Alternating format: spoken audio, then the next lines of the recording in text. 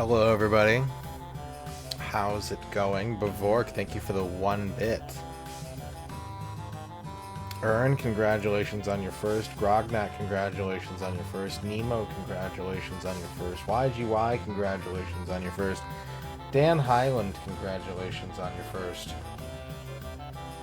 Hello, everybody. Bavork with the 50 Abbots and 50 Abbott and Costellos. Costello continue to discuss game controls. How do I talk to this character? Right bumper. Bumper? I hardly know. Just press. But that's really rude. How would you like it if somebody started a conversation by pressing against you? Abbott! Thank you, Bavork, for the 50 bits. Hello, Dino. Hello, Magnus. Hello, Dorky. Hello, Armored Macaw. Hello, Al Pennington. Hello, Chibi UFO. Hello, Lurkers. Today we have a mystery to solve. It is a day of solving mysterious mystery crimes. We have been asked this year to play JB Harold Murder Club.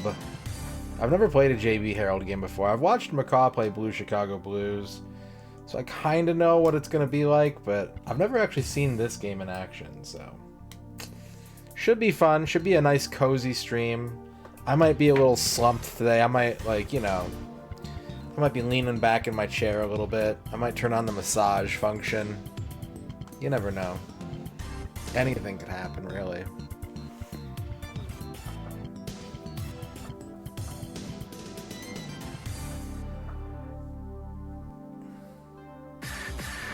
Basehole with the 100 Gungan thoughts.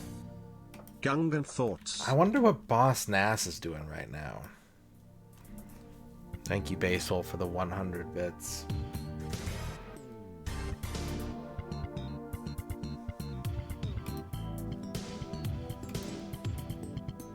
How's everybody doing today?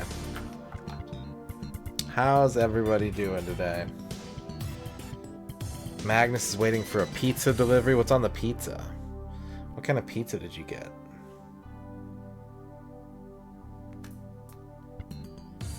What's up, Atticus? Yeah, who knows what's going to happen next? Pepperoni and black olives? Classic. Love it. I love that pizza for you.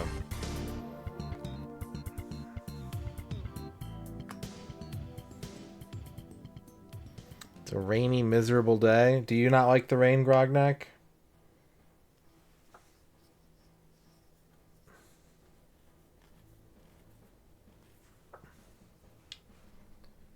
This song is really quiet. I'll turn it up because it's really quiet. Ern might be going to bed.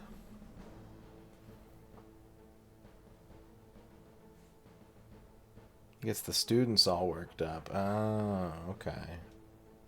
That makes sense.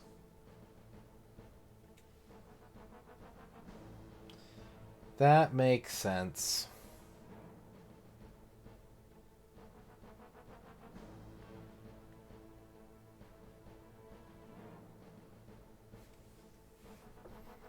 Suffer through till 4 a.m. ¿Por qué?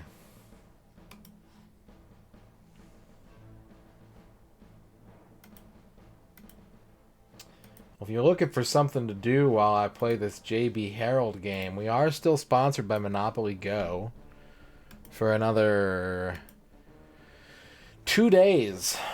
48 hours of Monopoly Go sponsorship are left. Last chance to push towards these 9 goals. You can get the first 2 done in about an hour. The first one takes 15 minutes. The second one takes a little less than an hour. You can win free shoutouts, free no misses, free retro achievement raffle wins, free 1cc attempts, free gameplay requests from 1 to 5 to full game hours. Or if you just want to skip the line, you can get 2 hours of whatever you want by making a $20 US purchase inside the game, as long as you are a new player and it is on your mobile device. let's go over here. Hello. Hello.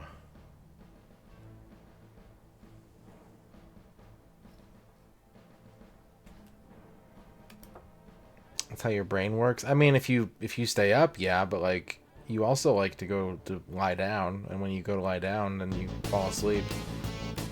Oh, the volume changed. It's gonna be Clutch Mimic 31. Yeah, I think I'm on like 60 or 61 right now.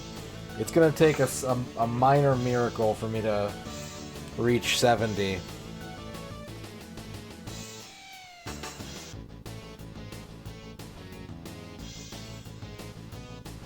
Couldn't you just do them when you wake up?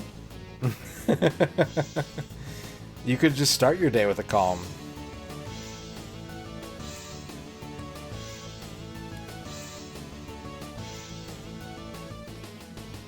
I am on board 60. I am on board 60, and I have 7 out of 30 buildings built. So it's gonna take some serious, crazy stuff for me to push to 70. But you never know. Monopoly goes like that. Some days you're just rolling heavy and making all kinds of big power moves, and it feels great.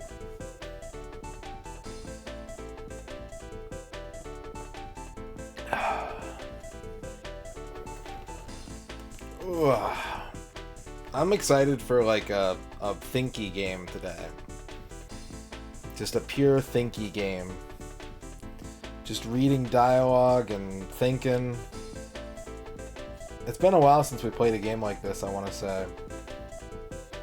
I mean, we've played some adventure-y stuff lately, like Faria and Monster World, and, you know, things that I've needed to, like, make notes for, but, like, they still have an action component to them. We haven't really played any, like, RPG or puzzle or strategy games in a bit, so this will be good. Charlie Blast was back in November, so, you know. Yeah, no.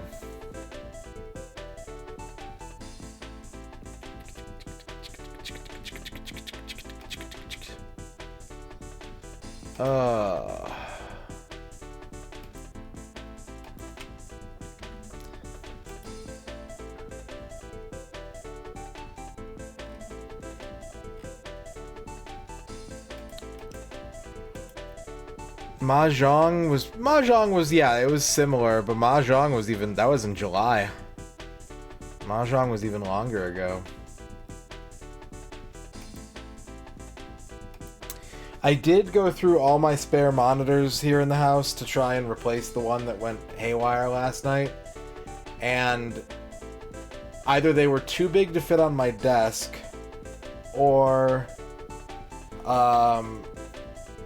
they were also like not 1080p monitors, so they ran at even lower resolutions, or there was one that fit on my desk and was a 1080p monitor, and it made a crackling sound whenever there was video signal going to it. What size monitor do I need? Probably like a 22-inch, 19 to 22, I'd say. I did order a replacement power supply for the monitor I was using. So, assuming that that's all that was the problem, which it was last time, I should have that back up and running in a week. But for now, I've got the blurry, the 788 one or whatever. I'm running it in 1920 by 1080, so everything's a little blurry. Hopefully, it doesn't create significant eye strain or anything, but yeah. If it does, I'll just bump the resolution back down. All of this is just to say that if I'm like lagging on reading chat or I don't notice something, it's just because my like stream monitor that doesn't have gameplay on it is the one that's affected, so it's a little, nothing is exactly where I expect it to be at the moment. That's all I'm trying to say. What's up, Roscoe Marmot? Thank you for dabbing. Are y'all ready to get gaming? Let's go. Let's do it. Let's get gaming. We're gonna boot up our TurboGrafx-CD. What's up, Blue Duck? I'm going to cough.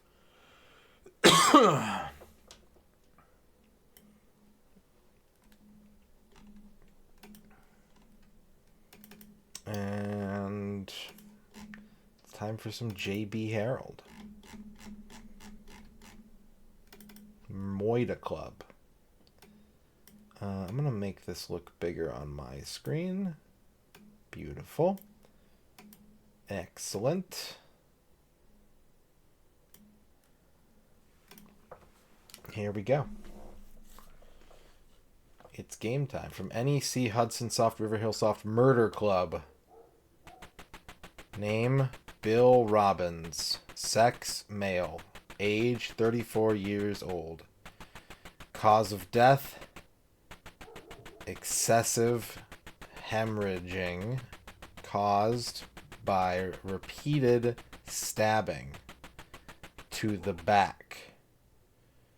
Damn. Repeated backstabbing. What's up, Tex?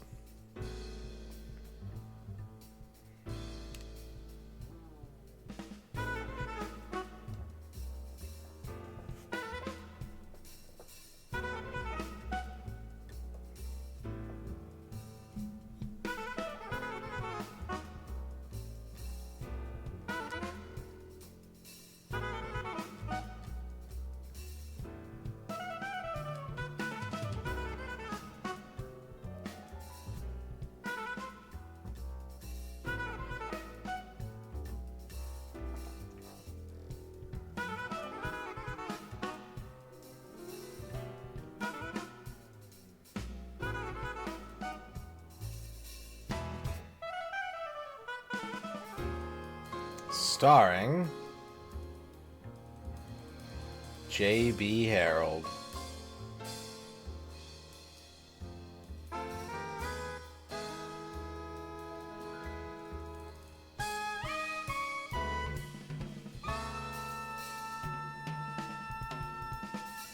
Murder Club.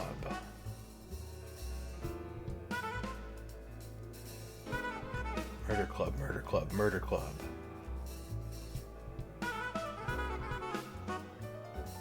Co-starring Catherine White. Chat for short. Jad Gregory. This game is unrated, Gulax.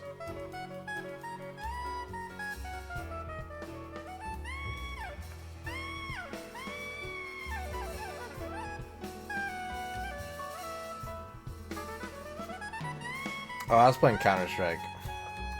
And C. McMahon. D. Anderson. B. Taylor. And Norm MacDonald.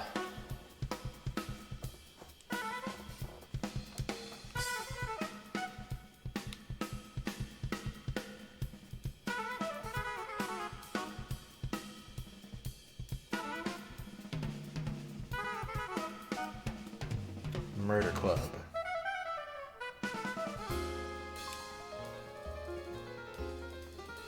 What's up, Spartanberry?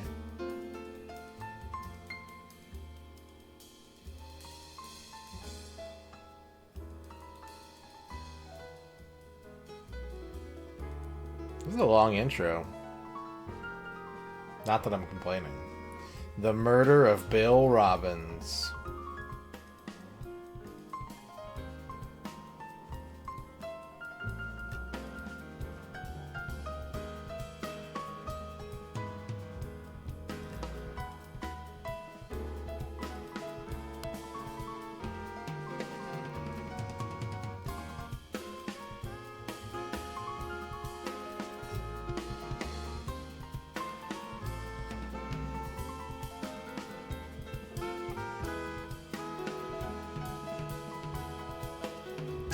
This crime is JB's first case.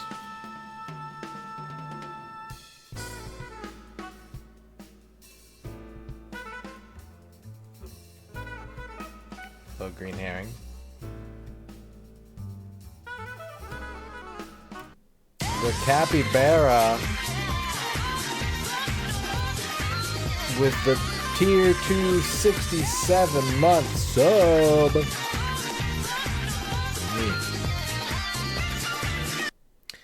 Nee. Thank you for the 67-month tier 2 sub, capybara. Oh, that sucks. I'm sorry to hear that. Get well soon. That's shit.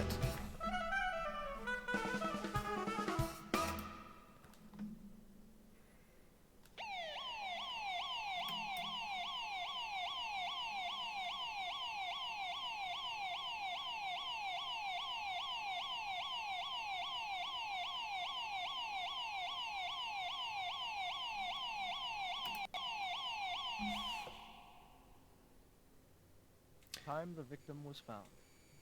8:05 a.m. on the 9th. Location: the parking lot near the back entrance of Coolington College, a suburb of Liberty. Victim: Bill Robbins, 34, president of Robbins Trading Company Limited. Cause of death: massive blood loss caused by multiple stab wounds to the back. Weapon: sharp object. Approximate time of death: 1 a.m. I can't do anything about that. Thorough Was the music fine? being conducted. Many problems are anticipated. Like, is this audio the correct level? Yeah, I can't do shit about that then. I'm sorry. Hi, JB. How's the investigation going? You know, if anyone can solve this case, you're the one, says... And now it says Catherine. Chatherine with a smile. Okay, what do we got here?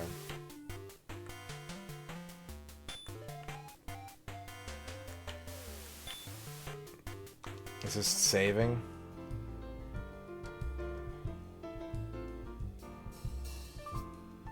Some nice gun jazz.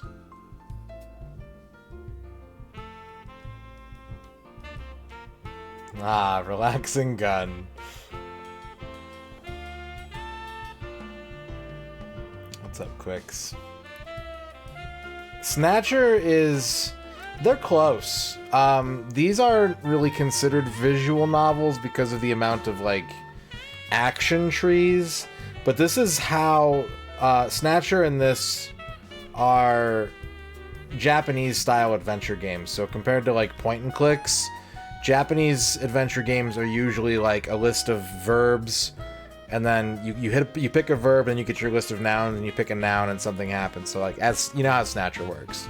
So there isn't really usually a way to like get lost. You can usually exhaust like all of your options, just kind of go through everything that's there until things slot into place. Not every game works that way, but it is traditionally how the Japanese handled adventure games. Compared to you know, a game that I actually see getting called a visual novel a lot is like Trauma Center or even Phoenix Wright, where even though there are interactive elements to those games, is like a lot of just like dialogue. There's just a lot of conversations in between levels. This is more like you're still choosing to do things, but it's all menu driven. It's not like pixel hunting or pointing objects and working out the logic behind them.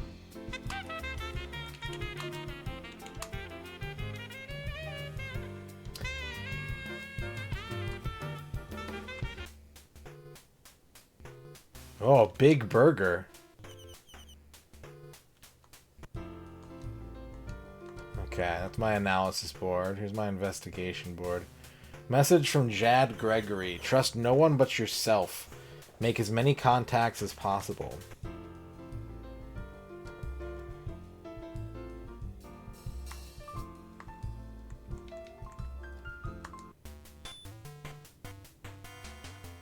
You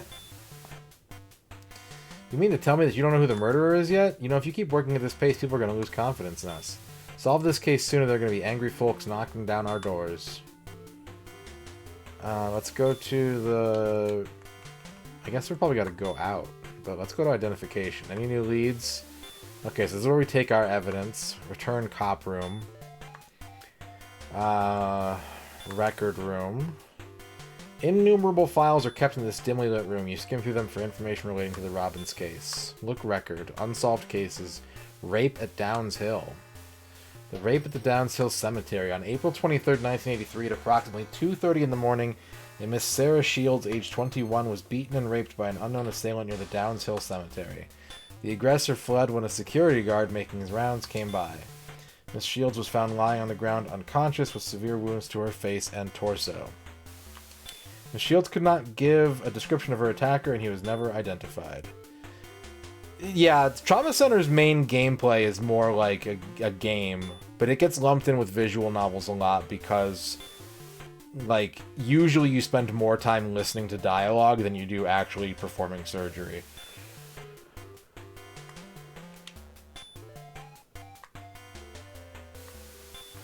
Prosecution? Well, Harold, are you making any progress at all? Don't just stand there like a fool. Go out and solve the case, JB. Okay. Interrogation room. An uncomfortable air pervades the interrogation room. Call suspect, confession, okay. You look dead, excuse the expression. Are you close to putting a lid on this case? I haven't even left the police station yet, lady. Alright, let's hit the road in search of leads.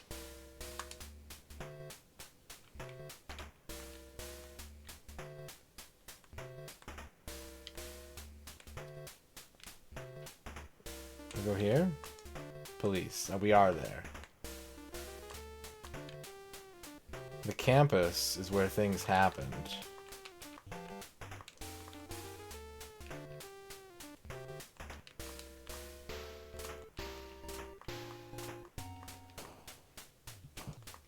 Where are we going? Oh, we can scroll. Oh, okay. What do we got? Hungry Fisherman. Robbins Company. That's a good place to start. Robbins' house. Okay. Another Robbins' house. The Holdings. Hoolington College. Downs Hill Cemetery. Let's start at the college. That's the scene of the murder. Let's go there. You are standing at the entrance to Hoolington College, the school where the body was found. The campus is vast and beautiful. No, I didn't want to leave. Let's enter the college. Good to see you, Inspector, says the security guard by the gate. You notice a rather ugly bust of the college's founder. It's good to see you, officer. What is your name? Morton Bradley. What is your age? I'm 50 years old. What is your occupation? I'm a security guard for Hoolington College. What is your blood type? My blood type is B. What is your family? I have a wife and 2 daughters. What is your hobby? Fishing. Working on my car. Car tube. Thank you for the raid. How's it going? Welcome on in. Hello, Zero Dine. Hello, 240-foot slabs. Kosum, thank you for the follow. How was your stream? What were you up to today? Death Lord? What's Death Lord? Let's move. Excuse me. Oh, okay. What the fuck? What? What the fuck? Why is this a thing? Capcom, what?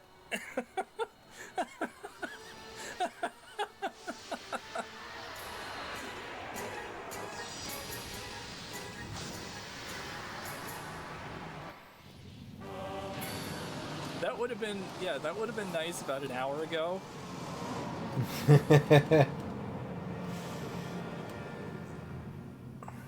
That's just the chair. Tell me about Deathlord. Thank you for the raid. My name is MisterRadon. We're playing JB Harold Murder Club. I've never played this before, as I just got started. Late 80s Ultima ripoff, famous for being uncivilized. Okay, well, I hope it went well. I hope you had fun. You know, Chibi, I was thinking too, I was like, oh, blood type, this game's Japanese. And then I realized if you're a cop and you're doing forensics, blood type is actually really important. So, maybe not. It comes out of nowhere, it just does that. That's pretty sick. That's pretty cool, actually. Well, welcome on in, everybody. Get cozy, get some detective juice, get into your easy chair. We're gonna solve a murder today. His hobbies are fishing and working on his car. He doesn't have any special skills. He comes from Bethesda, Maryland. He doesn't belong to any organizations. Okay. Do you know Bill Robbins? That's the man whose corpse I discovered. I just opened the car door and he fell on me. I'd never seen a dead man before. He gave me the shakes. You know Edward Robbins. The victim's father, a big man around town. He came here to identify the body. Do you know Fred Robbins? Don't know him. Kate Holding is the victim's sister. She came here with her father after I discovered the body. Okay. Janet Robbins, don't know her. Simon Randall is the medical examiner who performed the autopsy. Paul Davis fishes with him. Sarah Shields, doesn't know. Stanley Howard, doesn't know. Okay. What about alibi? I don't know. I have no idea, Magnus. This is a blind playthrough for me. I had the night shift. I was finishing my rounds at about 2 in the morning when I noticed the car. Anything else? Right about the time I found Mr. Robbins, I heard a car screeching off. I couldn't get a good look at it, but I'd say it was blue. I had a weird gut feeling, so I went to take a look inside. When I opened the car door, the body fell on me. Jeez, was I surprised. Alright, thank you, sir. Go other place. Let's go to this campus? I'm already there. Let's go to the scene of the crime. The scene of the crime had been thoroughly cleaned. You see nothing that would indicate that such an incredibly brutal murder had been committed here. You light up a cigarette and take a look around. You can't find any clues and aren't hit with any great inspiration. I'm going to move the mic closer so I can lean back a little bit. Take evidence. There's nothing of any use in solving the case. Okay, so there's nothing else here. I lit up another cigarette. Okay. You leave campus. Okay, well now we know. We don't need to go to the cemetery yet. Or the Hungry Fisherman.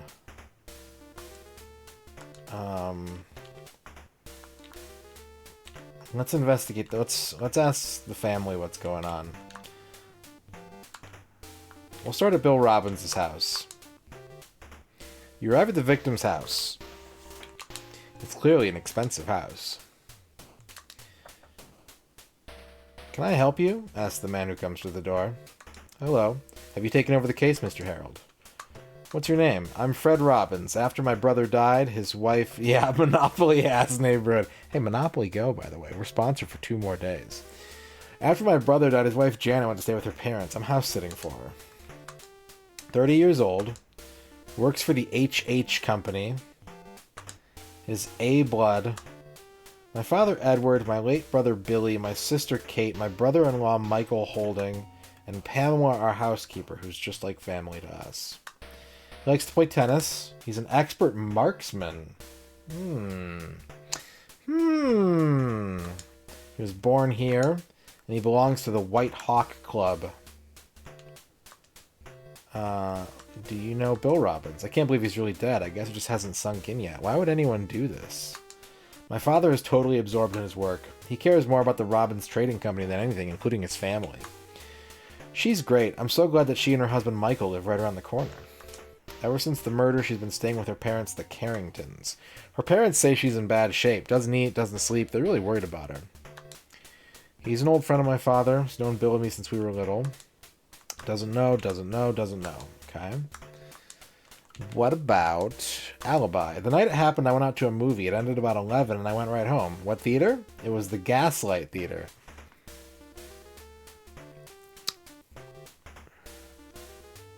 You're just trying to convince me of that.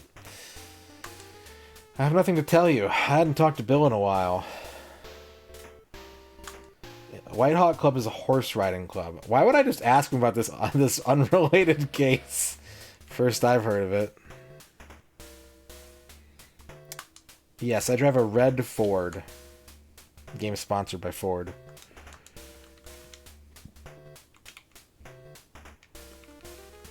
Call someone else. There's no one else around. Show him the warrant. I don't have a search warrant. Okay. Well, what's up, Lance? I think that's everything here. Okay, let's go.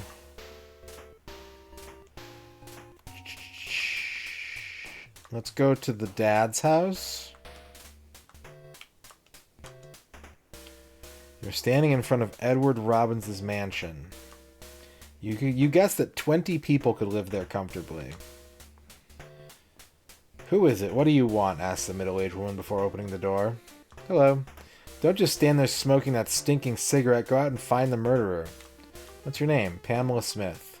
Age 55. Occupation housekeeper. Blood type O. The Robins are her family. She tells fortunes. I can see you're skeptical, but just a month ago the cards told me that something terrible would happen to Bill. What do you think of that? She's a qualified midwife. She's from Memphis. She does not belong to any organizations. Terrible, dreadful thing. Can you imagine the pain his father must be going through? This is going to be the same murderer every time.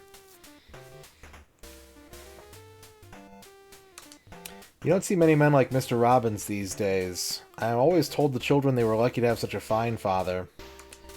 My little Fred is so bright and kind and good. The Robbins Trading Company will be doing even better business once he takes over. You just watch. So she didn't want Bill to take charge? She wanted Fred to take charge? Suspicious. A stable, responsible young woman she is. A credit to the family. She can't dwell on it. She just got to put the whole thing behind her. Dr. Randall is the Robbins family physician. His clinic is located near here. Don't know. Who? Okay. What about your alibi? Mr. Robbins and Freddie were out, but I was home all night. When did they get in? I don't know. I must have been asleep. There's something that's been bothering me. The night of the murder, I called Janet. She was sobbing and barely coherent, but she kept insisting everything was okay. It was just awful. The Robbins family had absolutely nothing to do with that incident. Yeah, it's weird that I keep asking everyone about it. You should stop doing that, JB. It's... no one else around. I don't have a warrant. Okay. Oh, that was the wrong button.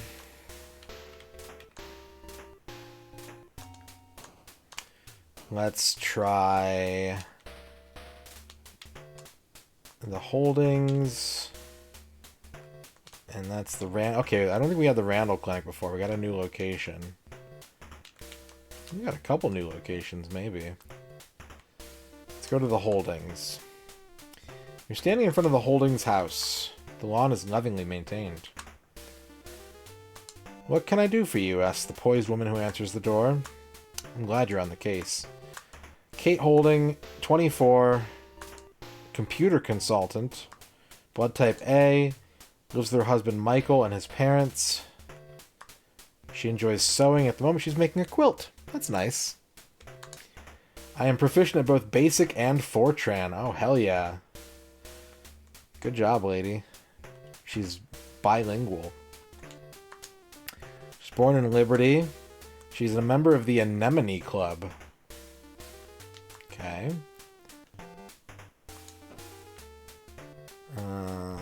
Do you know Bill? I still can't believe anyone would murder Bill, although I knew there were some people who didn't like him. He can be a good, stubborn man at times, but he's a good man and a good father. Unfortunately, he and Bill didn't get along well. They kept getting into arguments over business.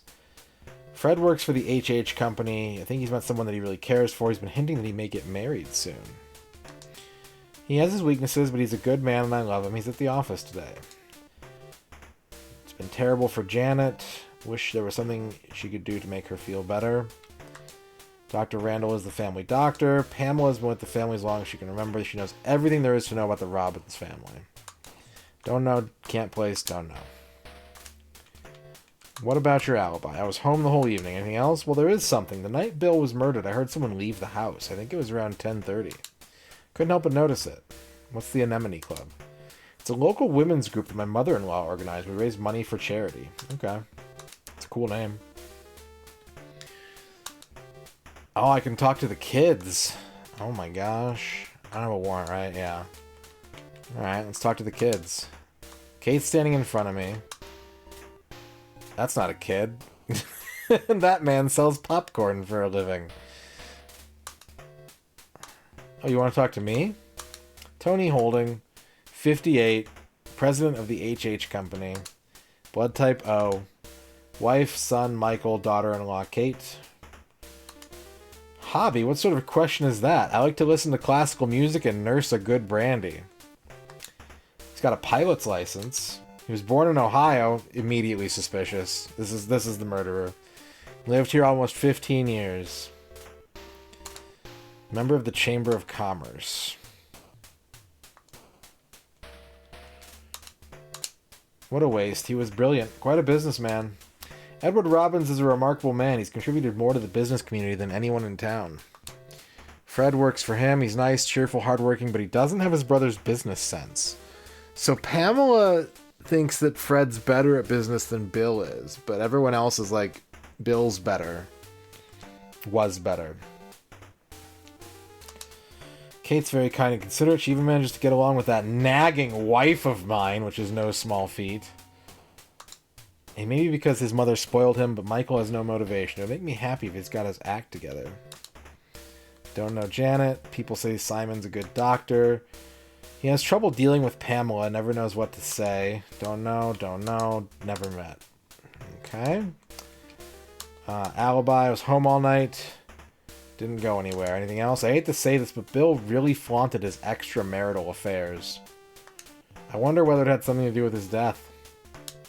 I drive a black BMW. Okay. Let's talk to Lucy, the mother-in-law. Hello, what is it? What's your name? Lucy Holding. Age? Imagine asking about my age. How rude. If you must know, I'm 52 years old. I'm the chairman of the board of the HH Company. Blood type A. Lives with her husband Tony, son Michael, and daughter-in-law Kate. Enjoys dancing and singing. Quite an accomplished singer, if I do say so myself. I considered going on stage in my younger days. Born here in Liberty, belongs to the Anemone Club. Okay. Do you know Bill? It was incredible. Just awful. I still can't believe that someone so close to us could be stabbed to death. Edward has a reputation for ruthlessness. More than one company doing business with him has been forced into bankruptcy. Fred is not her Michael, but he's a good, serious boy. On the surface, Kate is gentle and easygoing, but don't be fooled, she's one tough lady. Tony hasn't been feeling well since the murder took place. He doesn't seem to be getting much sleep at night either. I'm really worried about him. Michael is such a good boy, always thinking about his mother. Take the night of the murder. I was sick in bed, and Michael never left my side. I can remember Bill and Janet's wedding as if it were yesterday. Such a beautiful ceremony. And to think that now that sweet young bride's a widow. Dr. Randall is one of a kind, always ready to lend a helping hand. You know, he took in the daughter of a friend of his who died. She says that Pamela's a difficult woman. Okay. What about your alibi? I was feeling under the weather. There was a party the night before. You know how that is. I spent the entire evening in bed. Anything else? It's probably beside the point, but I wasn't feeling well the night of the murder. So I called Dr. Randall's house, but nobody answered. Nobody was at his house either. The Anemone Club is a local women's charity organization. She's the president. Okay. I think that's everything here. So someone left this house at night. And we know that Michael was here. Right? Yeah, Michael never left her side. And Tony's been having a hard time sleeping since the murder. Okay.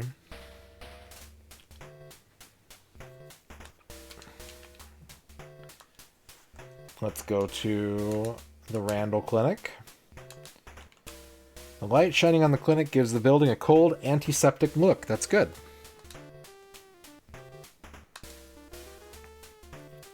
Oh, it's you, Inspector Harold, says the doctor as he appears at the door.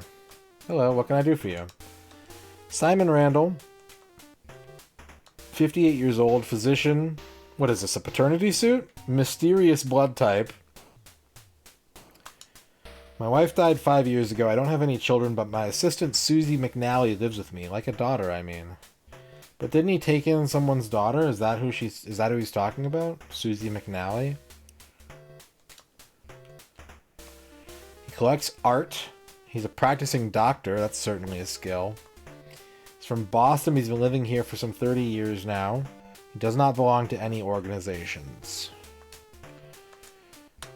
Known Bill for years. He was like a son to him. Yeah, he's part of the Rand McNally estate. All that Globe money is just piling up in a room somewhere. Edward and I are old friends. He's a stubborn old geezer. If he gets an idea into his head to do something, he won't quit until he's done it. Fred's a nice, serious young man. Kate seems happy. Tony doesn't care much for his sort of flatterers. Okay, Lucy will talk your ear off, but I like her anyway. She's got a good heart. Doesn't know much about Michael. Worried about Janet, in serious danger of suffering a nervous breakdown. She's gone home for a little while. My house is right around the corner from here. These questions are getting tedious. When Pamela has something to say, she says it. That may put off some people, but I like her. You know, I examined him once a few years ago. I remember that I thought there was something strange about him, although I couldn't put my finger on it. I don't know who Stanley Howard is. I've been asking people about Stanley Howard. I don't know who he is.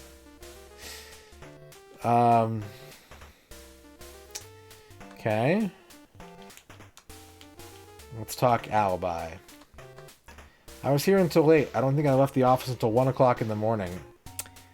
It sounds like you weren't here, my friend.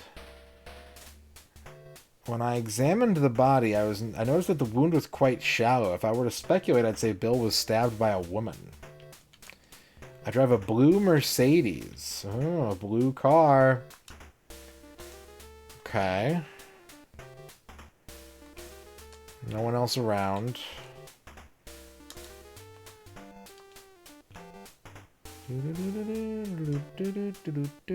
Dr. Randall's home. There's a blue car parked in front of the house. Yes, questions the young woman looking at you suspiciously. Yes? What's your name? Susie McNally, age 24, occupation nurse at the Randall Clinic, blood type B. Both my parents have passed away. I don't have any brothers or sisters either. I like postmodern music. Ooh. Qualified nurse, born in Pennsylvania, living here a while, don't belong to any clubs. I only talked to Bill once when he came to the clinic to have his appendix removed. I wish I could be of more help. Edward stops by sometimes to see Simon. You know, I think he actually came by the night of the murder. Fred's a good person, but I... don't know Kate, don't know Tony, don't know Lucy, don't know Michael, don't know Janet. My father and Simon were close friends. When my father died, Simon was good enough to help take care of me. He helped me get a nursing license. He's been just like a father to me. Mrs. Smith didn't seem to like Bill much. When he was in the clinic for the appendectomy, she didn't visit him once. I don't even think she called. So the maid has it out for Bill.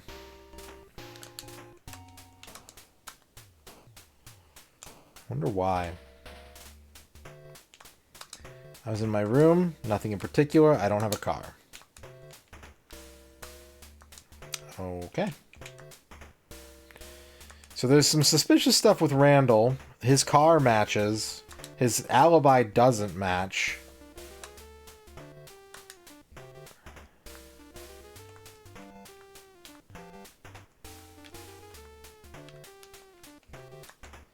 Let's go to the Carringtons. You arrive at the house of the victim's in-laws.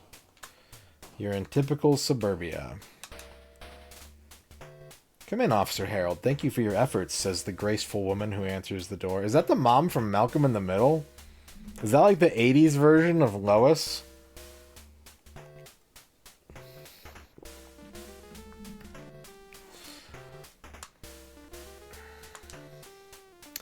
How can I be of help?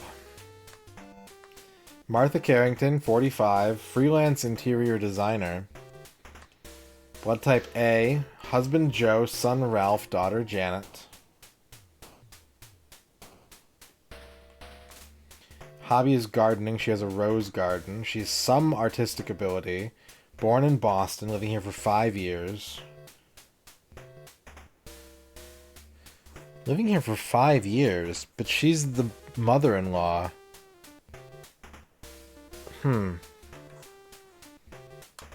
Doesn't belong to any clubs.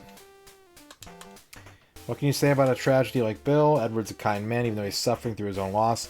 He's shown such concern for Janet's welfare. Bill's brother? Kate is a thoughtful woman, helped with so many of Janet's wedding arrangements. Doesn't know Tony. Lucy asked her to get involved with the Anemone Club. It seems like a fine organization, but honestly, I'm uncomfortable in groups. I didn't join. Never talked to Michael. Joe's working today. Her husband operates the home estate agency downtown. After Bill was killed, Janet came home. She needs the support of her family now. I just wish there was more we could do for her. It breaks my heart to see her suffering this way. Doesn't know Simon. Doesn't know Susie. Monopoly Go. Magnus Prada has reached the Storybook Woods board 41 and has earned an hour of whatever game they would like to see me play. Thank you for reaching board 41, Magnus. Congratulations. We will be in touch. Please give it some thought. There's still the other two boards, 55 and 70. If you can make it in 2 days. But thank you for your support. Pamela's been very kind and taken Janet under her wing. Apparently Janet's learned a lot about the Robbins family from her. Huh. But Pamela doesn't like Bill. Has she been putting ideas in Janet's head even though she's married to Bill?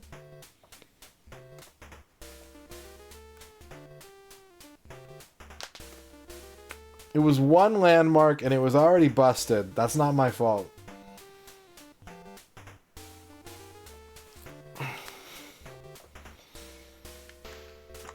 Doesn't know Paul, doesn't know Sarah, doesn't know Stanley, but I knew it was a free hit.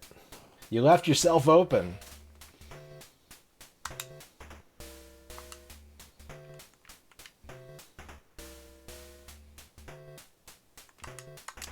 I was home all evening. My husband came in at about 11 o'clock. Okay. Oh, there's all kinds of people here. Okay.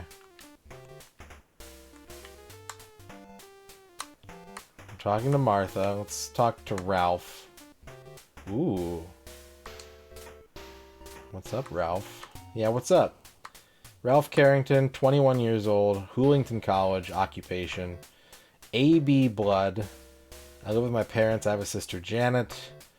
I don't know. I like doing lots of things. I'm a great third baseman. I play for Hoolington College. Born in Boston. Belong to the school psych club. They study criminal behavior. To be honest, I hated Bill's guts. The guy was a dirtbag. Still, I wouldn't wish death on anyone. That's fair. He was sleeping around. My mom is really worried about Janet. She's afraid she'll never pull herself back together. Barely talked to Edward. Barely talked to Fred. Doesn't know Kate. Doesn't know Tony. Lucy's an old gossip. Doesn't know Michael, but he looks like a real loser. Joe Carrington, that's his dad, is kind of a recluse, but not too good with most people, but he's been great to me and Janet. My sister's in lousy shape. She's cracking up, and I don't want to talk about her, okay? Don't know. He's seen Susie with Bill at the Hungry Fisherman. Oh, was Susie with Bill? She didn't like Bill at all, not that I blame her. Fred has always been her little darling. I bet she's thrilled that he's going to be head of the company now. Yeah, more suspicion on Pamela. Paul owns the Hungry Fisherman. Sarah Shields plays the piano at the Hungry Fisherman. And I still don't know who Stanley Howard is. Why are you asking me this? I didn't do anything. I went out with my friends and I got home pretty late. Doesn't know anything about that. Doesn't have a car, always rides a bike. Okay. Let's talk to Janet. What? Janet Robbins, 21. 21? Before I got married, I worked for my father. Hey, I used to have a husband, now I'm left with a father, mother, and brother. Things I like to do? At the moment, there aren't any. No special skills, born in Boston, belongs to the Anemone Club. I don't want to talk about Bill right now, I just can't handle it. Martha's a wonderful mother. Even his own son's murder wasn't enough to make her father-in-law shed a tear. All he cares about is this stupid company. Fred's nice. She likes Fred. What are you trying to get from me? Kate's always looking after her. Tony makes her stomach turn. Lucy's always saying bad things about Kate. I hate it, but I don't know what to do about it. Doesn't get along. Never really got together with Michael. My father was terribly upset when Bill and I decided to get married. He opposed it all the way. Ralph and I are twins. We've spent all our time together ever since we were babies. That's why he resented it when I decided to marry Bill. She's met Simon. She's tired. Pamela only loves Fred. She only cares what happens to him. She hated Bill. She's probably glad he's dead. Doesn't know, doesn't know, doesn't know. Wants to lie down. What's your alibi? I was home all that night. I tried to wait up for Bill, but I must have dozed off. I was woken up by a phone call from the police telling me that my husband had been murdered. She joined the Anemone Club because Kate asked her to.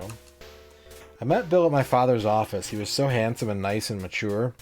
Before I knew it, I was in love with him. I was so sure we'd be together forever. Live music at dinner places is always good. There's a few restaurants here that do live music, but it's like not every night, obviously. Okay, I think that's everything here. Of course, we're already like accumulating names and stuff. Like we could easily double back and do more investigation, but...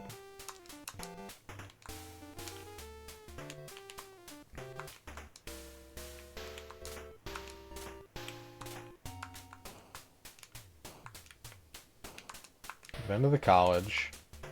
St. North Church. That hasn't even been brought up yet, but we can go there now. Oh my god, look at all these locations. Let's go to the company. You arrive at the trading company that the victim used to run. There are a couple of new cars near the entrance of the building.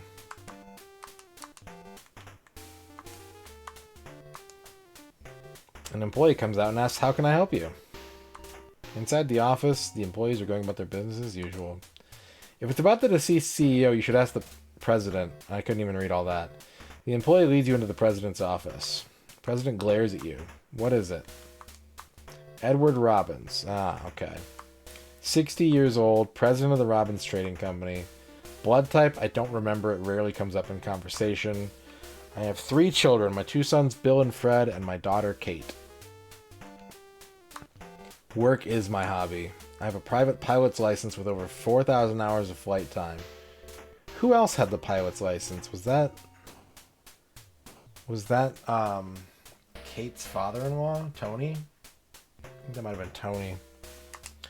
Born and raised here. Managing director of the local branch of the Chamber of Commerce. I don't want to talk about my son anymore. If it has to do with Bill's work, ask his secretary, Shelley McDonald. I rarely see Martha Carrington.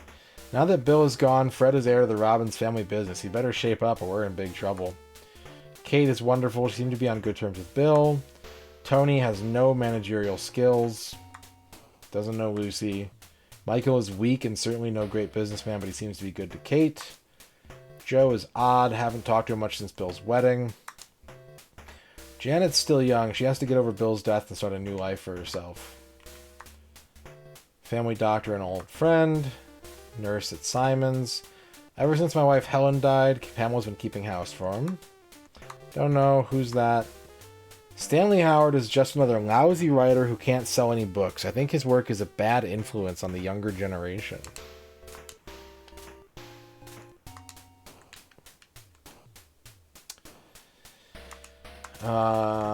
Okay. What about alibi? That night I went to my friend James McBain's place. I came home around 11 and went straight to bed. Please catch whoever did it. My wife Helen died of cancer about 20 years ago. James McBain. McBain and I have been friends since we were boys. Shelley McDonald's taking the day off. Okay. Before we go anywhere else, I'm going to go back to the police station.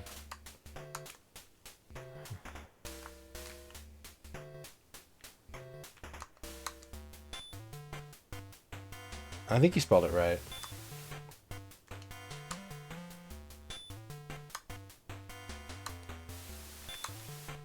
Oh, we got some unsolved...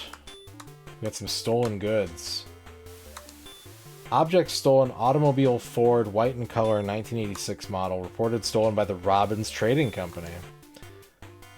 Stolen out of the parking lot of the Robbins Trading Company. The lock must have been broken and the car stolen from the parking lot. Japanese wristwatch, stolen, reported by the Grand Hotel manager Robert Osborne, location of theft unknown.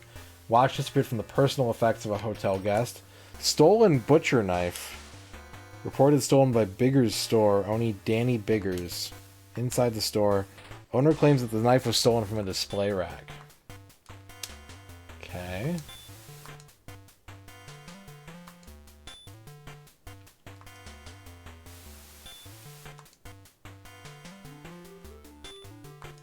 I don't have any evidence.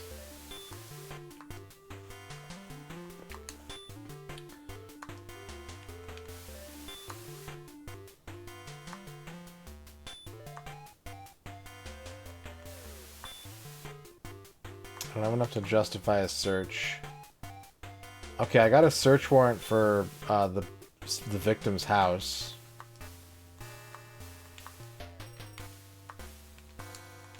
That's good.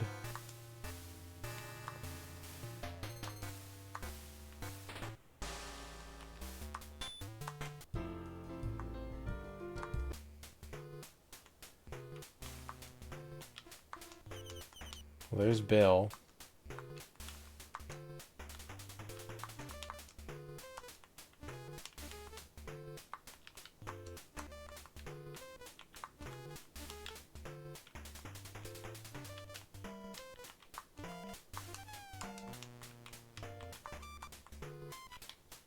Okay.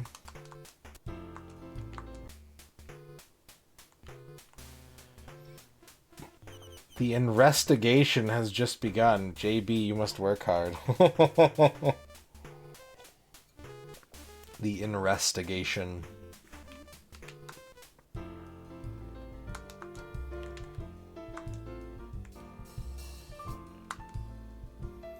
Okay, so it doesn't look like the game really keeps track of this information for me.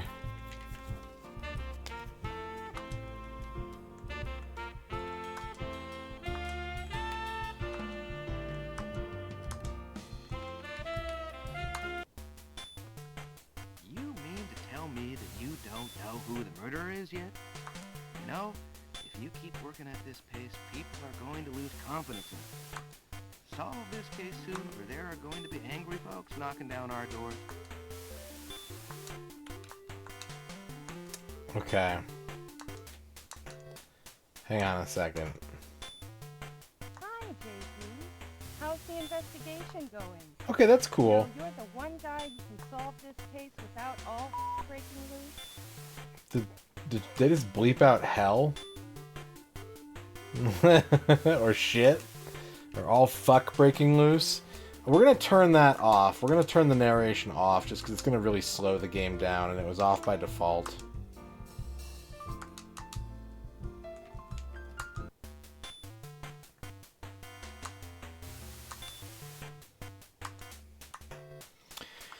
Okay, let's resume. This is the Robbins Company. This is the Gaslight Theater.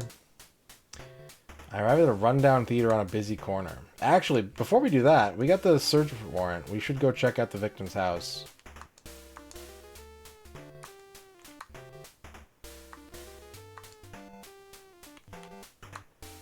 You show the warrant and are free to search the premises. You don't find anything of interest. Call Fred.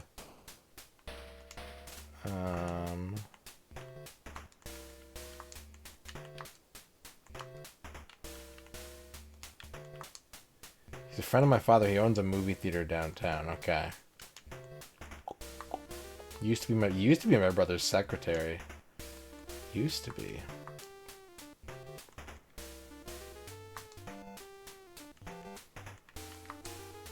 Someone he's interested in, but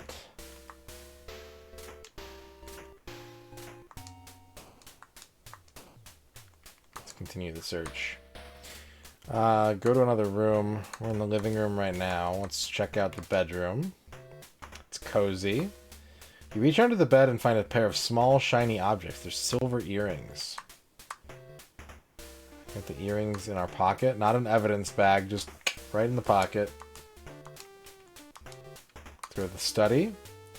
You're in Bill Robbins' private study. It looks as though nothing in the room has been touched for weeks. Nothing relevant in the case to the case there.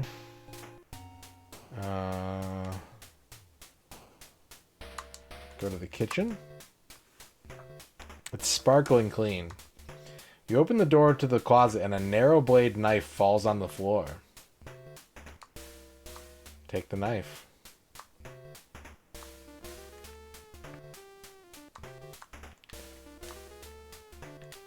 Let's call Fred in.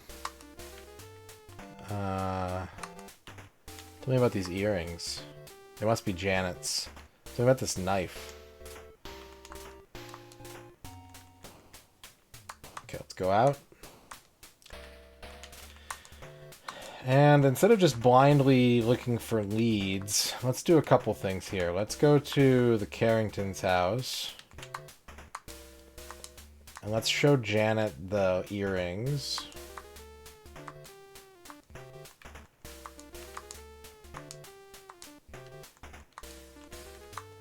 Earrings? I've got dozens of pairs. And the knife. A knife? I don't know anything about a knife.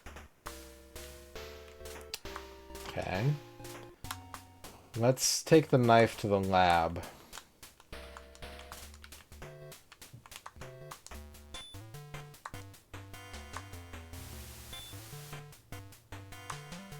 Dempsey, congratulations on your first. Okay, the earrings are made of silver and look expensive. The initials SM, Susie McNally, are written on them. There are no bloodstains or fingerprints. The butcher knife with a narrow blade is about the same size as the murder weapon. We found traces of type AB blood. What type was Bill? Do we know?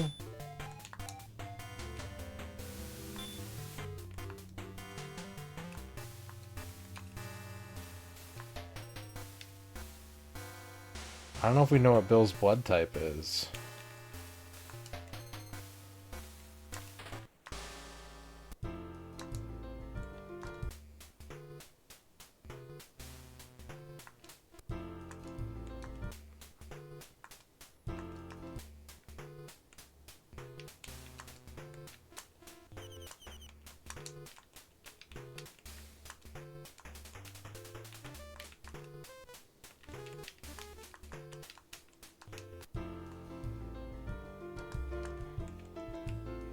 Okay. Let's save. How's it going, Dempsey? Well, I know who the earrings belong to. So we're gonna go to the doctor's house.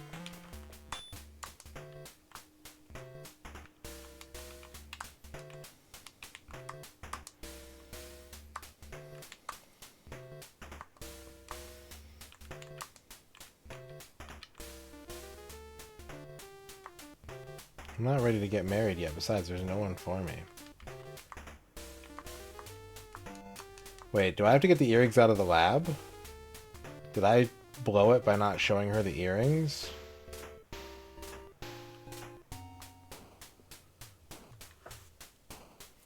Support hotline is a Hotmail address. Oh my god. That's awesome.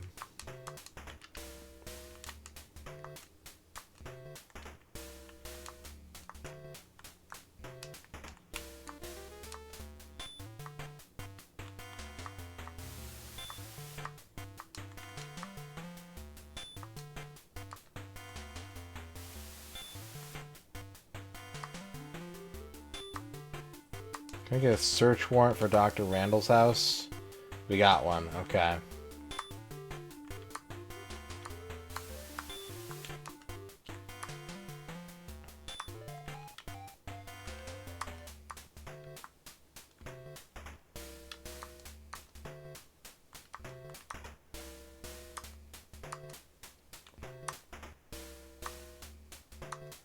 No clues here.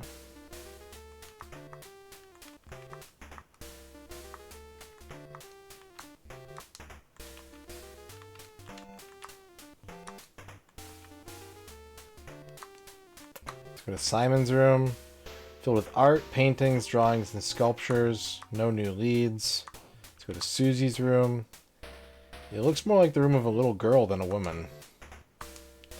Don't find anything of interest.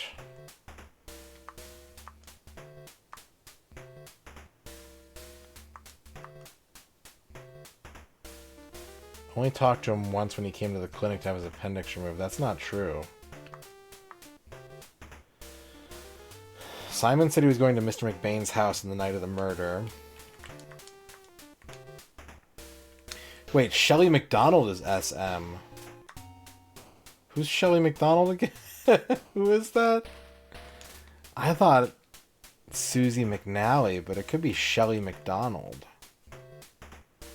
Shelley was the secretary. That's Bill's secretary. Oh, okay. Okay. We've got to find her.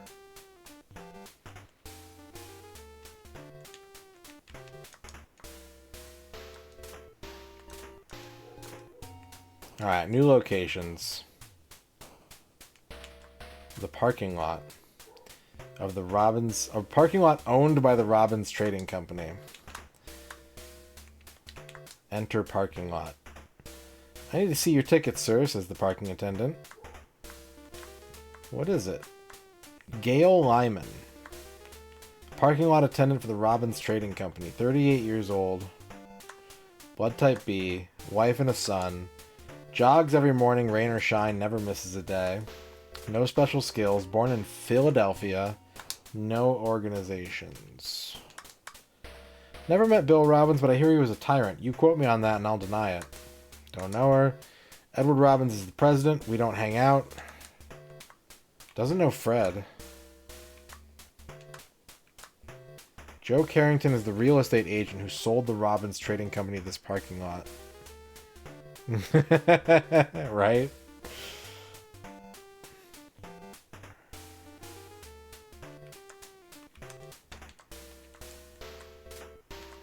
Who? Boop, boop, boop. Okay, doesn't know any of these people.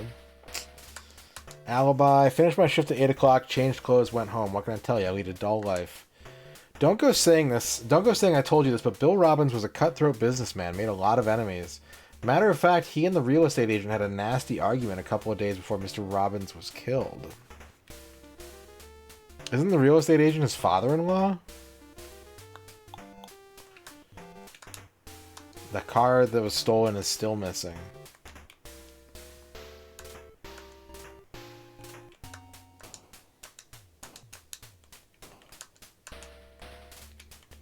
Okay, let's go to the cemetery. A cold wind is blowing. You surprised me, says the man wandering among the graves. Everywhere you look, there are graves. Glad to be of service. Wilbur Ford, 48, teaches psychology at Hoolington. Blood type A, wife and 3 kids. Likes taking long walks. PhD in psychology, born in DC. Member of the American Association of Psychologists. Bill was just murdered. Read about it in the paper. Knows Ralph's mother. Knows Ralph because Ralph's in his club. The murder club. Edward Robbins is the president of the Robbins Trading Company. Ralph's father. Ralph's one of his students. One of my students' twin sister. He's in one of my classes. He's a top-notch student. He just completed an impressive research paper entitled "To Commit the Perfect Crime." That's the medical... Simon Randall is the medical examiner and the doctor.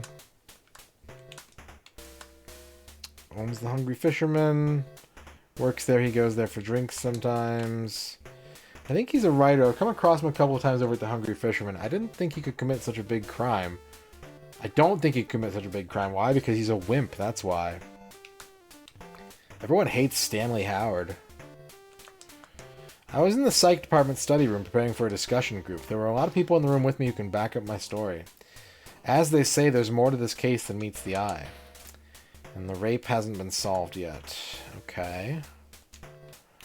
We can go to the graveyard. No, we are at the graveyard. Okay. Let's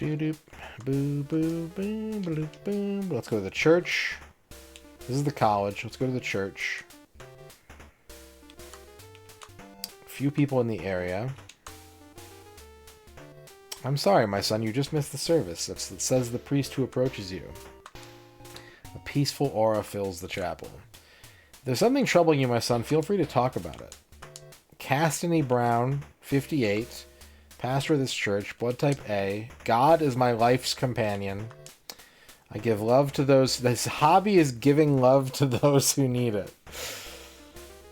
As part of my work, I teach and give counsel. I was born in Kentucky. I help out with our church youth group. Mr. Robin's funeral was held here. I pray for his soul daily. Mrs. Carrington is a regular churchgoer, but I haven't been able to get to know her. She's a private person. God bless Edward. He's made donations to this church and many worthwhile charities. Fred is serious. Kate is a strong woman with a heart of gold. Tony doesn't come to church very often. Lucy is the president of the Anemone Club. Worked with her at a number of functions. He and Kate were married here. Such fine young people. Oh no. Only 6 months after saying her wedding vows here, she was back in this church mourning her husband. It seems so unfair. Oh well, the Lord works in mysterious ways. Never had a one-on-one with Ralph. Met Simon on occasion. Susie's father is buried in the cemetery behind the church. She goes there often to put flowers on his grave. Pamela, a good soul, comes here quite often. Shelley was here about a week ago praying for Mr. Robbins' soul. Met James McBain, doesn't know who Stanley Howard is. I was here. Come to think of it, yes, the night of the murder I heard the sound of a car coming from the graveyard. Very unusual at that late hour. I hope it's not related to Bill Robbins' murder. What's up, Duke?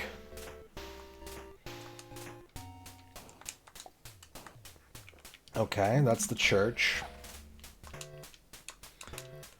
Let's go. We got this quadrant to look through. That's the company. We haven't been to the theater yet. You arrive at a rundown theater on a busy corner. Movie posters are plastered near the entrance. This is where McBain is going to be. Can I help you? Asked the young woman at the ticket counter. There are only a few customers in the shabby theater. Hi. Daisy Ornest. Age 19. I go to Hoolington College. My dad knows Mr. McBain, the man who owns the theater. That's how I got this job. Blood type A. Parents in Big Sis. That's good. I hope you're feeling better today. Her hobbies are movies and modern dance. Just got her jazz dance instructor card. Not a bad picture, huh? Born here in Liberty, simple small town girl. Belongs to the Hoolington College Cinema Club. The man who was stabbed to death, I read about it in the papers. It's creepy to think the murderer is running loose.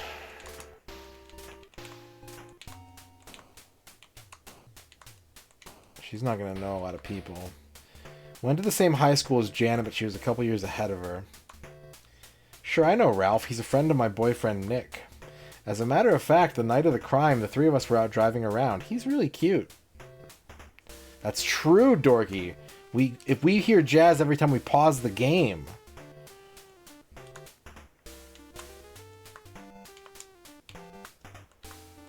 I'm sick of hearing about her. My boyfriend, Nick, is really into her. He talks about her all the time. It doesn't even occur to him that might upset me. Okay, so her boyfriend always talks about the singer at the Hungry Fisherman.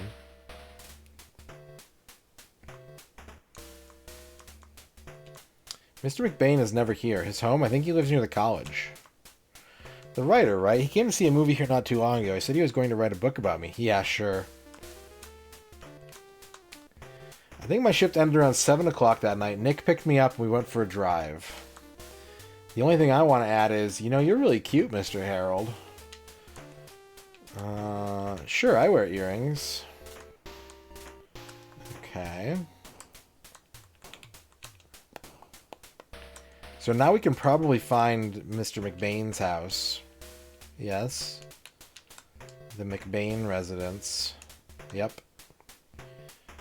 Standing in front of a big old house. Just a big old house. This house is in need of a fresh coat of paint. What do you want? Asked the man at the door brusquely. He puffs on his cigar and coughs in your face. Go away. James McBain, 56, owns a movie theater. Blood type B, no family. The day I quit smoking cigars is the day I die. So many special skills they'd be tough to list. Born here, member of the Chamber of Commerce. Bill was a sharp young man. It's no surprise he had a lot of enemies. Never met Joe's wife. Edward and I have known each other since we were in school together. Fred's next in line for Bill's job. Kate seems nice enough. There's a rumor going around that the HH company is in big trouble. From what I've heard, Michael's a hopeless businessman, but he's got his good points. He sure loves that wife of his. Joe Carrington is one strange guy. I keep away from him. Janet's had a tough break, but she's young. She'll get over it. Friends with the doctor.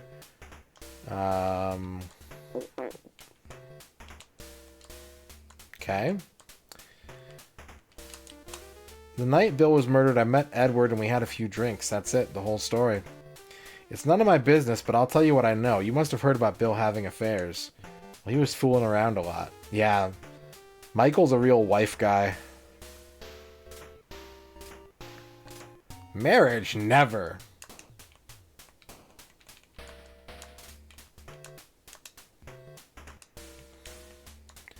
We gotta find the secretary.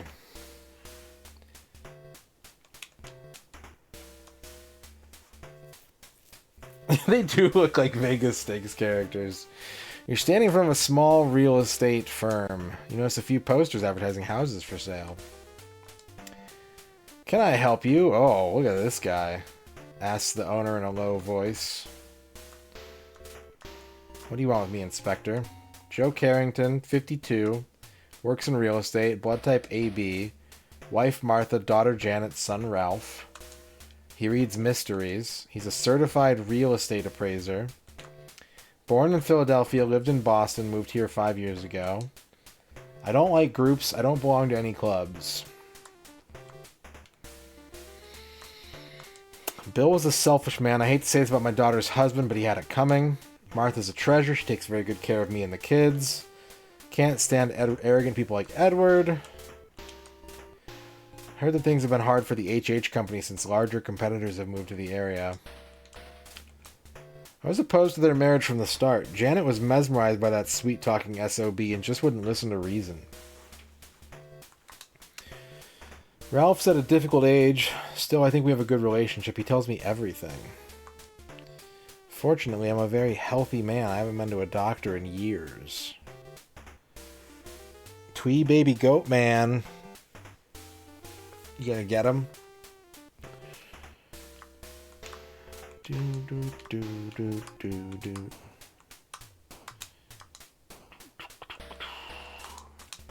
That night I was supposed to meet a customer here, but the person didn't show up. I waited until 10 o'clock, then gave up and went home. Oh, it's actual money. Now that you mention it, yes, I did see Mr. Holding when I was leaving work that day. He was in a big hurry. Martha's my second wife. My first wife died of heart disease. The children are Martha's by her first husband, but that's not a problem. I love them like my own. I don't drive. Okay.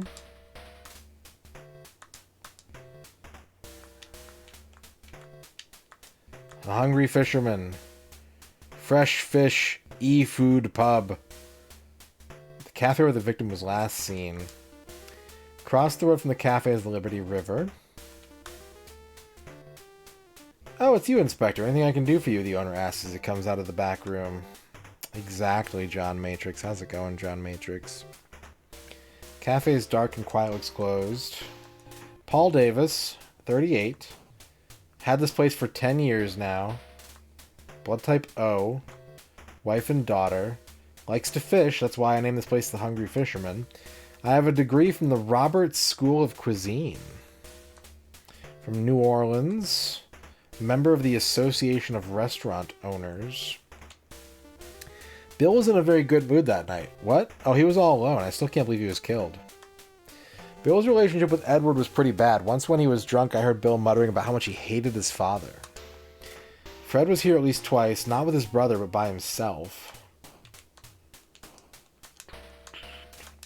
Before Janet and Bill got married, they used to come here together quite often. They were a nice-looking couple.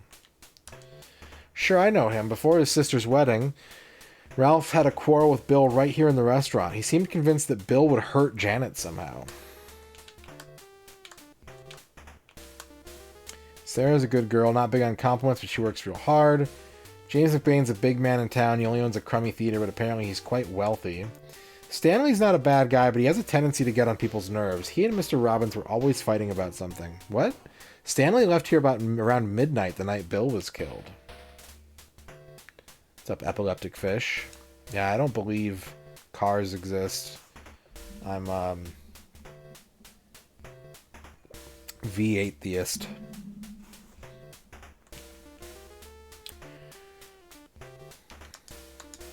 I was in the restaurant the whole evening. No, I didn't go out at all until I closed the place at 2 in the morning.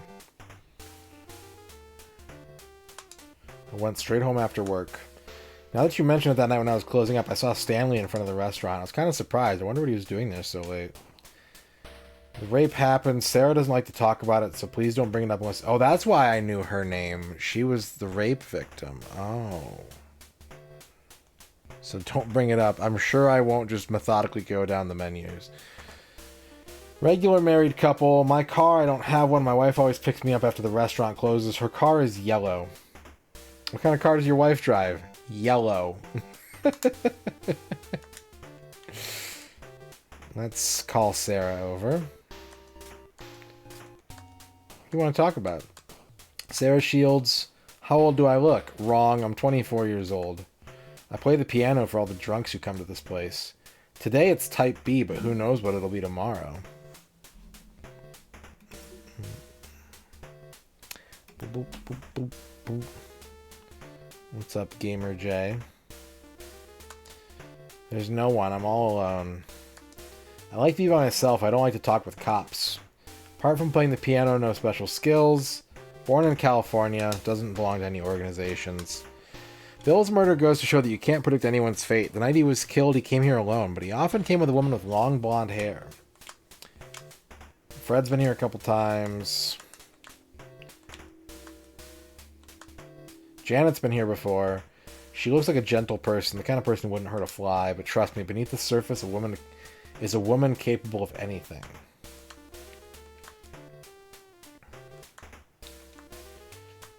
My boss is a good guy.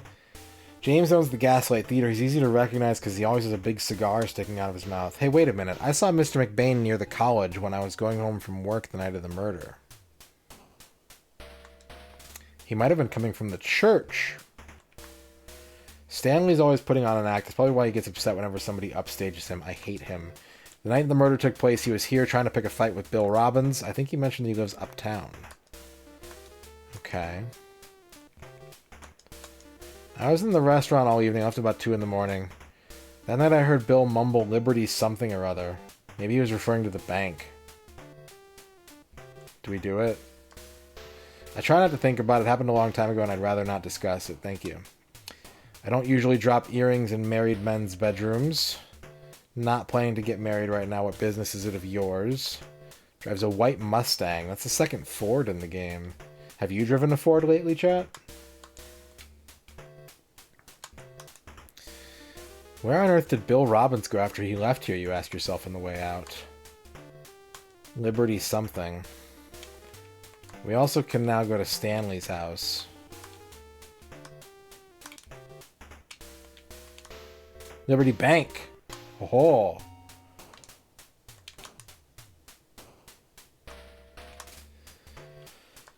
You were greeted by a receptionist.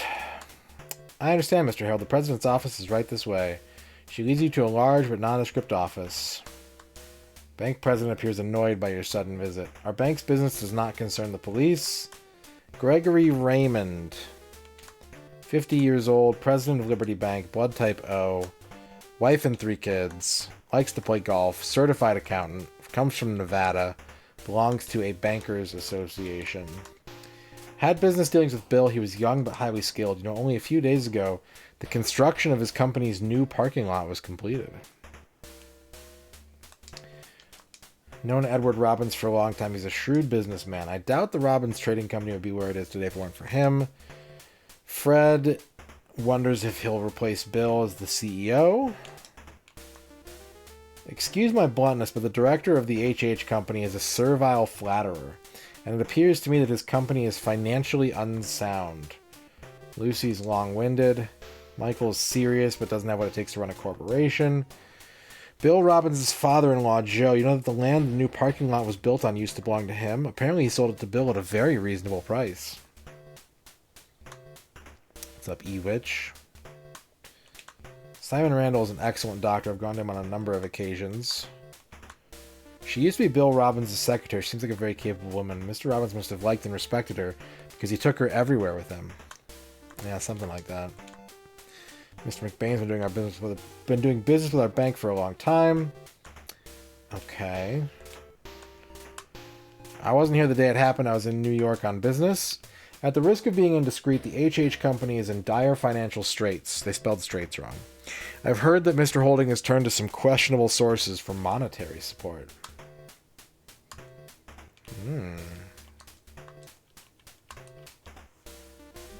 You descend the bank's rather showy white marble stairs.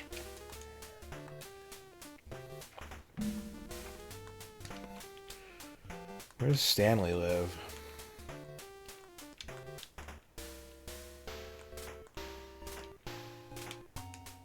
There's a hotel. And there's the HH Company. I think we've been to everywhere else.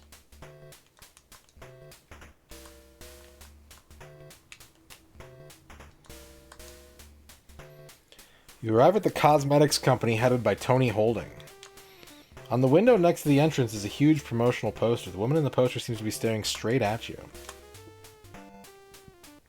Welcome, says the blonde receptionist with a smile. The smell of cheap cologne hangs in the air. Sorry, the boss isn't here. Maybe the general manager can help you. Ooh, he's creepy looking. He looks at me questioningly. Michael Holding. Oh, it's Michael. Michael's weird looking. 30 years old. General manager. Type A. Father Tony, mother, wife Kate. Really into my stamp collection, and I read a lot. Special skills, leave the mowing of the lawn to me. Yeah, he does. He does. If the painting in Ghostbusters was, yeah, like the Green Goblin and the painting from Ghostbusters had a baby. Born in Ohio, member of the White Hawk Club. Bill was overbearing, but you could count on him. My father-in-law is a difficult man to please. I have a hard time dealing with him. Fred, we went to college with Fred. He's a nice guy, but he lacks confidence. What he needs is a good woman. I think he's got his eye on someone. Got married 2 years ago. Bill introduced us. Wait. So Bill and Janet got married 6 months ago. But Michael and Kate got introduced to each other by Bill 2 years ago? My father took over the company from his father-in-law. Lately, things have been real tough in the business world, and he's having a hard time with it. That's my mother. It's sad to think that she's a widow just 6 months after her wedding. What's up, Adam? Yeah. Cut off jean shorts and a crop top.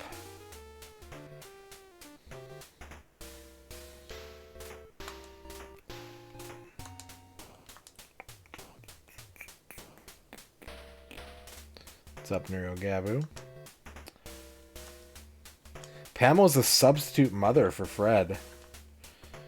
Now there's a woman who's really got it together. She knew everything related to Bill's business.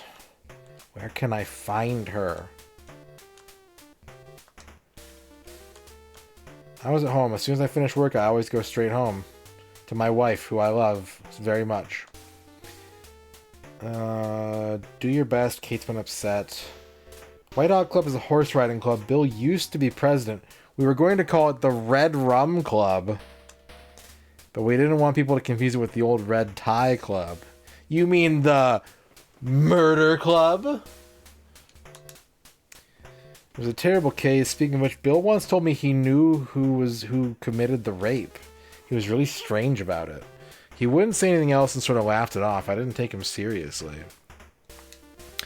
Everything is going just fine with Kate, thank you. Marrying her was the smartest thing I ever did. I drive a white Mercedes. Business? I don't know exactly, but I guess it's going okay. There's so many, like, threads. This mystery is brimming with possibility.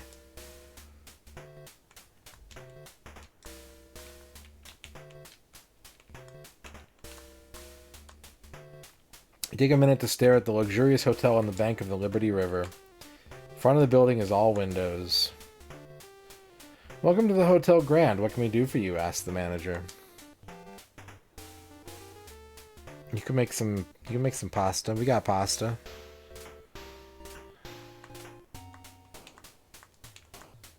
Robert Osborne, 54, manager of the hotel, blood type A, wife and 2 kids, likes to do a little bird watching. Never forget a customer's name or face, even if I've only met him or her once. I like this guy. I was born in the California wine country, Kenwood, California to be exact. I sometimes meet with a group of hotel managers. Bill came in here on occasion. In fact, he had reservations for the night it happened. We had prepared a room with a king-size bed for him. You can imagine his death was quite a shock.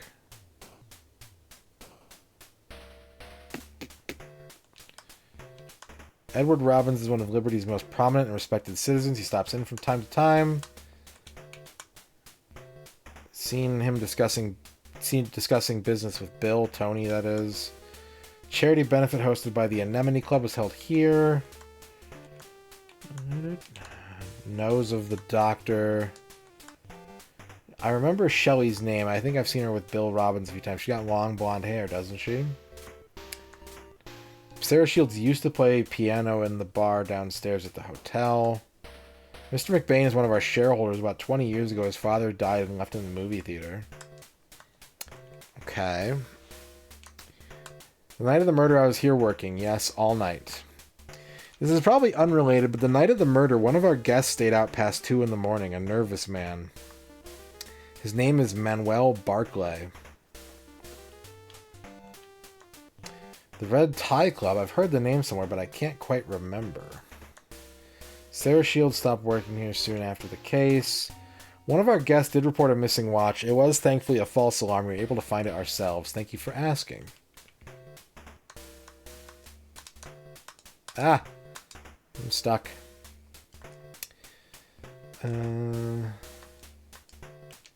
Okay, go out. Oh, I should ask him about Manuel. Hang on a second. Manuel Barclay. Did another name pop up here? Manuel Barclay. He's been staying here for the past 3 weeks. Okay.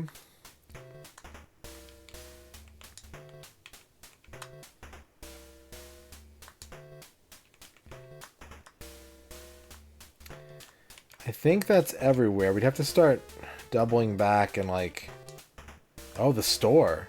The store where the knife was stolen. We haven't been there. And there's the apartment where... What's-his-face lives. Okay. You are standing in front of the store. Bigger's store. Welcome, calls the owner from behind the cash register. Shelves are packed with food and housewares. How are you, sir? Danny Biggers, 60 years old, owns the store, blood type A, wife, daughter, son, likes to go fishing at the river. When me and the boys get together, there's no one who can beat me at 5-card stud. Born here, it belongs to a bowling league. Edward Robbins' oldest boy. I hate to speak ill of the dead, but he was the kind of man who wouldn't think twice about hurting others if he could profit from it. Edward's big man in this town, went to high school with him. He was top of his class, hard worker. Kate is a regular, comes in all the time. She has a smile on her face. Tony is president of HH. Janet shops here sometimes. I always thought she looked kind of sad for a newlywed. Simon's a good doctor. The nurse looks terrible. You'd think someone broke her heart.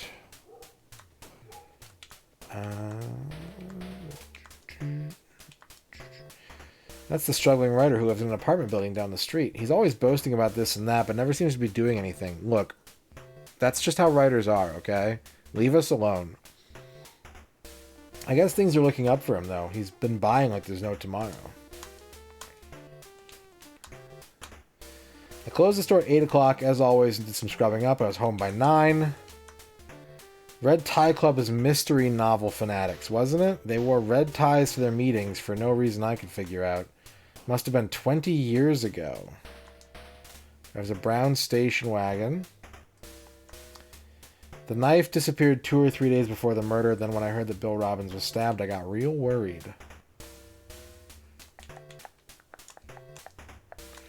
Okay, let's go talk to Stanley.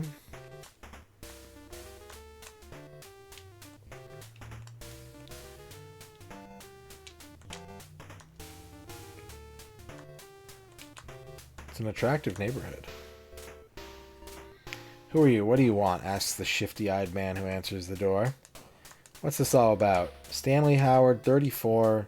I'm a novelist. You must have heard of my books. Disco Inferno, Dancing with the Devil in the Pale Moonlight caused quite a stir when it came out.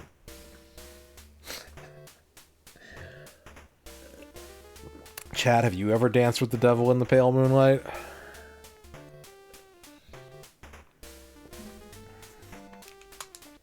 Blood type B. I live by myself and I like it that way. I like to drive. It's how I relieve stress.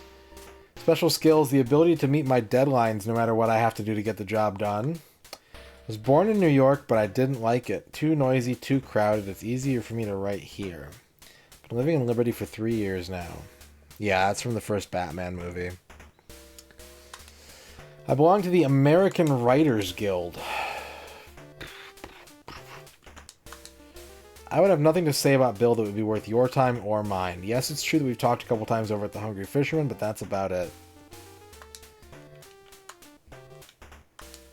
Met Fred a couple times. Run into Kate at the store.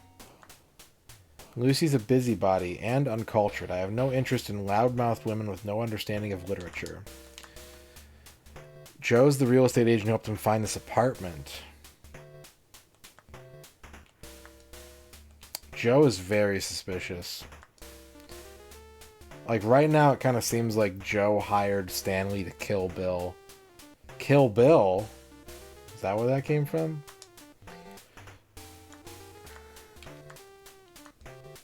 I think that Bill had a thing for Sarah at the Hungry Fisherman. He always went out of his way to be nice to her. Okay.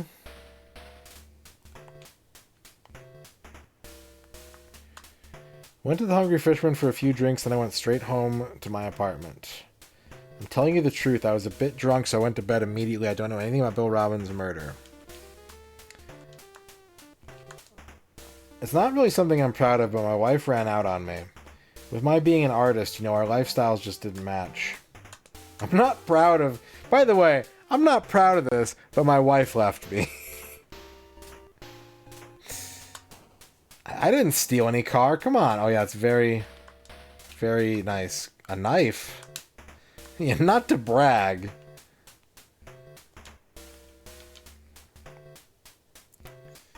Okay. We need to get some warrants.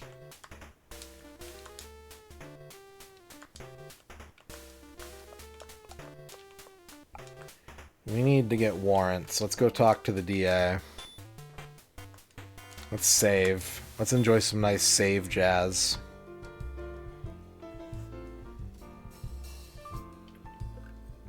I'm going to let you all look at this relaxing gun while I go refill my water, because there's a lot of talking in this game, and I'm going to dry out very fast tonight, so I'll be right back.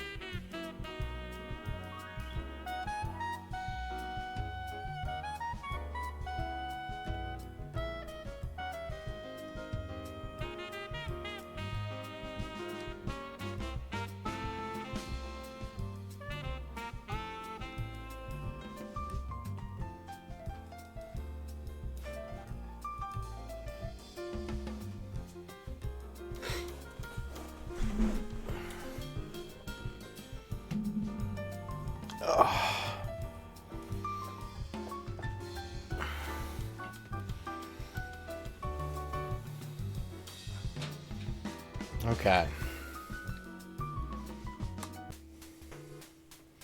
If you feel it's going nowhere, try something new.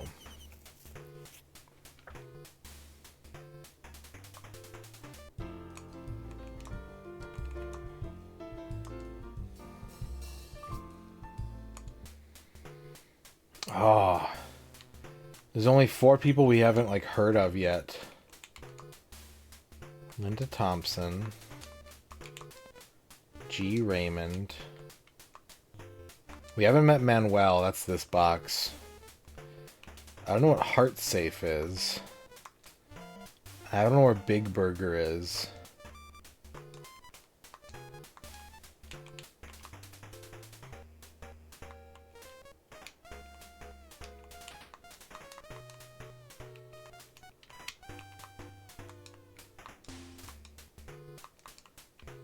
I don't know who this is. There's like a mystery hat guy.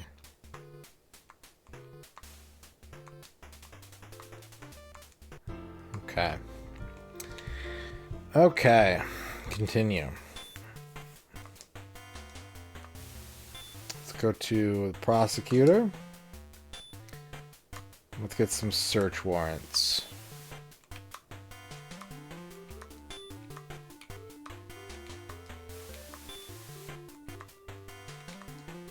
Okay, we got a warrant for the holdings.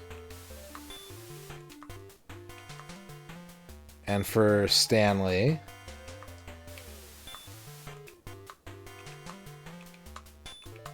Okay, the holdings and Stanley, we got warrants.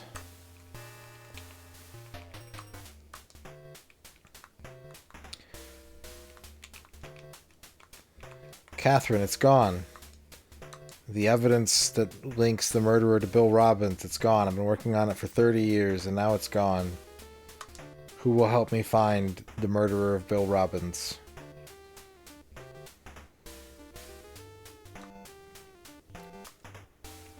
Oh, you again, says Stanley Howard with disgust.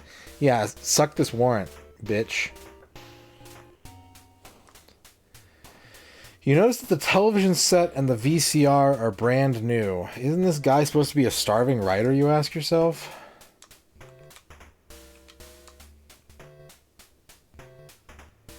On the desk is a typewriter and a pile of paper looking like the first draft of a novel. You search among the bookshelf. Among the books piled up at random, you notice a bank book. I'm just gonna take his bank book. What's up, Thrash and Crash?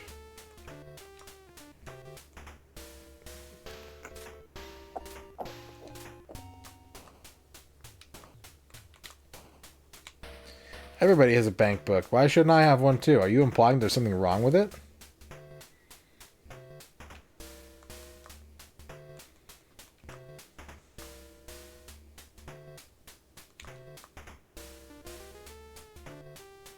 Books, crumpled paper, and bags of chips are scattered across the floor.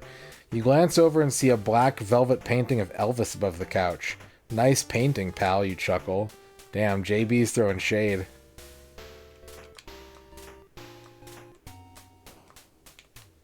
Okay, let's go out. And we're going to go to the holdings.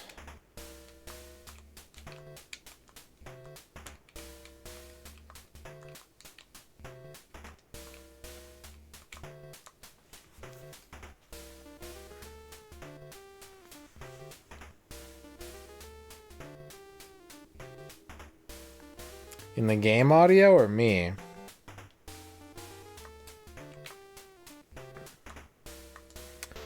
I have a warrant.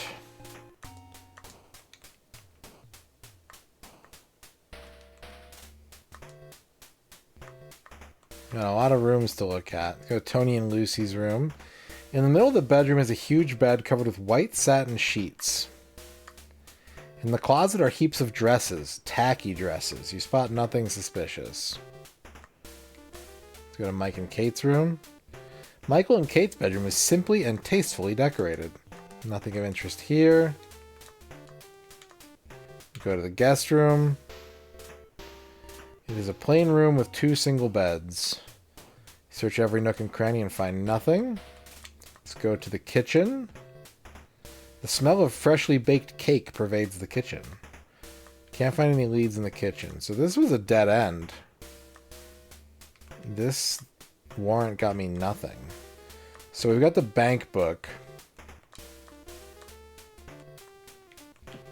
Let's admit the bank book is evidence.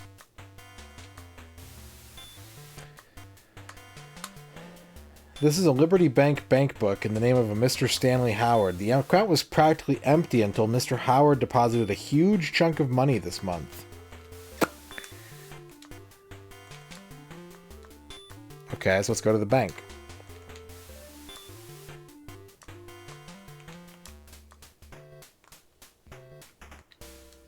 Liberty Bank. Liberty Bank. Liberty Bank.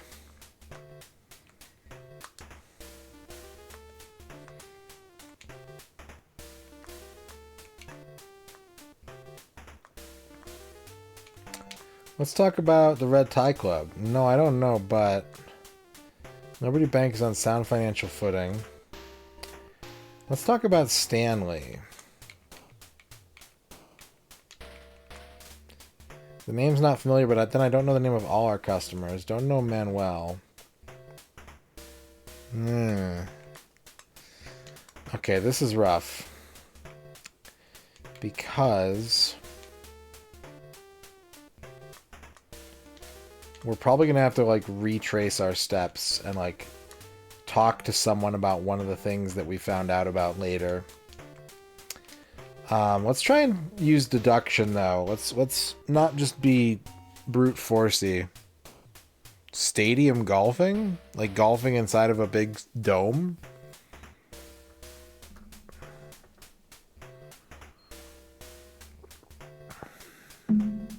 Sick.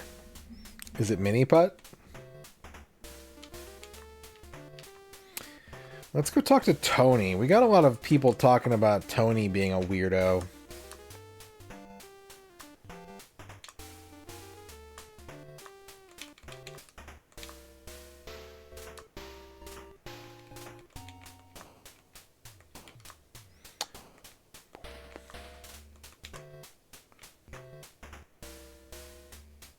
Suppose someone's already told you that I married into money. The HH company was founded by my wife's father.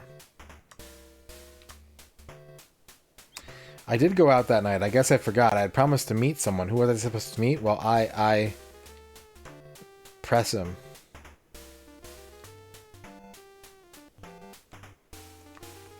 Do you know Stanley Howard? Never met him. Do you know Manuel Barclay?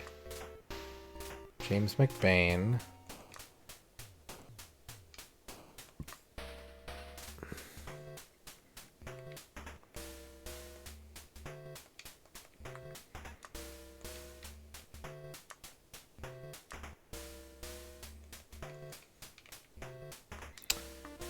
You know what?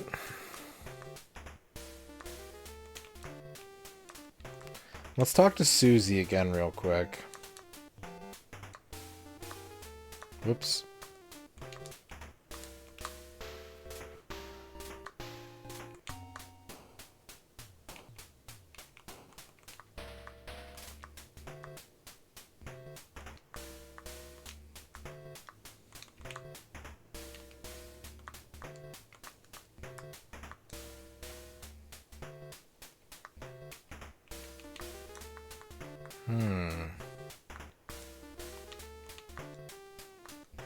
Okay, maybe we can get an arrest warrant. Maybe we can bring someone in for questioning or something. So let's save before we do that.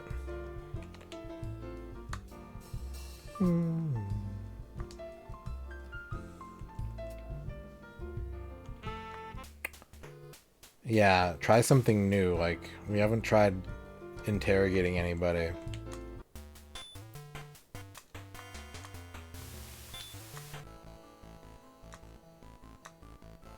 No suspects have been arrested. Okay. Can we arrest somebody? Let's just ask for like 20 arrest warrants and see what happens.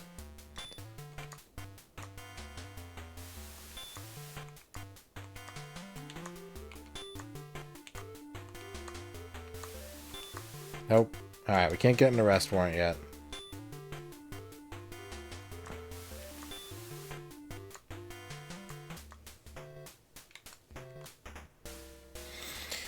Alright. We're gonna have to retrace our steps. Oh, you again, says the owner, looking displeased. Let's talk about the Red Tie Club. No. Let's talk about management. Let's talk about...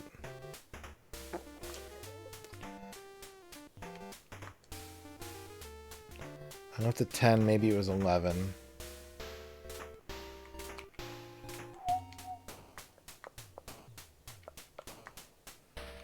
Manuel Barclay.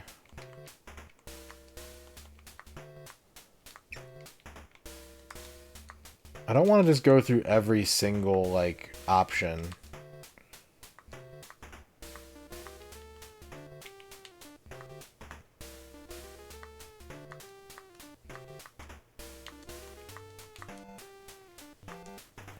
Oh, it's Mr. Harold, she exclaims happily.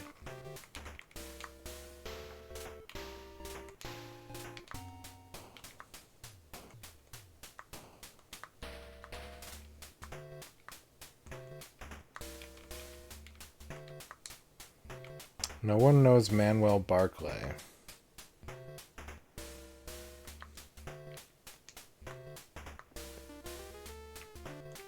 Okay, if the Red Tie Club was here 20 years ago, we got to talk to people who, like, lived here a long time ago. And that's, like... That's the grocery store owner, that's Edward, that's, the movie theater owner.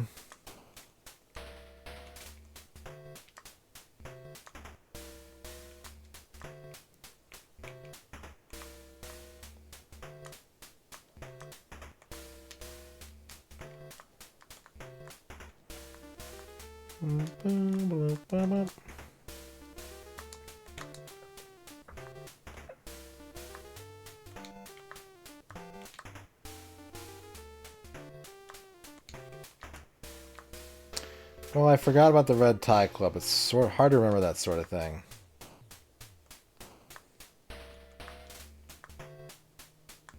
Okay. Red Tie Club. Let's go talk to McBain.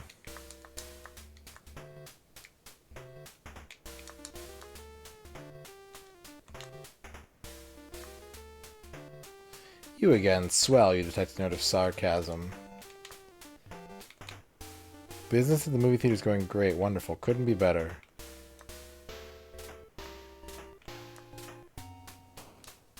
Okay.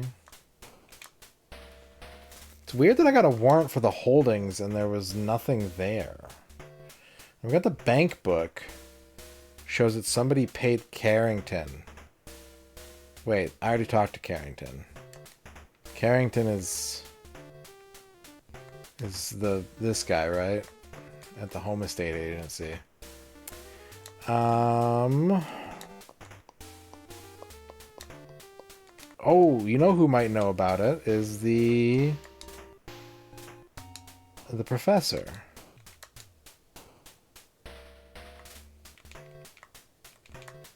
That must have been about 20 years ago. I have a couple questions I'd love to ask the members of that group. Okay, so he doesn't know about the Red Tie Club either.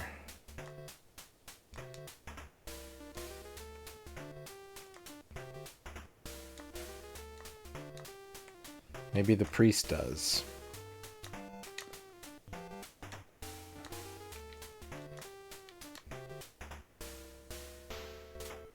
The fact that we can ask everybody about the Red Tie Club makes me think that we got to find someone that can tell us about it.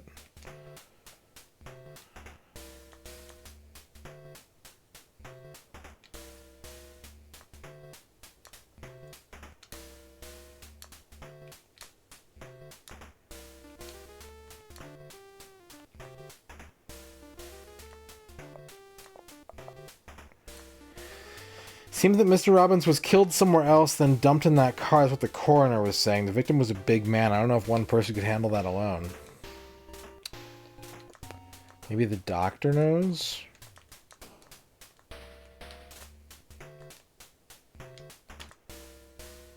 Reg, thank you for the raid. How's it going?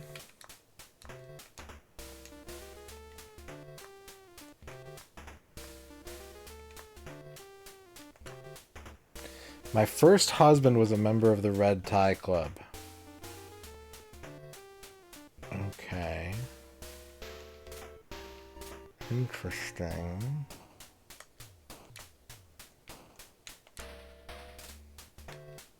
This is the second marriage for both of us. My first husband died when Janet was and Ralph were about a year old. Married Joe 10 years ago.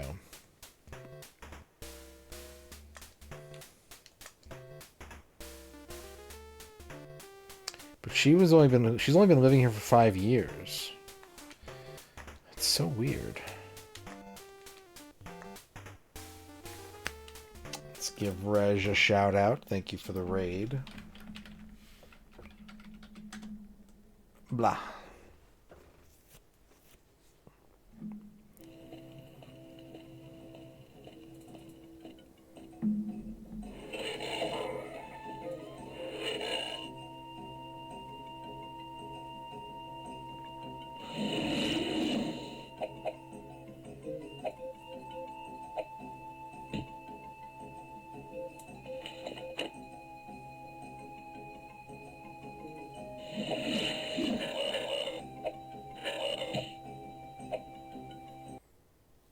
Thank you for the raid. I'm glad your Carmen San Diego is going well.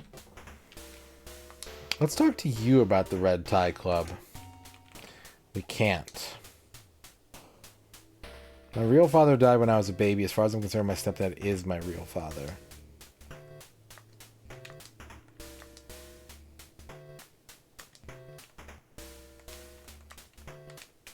Do you know Manuel Barclay?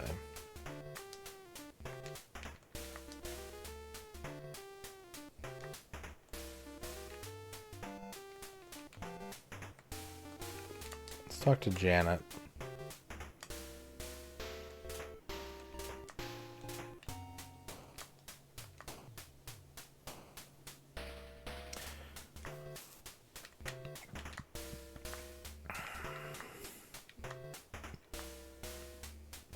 I've been told that my father died when we were just babies. He didn't leave anything behind, not a trace. And my mother threw out every picture, every memento when she married my stepfather. That's the Mystery Carrington dude. Okay. That's the like black hat guy on the relationship chart.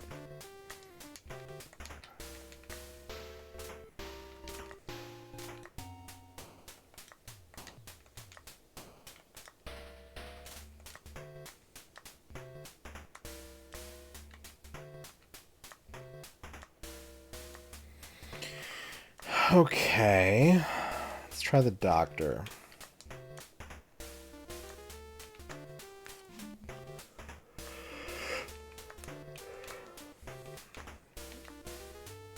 His wife died from a liver disease 5 years ago.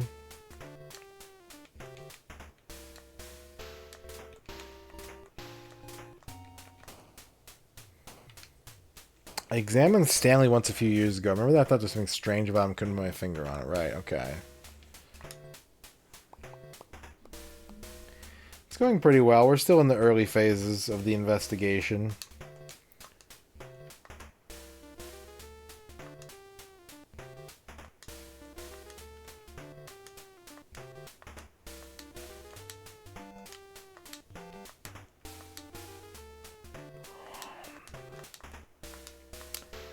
Okay. Let's go back to Bill's house.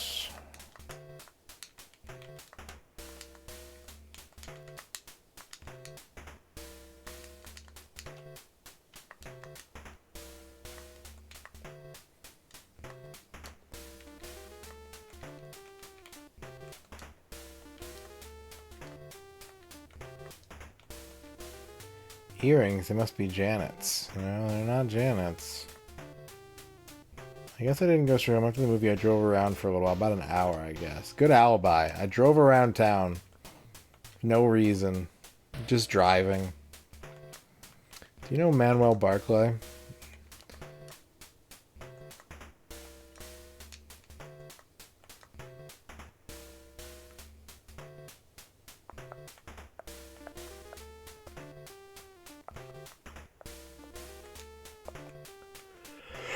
You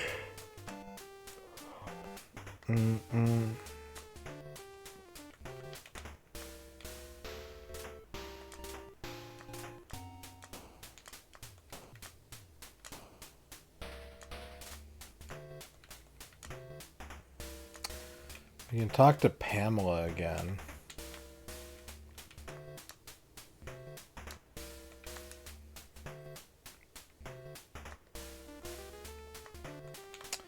I remember hearing that years and years ago, Mr. Robbins was involved in the Red Tie Club. You don't say. I had a husband and a child and a wonderful life, and I lost it all in one car wreck, but that was years ago. I've worked for the Robbins family since Helen Robbins died. Can you believe there was speculation that Bill had committed the rape? Just preposterous. Mr. Robbins went to the police and made sure they didn't spread that crazy story all over town. Called Janet the night of the murder. She was sobbing, kept insisting everything was okay. Mr. Robbins and Freddie were out, but I was home all night. Do you know Manuel Barclay? You know, I believe that someone with that name came here to see Mr. Robbins. Oh, ho, ho, ho, ho.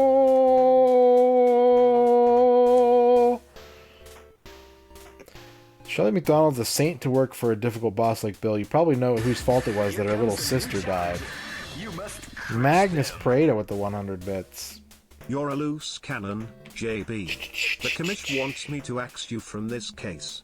I've got a body cooling in the morgue with a baker's dozen holes in its back and you're gallivanting around town with no Look, leads to show. It's hard. I'll give you some time, but you gotta give me something and soon or I'm gonna have to take you off the case and take your badge to boot.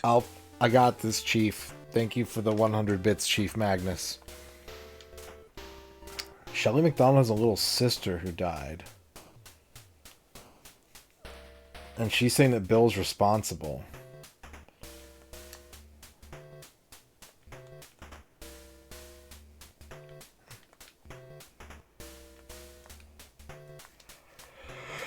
Okay. Edward Robbins was in the Red Tie Club and knows Manuel Barclay. We gotta go talk to Edward Robbins. And if he won't talk, we gotta get a warrant.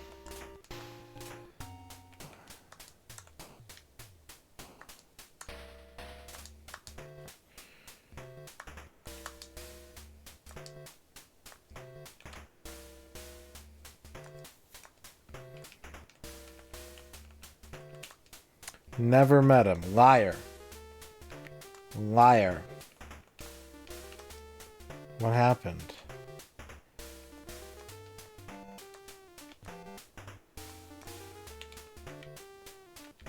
Alright, give me a warrant. Give me a freaking warrant.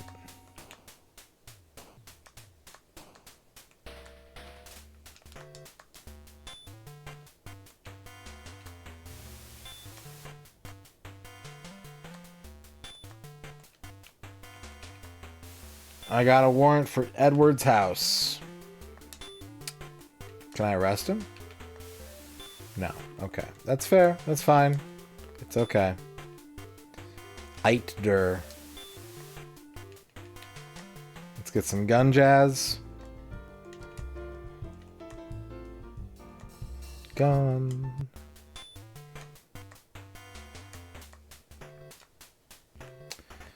Alright, Pamela. You have to deal with my ass. I'm searching the premises.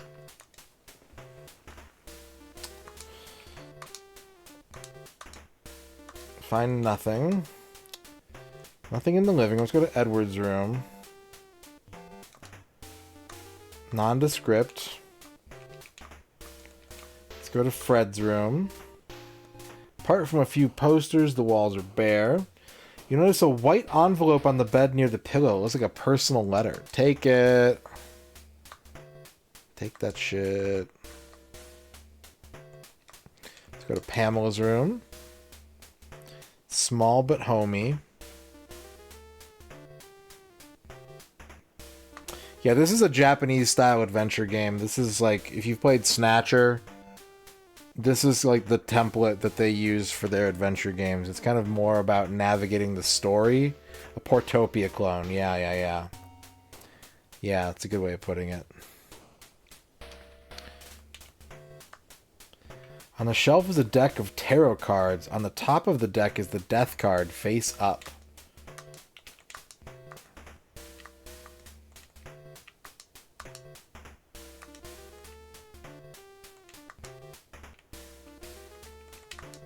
It's probably Freddy's.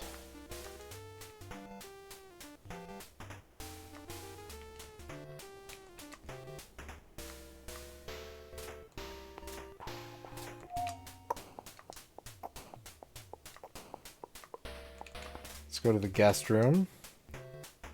Scrupulously clean. Pamela Smith's face flashes in your mind. Let's go to the kitchen. A large, bright room. You examine all the knives in the drawers. None of them match the murder weapon. Okay, so we got the letter. We can talk to Freddy about it.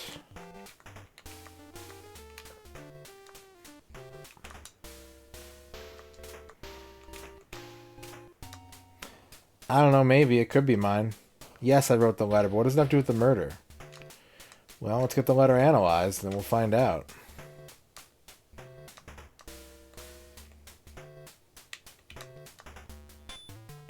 Look, talk, talk, think, move. It's a letter addressed to SM, my love. It starts off, what do you see in a man like him? And goes on to say, I'm the only one who would really loves you and I would kill for you. The letter was written by Fred Robbins. I think I can get a warrant. I think that's grounds for a warrant. Yep. Bring Fred in for questioning.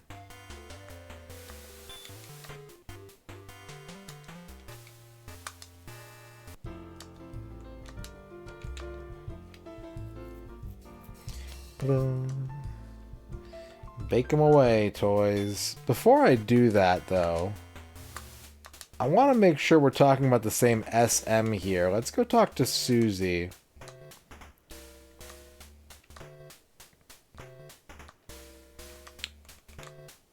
Come on, Fred.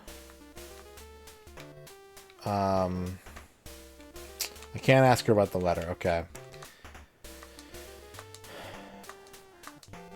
Fred, I'm sorry. Sorry to do this to you, Fred, but you are a person of interest. You probably shouldn't have, like, there's no one here. Did he book it? Did he leave?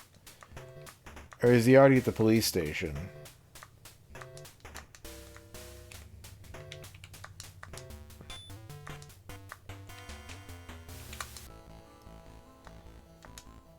Call Fred Robbins.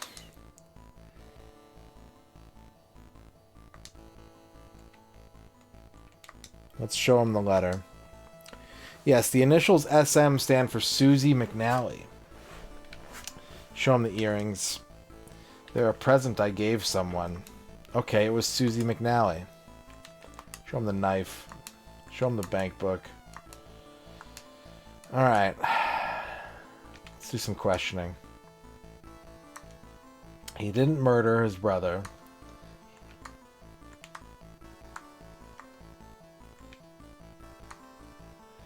I'm the victim's younger brother. The night Bill was killed, I went to the movies and then back home. I had no reason to want my brother dead. Come on, please release me.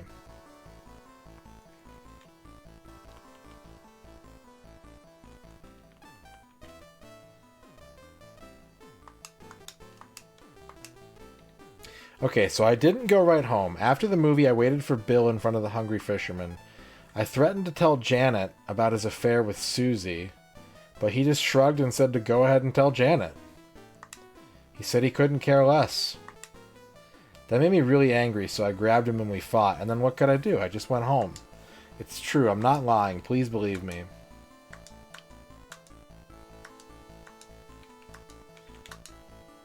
Show him the knife again. Show him the knife again. Show him the knife again. Why were the earrings in Bill's bedroom, though? If those were earrings he bought for Susie, what were they doing in Bill's bedroom? I've always had an inferiority complex towards Bill, and yes, I hated him because of what he had going with Susie. But I sure as hell didn't kill him.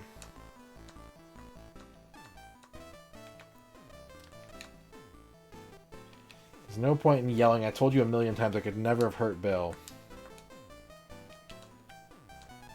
I think that's all we're going to get out of him. Alright.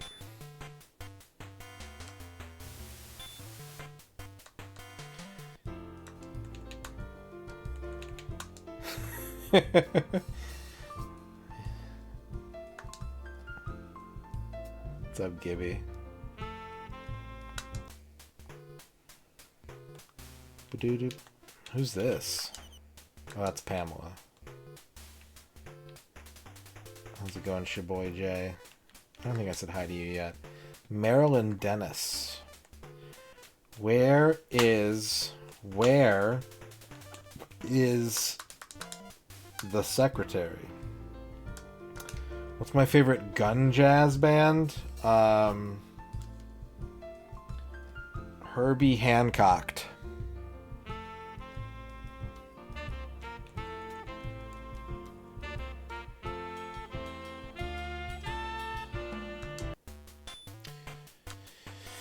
Okay, so we gotta go talk to Susie.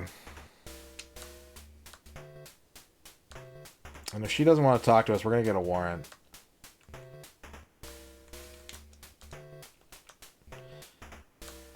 Because she's lying. Oh, I already have a warrant, right.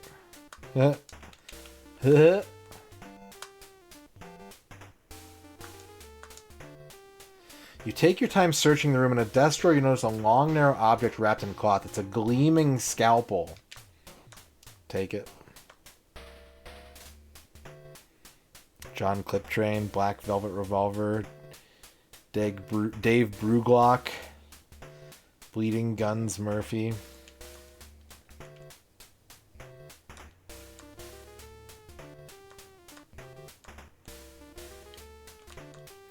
Let's talk about this scalpel, Susie. Funny, isn't it? That's the only time I remember Simon bringing a scalpel home from the hospital. Yeah, it's hilarious.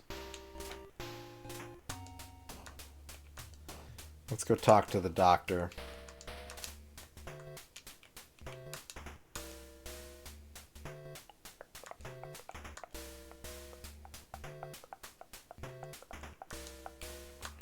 Don't be idiotic. Of course I have a number of different scalpels. Alright, well, we're gonna go get this analyzed. And, you know.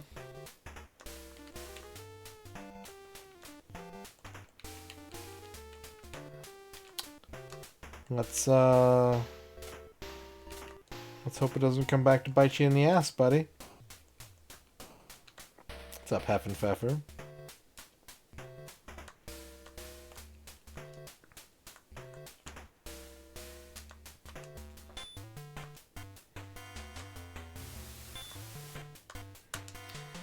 It's possible that this scalpel was used in the murder of Bill Robbins. We could detect no fingerprints or blood stains on the scalpel. Well, that's not helpful.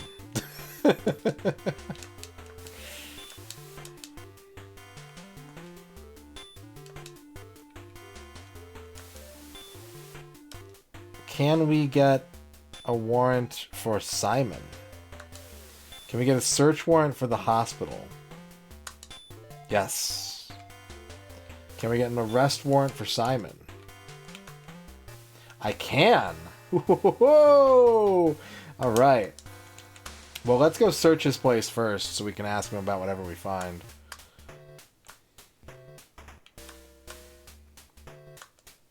I just love the idea that I'm, like, arresting Wait.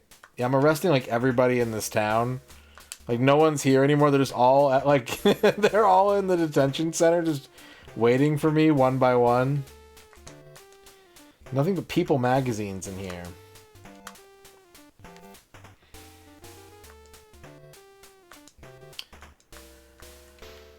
Let's go to the infirmary. Stark and white. You spot a rumpled paper bag under the bed. When you open it, you see a shock of blonde hair. Oh my god, somebody's head, you think with horror, but at second glance you realize it's just a wig. Take the wig. You seize the wig. Carpe wig.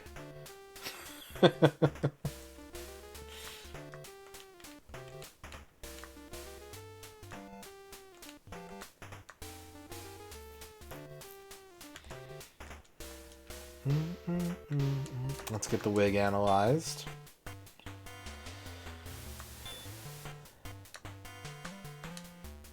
This is a blonde, long-haired wig. There's nothing special about it. No blood, no prints.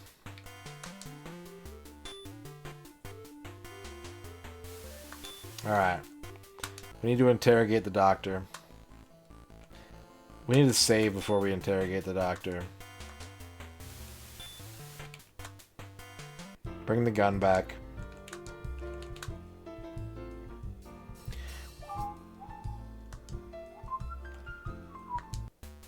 Yeah, I vote yes. More money for me, please. Call Simon Randall to the interrogation room. I'm the Robbins family physician. I'll admit that it was a mistake on my part not to mention that I had been at McBain's house the night Bill was killed. Still, the fact remains I didn't have anything to do with Bill's murder.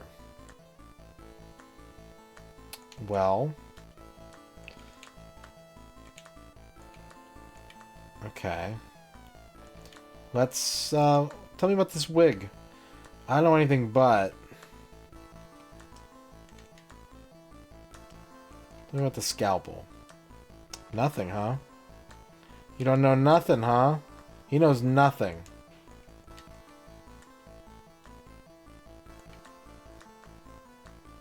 Ah. Okay, so whatever I need to get him to crack, he doesn't know it yet.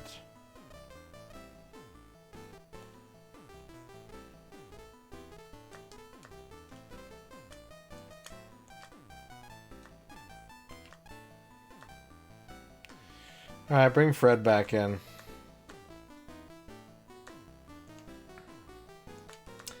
Let's talk about the scalpel, Fred. Means nothing. Let's talk about the wig, Fred. No. Okay.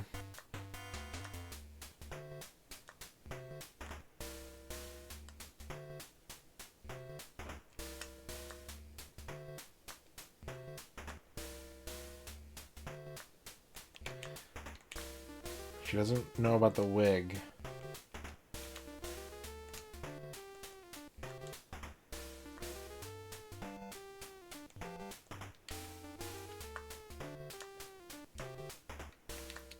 Let's try the hotel.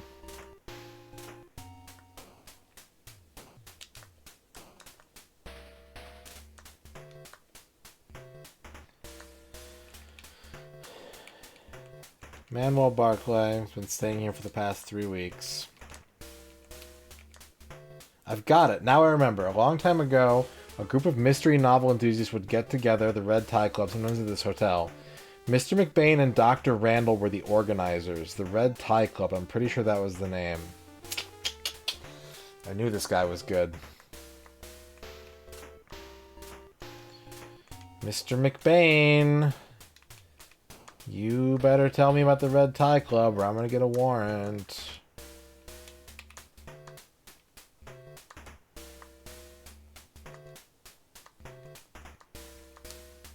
It was just for fun, no big deal. Just a bunch of buddies who shared a common interest.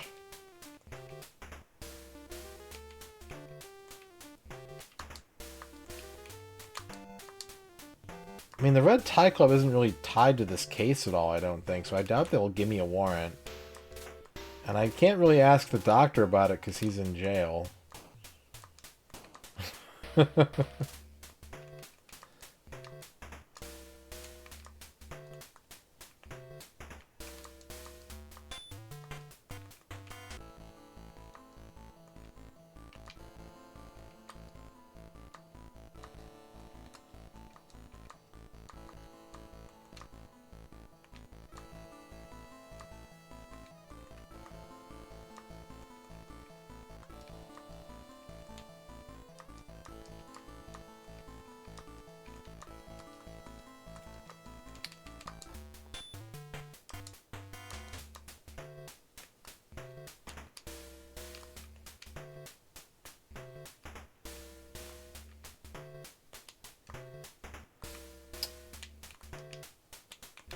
We talked to Edward about it.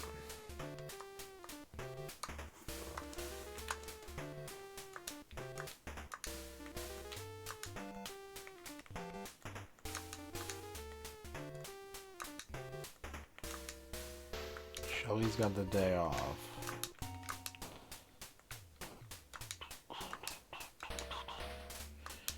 Okay, we gotta find someone to show these items to.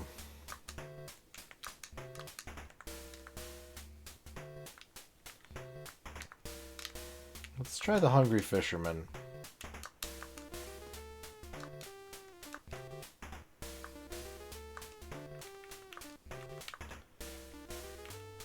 Nope.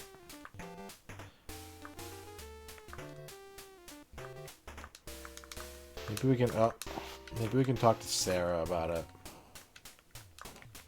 You know Manuel Barclay? No. Sarah. Do you know Manuel Barclay? You don't really think I can remember every single customer who comes into this place. And how do I know if anyone's telling me his real name anyway?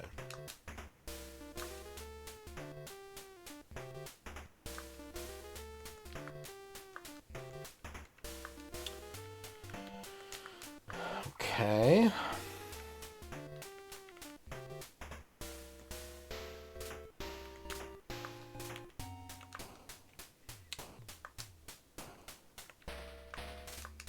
Should we go to the bank again? Have I had supper? I had some chicken sandwiches before the stream.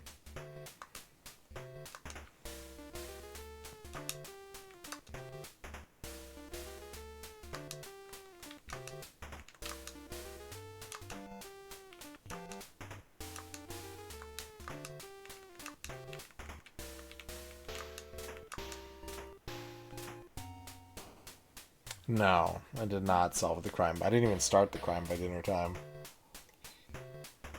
Although, because I didn't boot the game up, you could argue that the crime hadn't happened until I had already eaten dinner, and so I have until dinner time tomorrow. I think that's fair.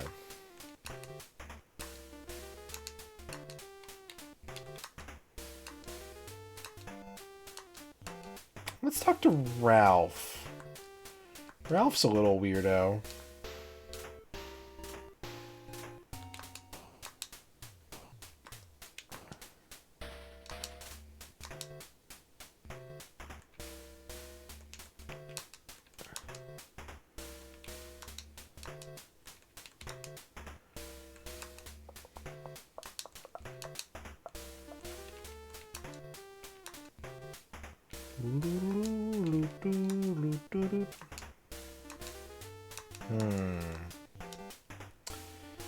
Try the church again.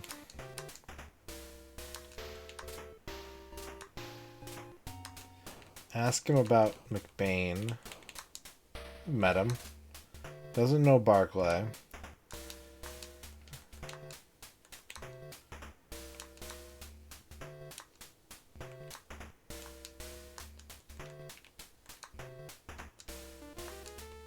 Let's go to the cemetery.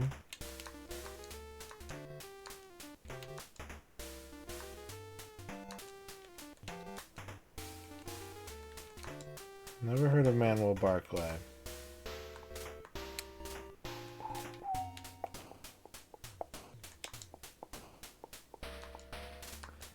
Whoop, nope, whoop, whoop, whoop, whoop.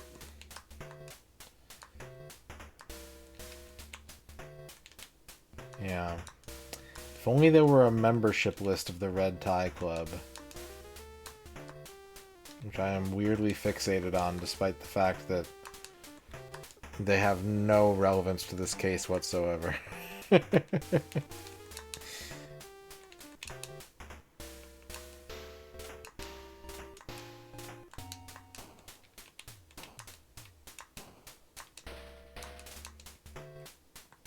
Let's see if we can get some warrants. That's something that I haven't tried doing. Let's go for some blanket warrant acquisition.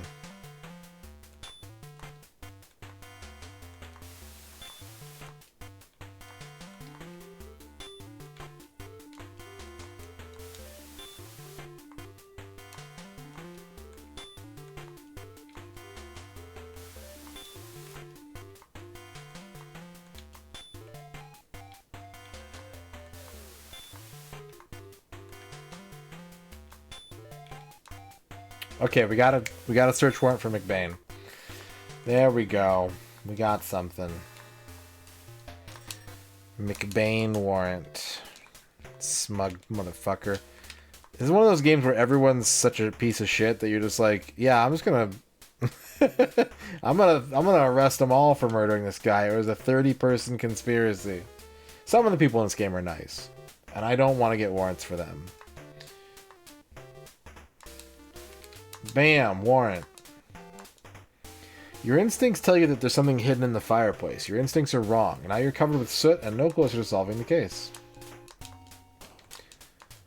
Let's go to James's room. Large, luxurious, and messy bedroom. On your second search of the closet, you turn up an old notebook. Red Tie Club membership is written on the cover.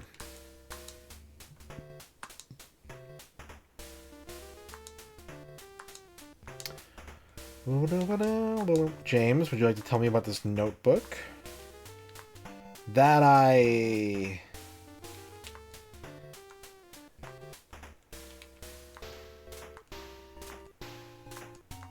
Let's go talk to the professor and be like, hey, look what I found. Look at this list of names. Nope. Okay, let's take it down to the police station. Let's get it analyzed, because JB can't read.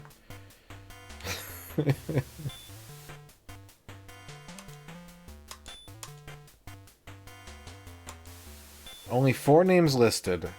James McBain, Edward Robbins, Simon Randall, and Henry Klein. Henry Klein is the first husband of What's-Her-Face. So we gotta go talk to her. Mrs. Carrington.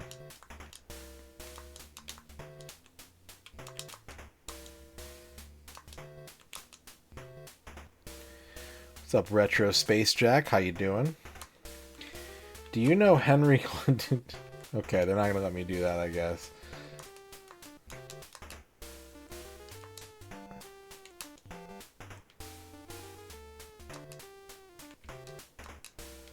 Let me talk to Ralph.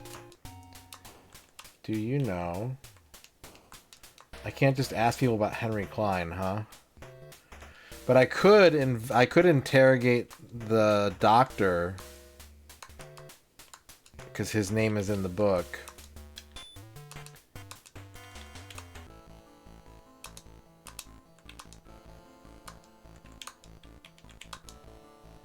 Nope. Yeah. Yeah, I know. It's very irrelevant. Okay.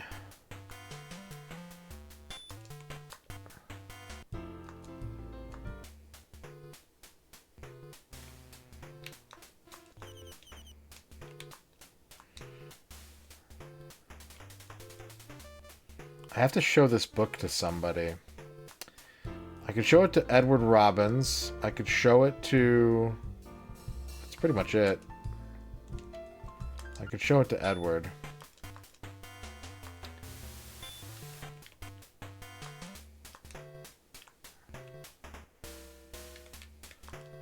I haven't found Big Burger yet.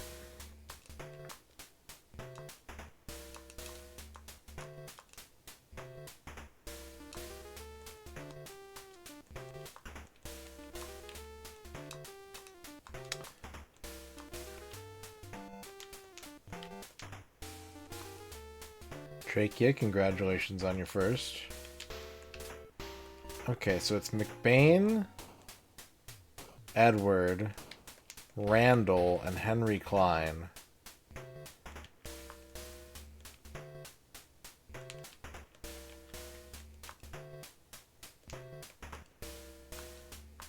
You just ate a Big Burger? What was on your Big Burger? I would go to Big Burger, Chibi, yeah.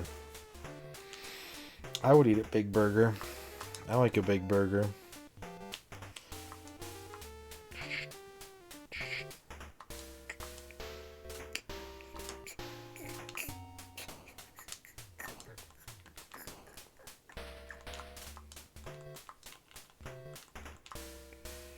Doo-doo, doo-doo. do, do.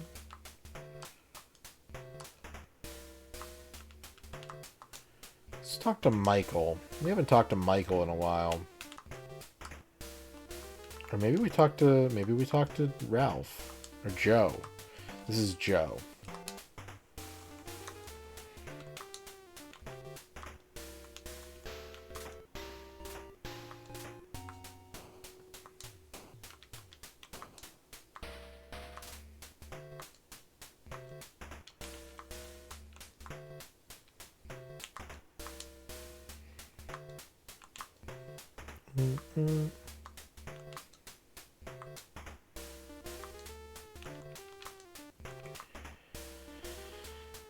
His mom knows more about the Red Tie Club. I don't think I've talked to her about it. I haven't talked to her in a long time.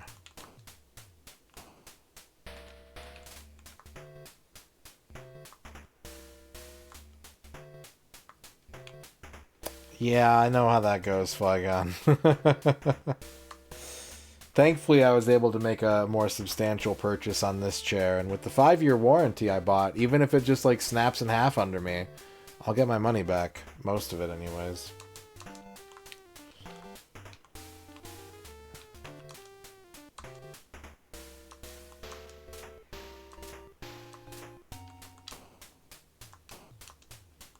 Do you know Manuel Barclay?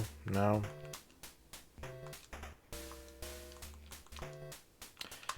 Lucy. Tell me about the Red Tie Club. It was a club for my mystery novel fanatics years ago when I was young.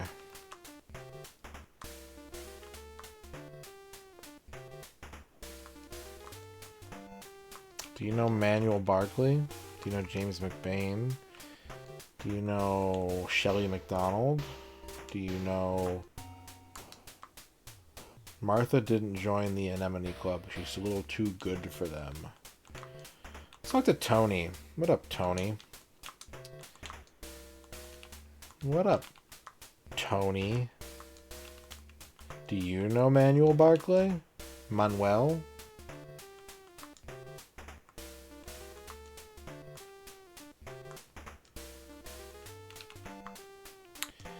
Let's look around again.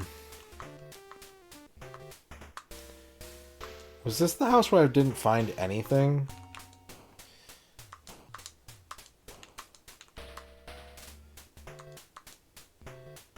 You lift up the lace bedspread and find a notebook with a black cover. There are columns of figures listed in the notebook. It looks like a company account book. Yoink!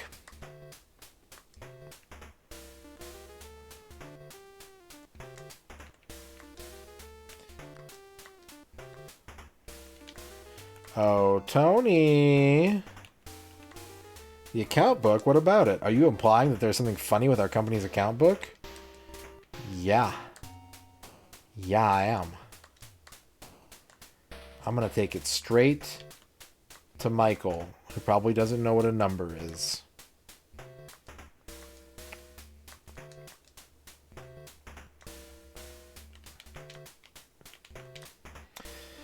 An account book? I don't know anything about the company finances. My father takes care of all that.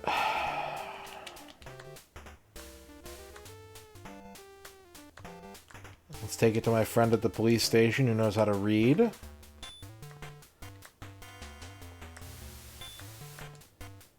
This looks like a secret HH company account book. Look at how much money the company borrowed. Its financial situation must be grim.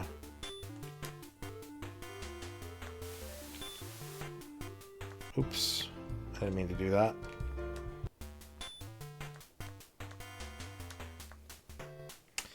Let's go to the bank.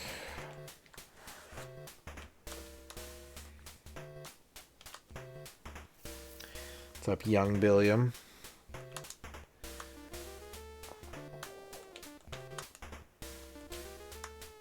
Let's talk about Tony Howard Holding. No. Let's talk about Manuel Barclay. Let's talk about Stanley Howard. Let's talk about sex, baby. Can we arrest Tony?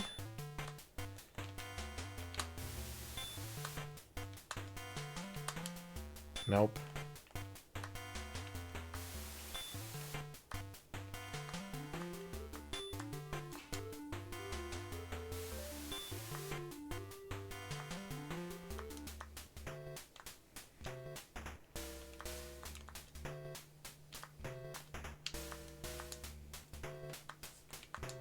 Doo-doo. Let's talk about the account book. Don't know much about the company. Okay. Let's ask Lucy about it. I'm sorry, I'm not free to talk about company finances. I leave such details to my husband. Tony.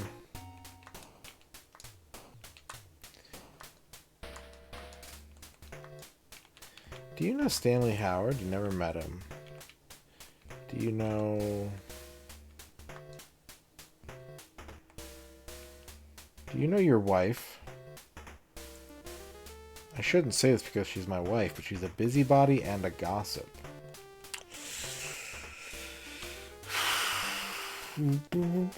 Okay.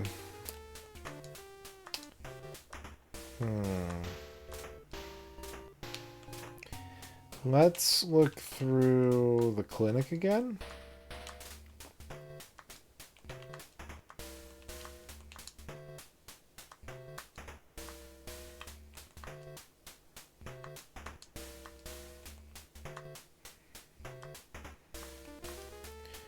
Let's try Susie again.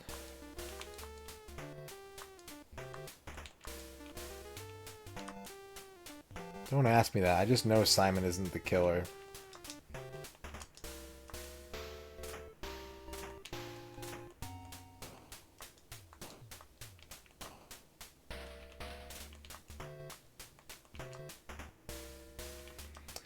Why are you so sketchy about the wig?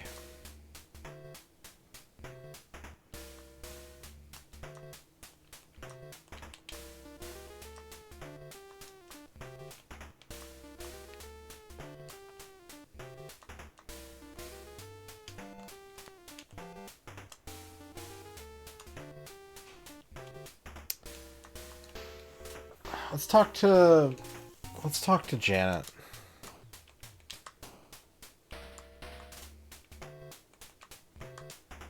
We haven't talked to Janet in a while.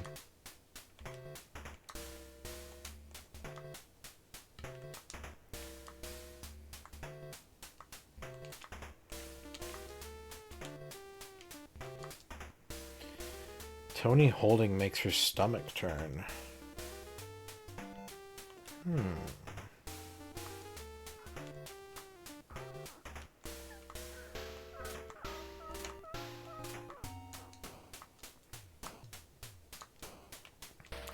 Should we go talk to Stanley?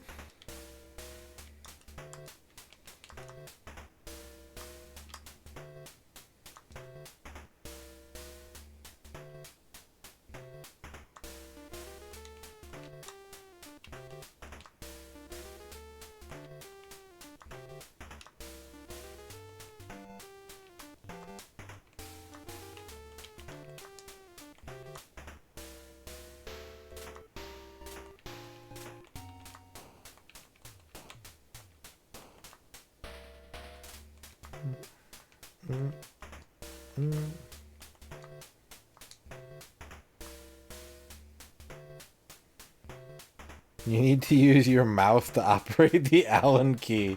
Oh my god.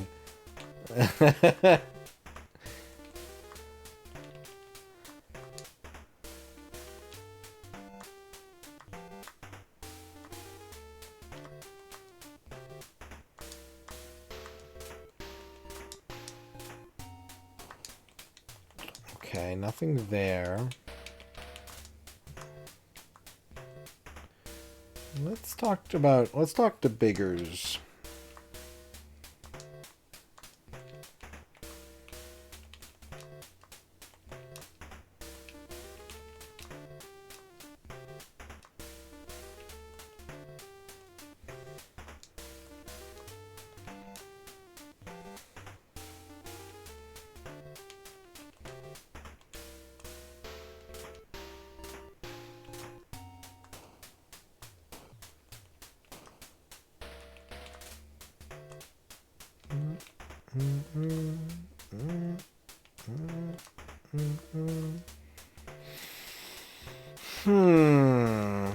Okay.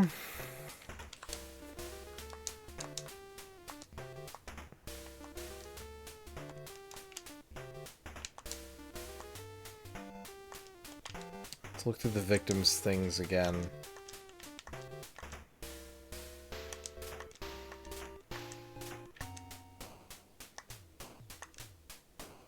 You carefully sort through the objects in the drawers. Your eyes rest on a piece of paper. It's an IOU.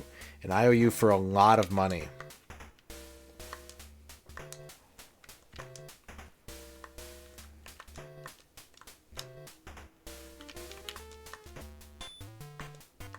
Boo boo boo boo boo boo boo boo boo boo.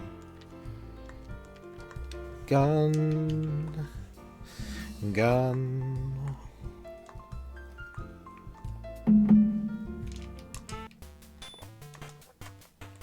Alright, let's analyze the IOU. This is an IOU acknowledging a debt of $300,000. The lender was Bill Robbins and the borrower Tony Holding. The term of repayment has expired. Yeah, I'm arresting him. I'm immediate. Go to jail. Do not pass go. Give me a warrant right now. Not enough evidence? That's a motive, dude. Alright, I guess I'll go talk to him about it first.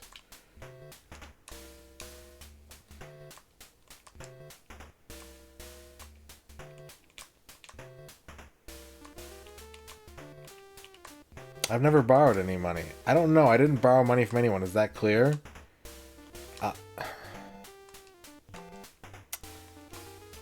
Lucy.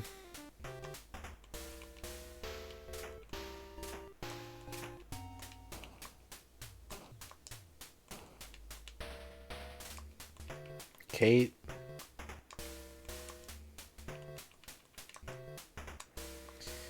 Michael? I mean, he got belligerent. I bet I could arrest him now. I bet now they'll let me arrest him. Yeah. Okay.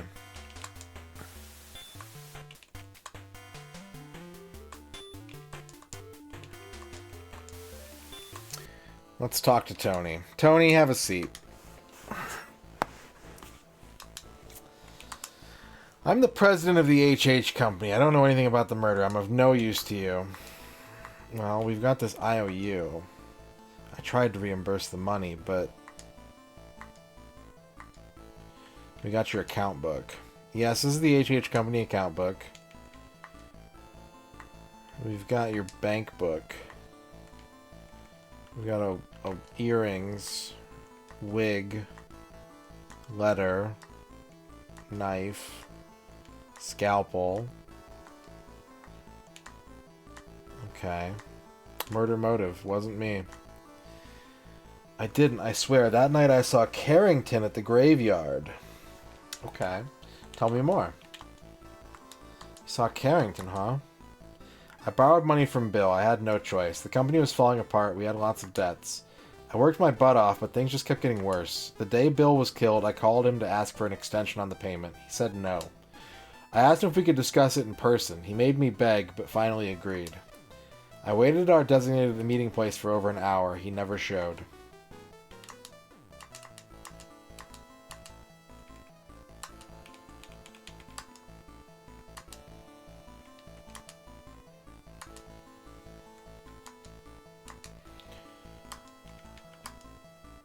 Bill lent me money because he knew I'd have trouble repaying him. He wanted an excuse to take over the company. He was cruel and underhanded, and I can't say that I never thought of killing him. Still, I couldn't have done it. I didn't even see him that night. Yeah, you're not good at this whole confessing thing, dude. You need a lawyer.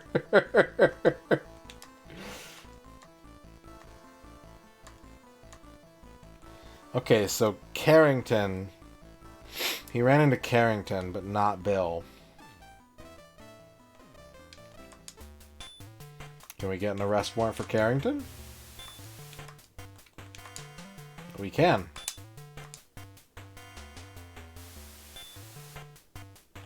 Can I get a search warrant for Carrington's house? No? Okay. Can I get a search warrant for the home estate agency? No. Can I get a search warrant for HH? No. Alright, whatever. Let's go back to the interrogation room. Call Joe Carrington in. I don't know anything about the murder. I don't know why you brought me here in the first place. The wig. The earrings. The letter. The knife. The scalpel. The account book. That's awful. The HH company's on the brink of bankruptcy. Oops. I just let that go. Really? Mr. Holding was borrowing money from Bill?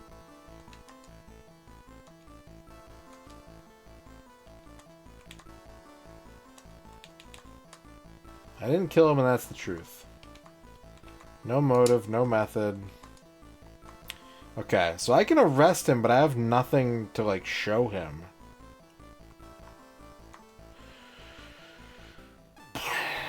Bring Fred back in.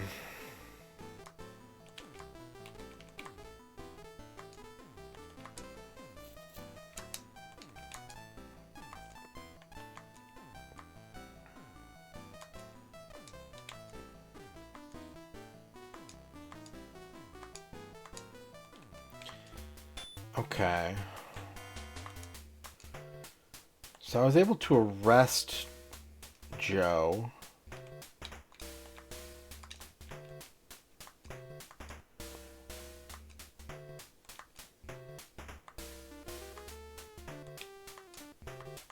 They're just letting me search the place because no one's here.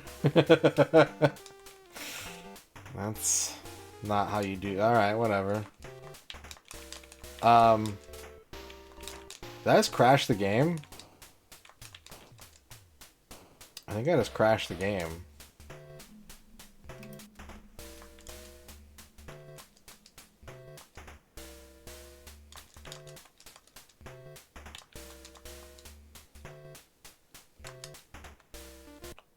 Okay.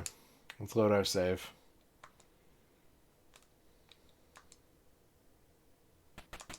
Not that long ago, I don't think.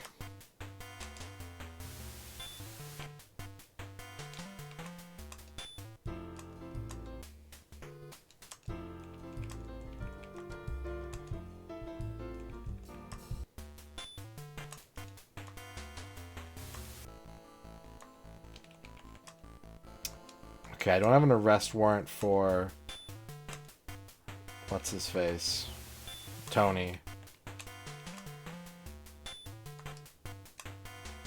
What items do I have? Okay, this is when I found the IOU.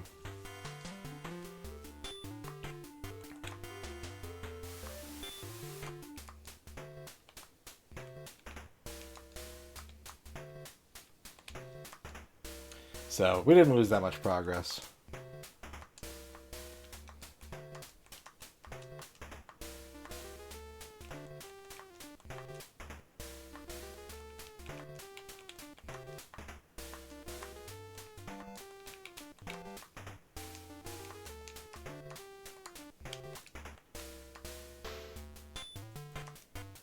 Boom, boom, boom, boom, boom, boom, boom.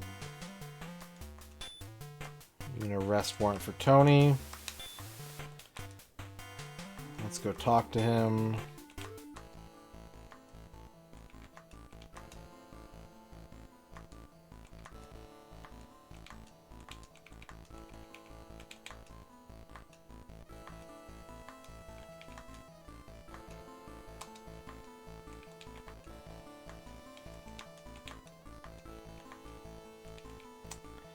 That night I saw Carrington at the graveyard.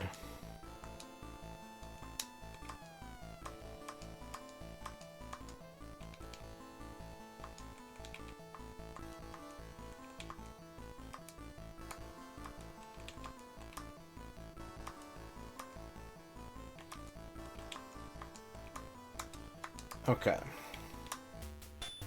So let's save here.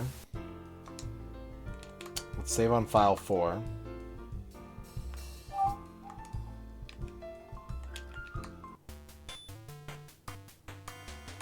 Let's go talk to Carrington.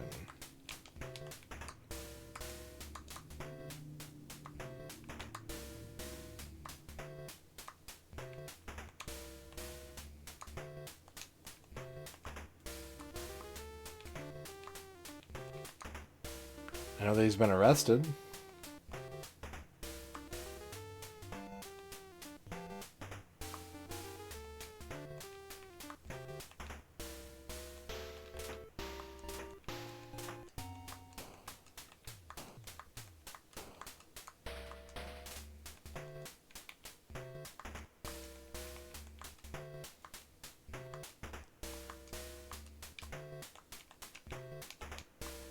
Okay, so we can get an arrest warrant for...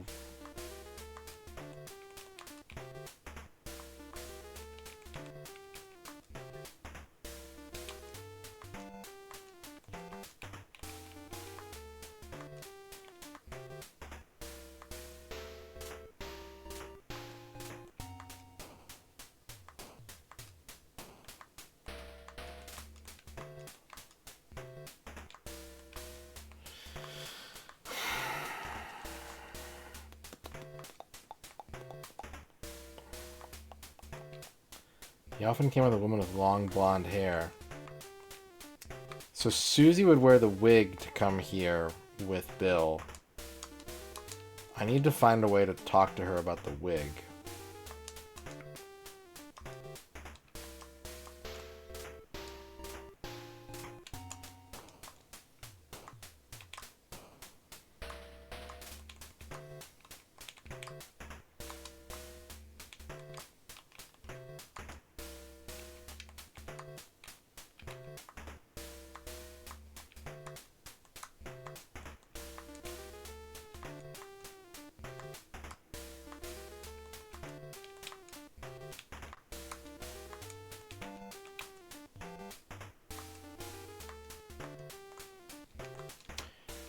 Okay, so without saving here, we have what we need to arrest Joe. We can question him.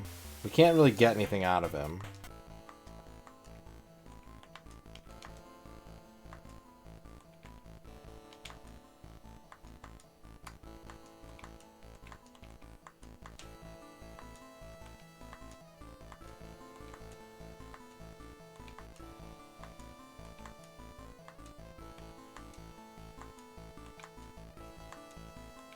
No help, please, Chibi.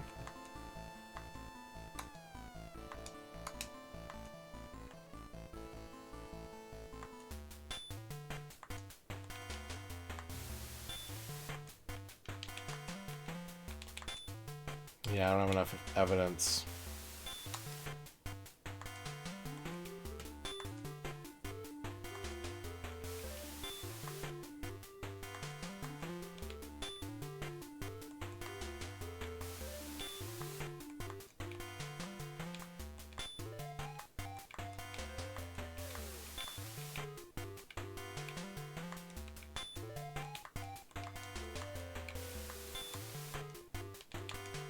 Okay.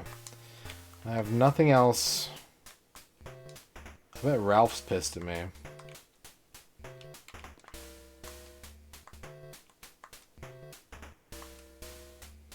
What is this all about? Asked Miss Carrington, looking pale and distraught.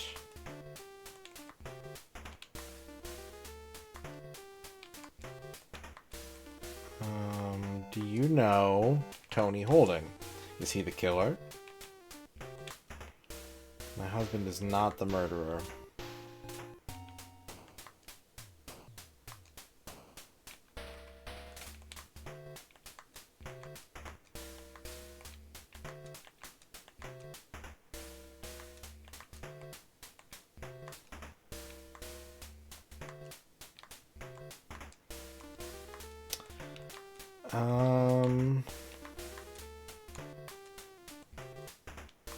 Let's call Janet. Bill's birth. Bill's birth? What?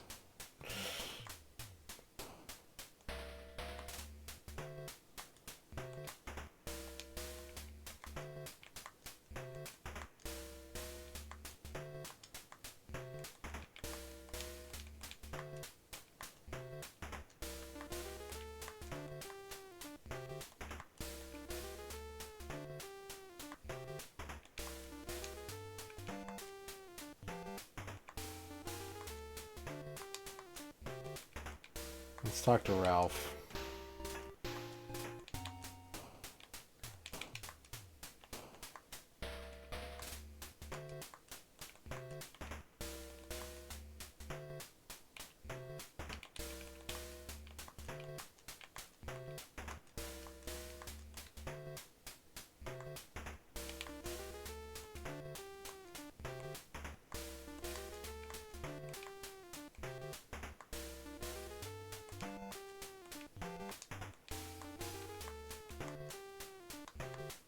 Okay. I don't have a search warrant for their house. Which is wild. It's wild that I've arrested Joe, but I can't search their home.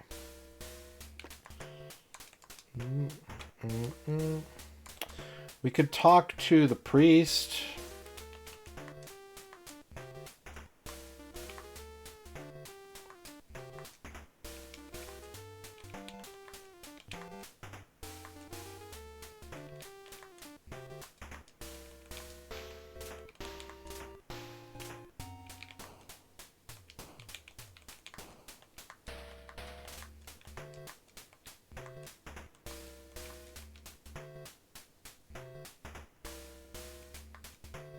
Yeah.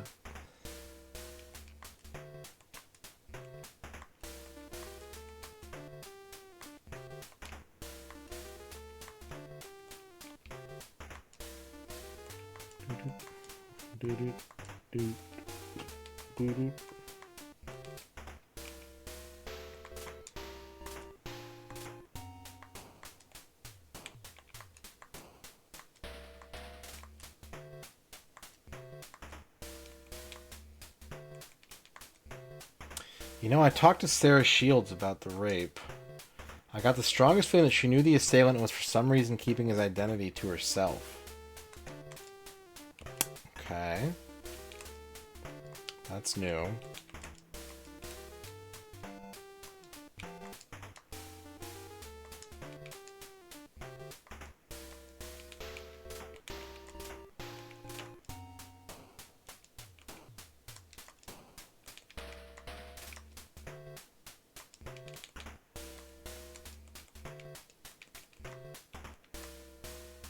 I have no idea who did it. What would it do me to... What good would it do me to know anyways?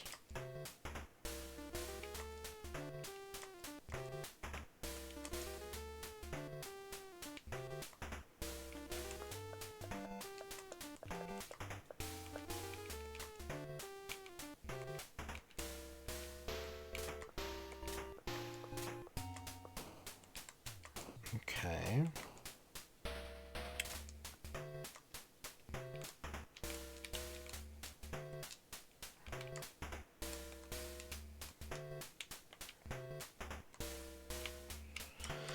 Let's talk to McBain. Let's see what McBain knows. Bill's birth.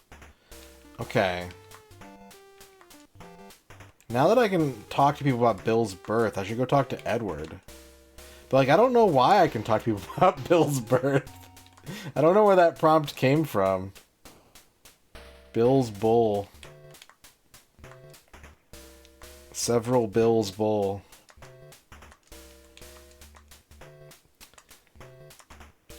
What about Bill's birth? Bill was my son. Do you want to make something of that? Okay.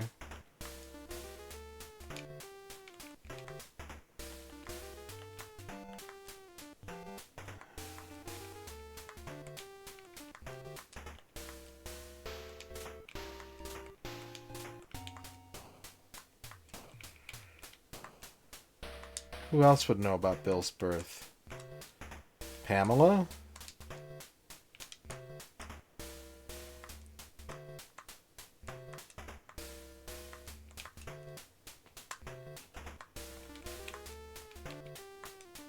What do you want to know? I want to know about Bill's birth.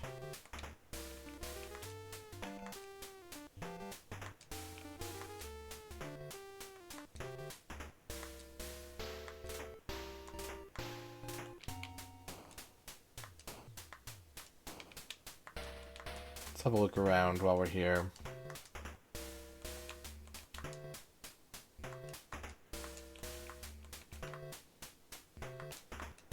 The tarot cards, which I can't... Oh, shit. I can't pick those up. Would Danny know about Bill's birth? We gotta talk to people who have been here for, like, their whole lives.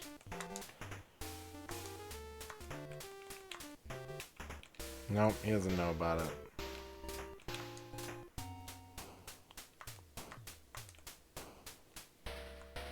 McBain?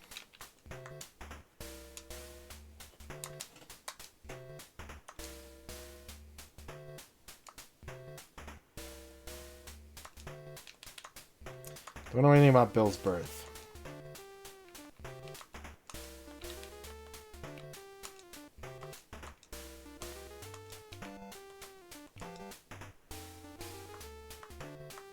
Well, I hope it's comfortable and supports you and proves to be a wise investment. Only in some states. Some states it's against the law to sell beer in a grocery store. Which is super weird to me because I've only lived in states where you can.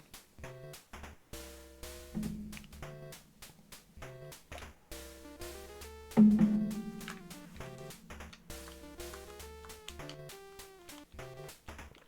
could ask the priest. No.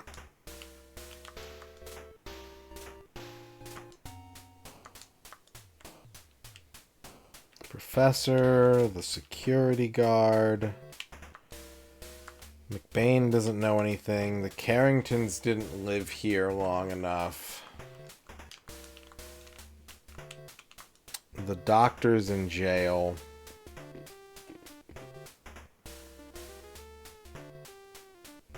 Sounds pretty good, Reg.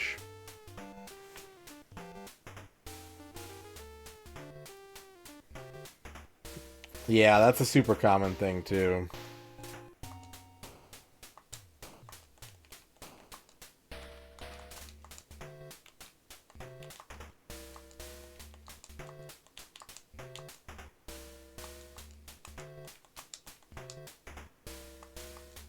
On the desk near the windowsill is a curious old photograph. Look at this photograph. Every time I do, I get an arrest warrant.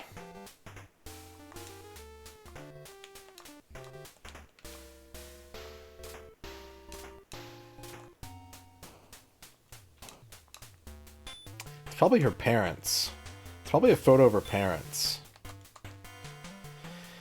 It's an old photograph of a small girl standing between two men. The man on the left is using crutches. Okay. Let's talk to Simon about it. Since he's here. Simon, what can you tell me about this photograph? That's one of the few pictures we have of Susie's father. The man next to him is... Somehow I had a feeling that there was something going on between Bill and Susie. I wanted nothing but happiness for Susie, so I wanted her to stop seeing Bill. I knew he was no good for her. Still, I didn't have any reason to kill Bill. I save lives, I don't take them. What kind of man would I be if I killed Bill?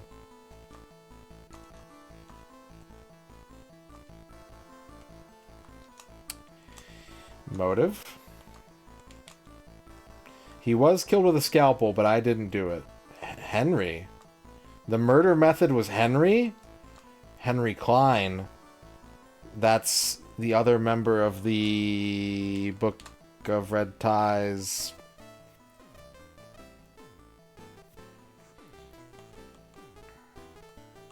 Let's talk about the scalpel. Let's talk about the wig. let's talk about the letter. Let's talk about the earrings. Let's talk about the photograph again. Okay. We might have enough evidence to make another arrest warrant now.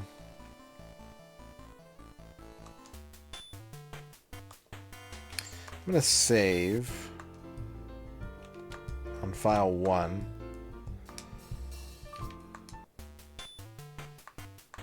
Let's go to prosecution. Let's talk about arresting Susie. Don't have enough evidence to arrest Susie yet. That's fair.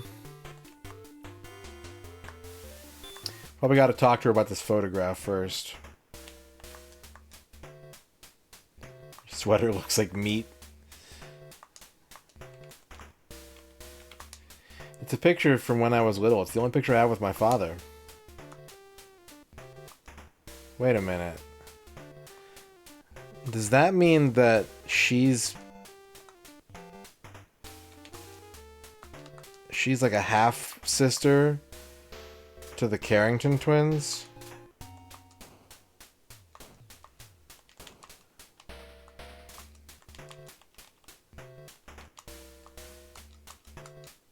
Well,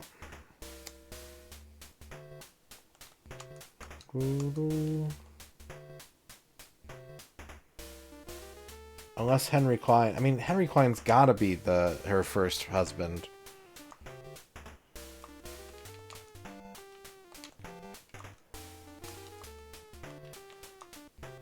There's still the weird circumstances around Bill's birth that I don't know why I can ask people about it, but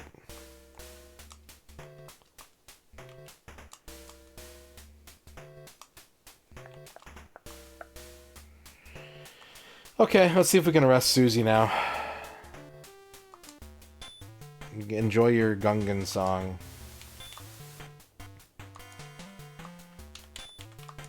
Nope.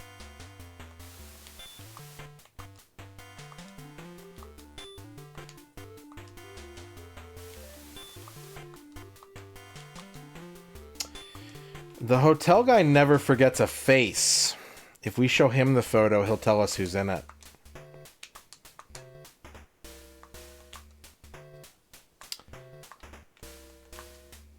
I can't show it to him.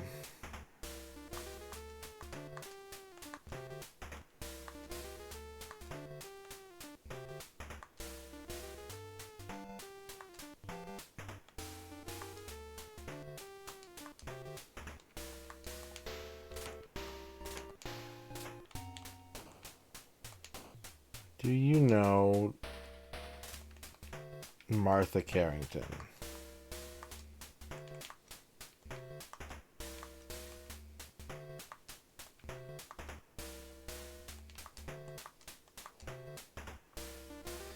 I played that game when I was a kid. I couldn't get anywhere in it. I had it for my CD-ROM. I'd like to beat it one of these days, but it's a really hard game. Granted, I was like 8. I'd like to think I would do better at it now, but we don't know. Shelley McDonald has long blonde hair. So, yeah, so Susie wears the blonde wig to look like Shelley.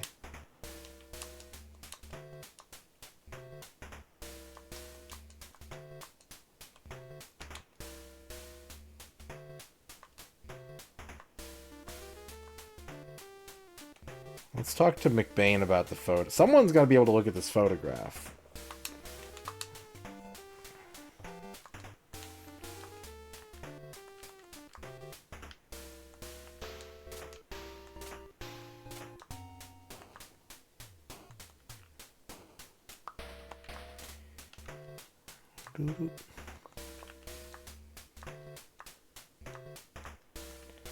But also, what keeps happening is I just keep researching places and finding evidence, so I should probably just keep doing that.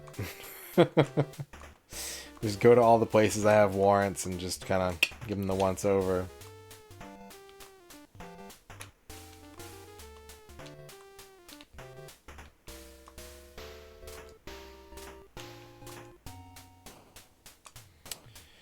Lucy might know something.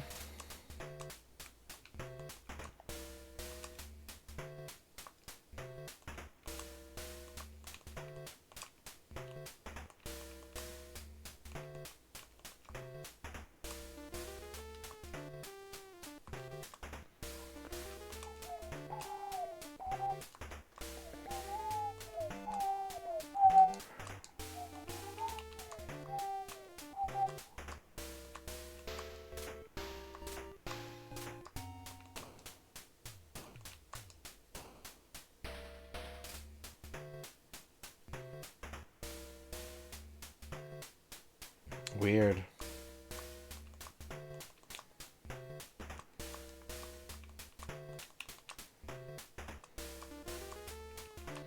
Nothing in the kitchen.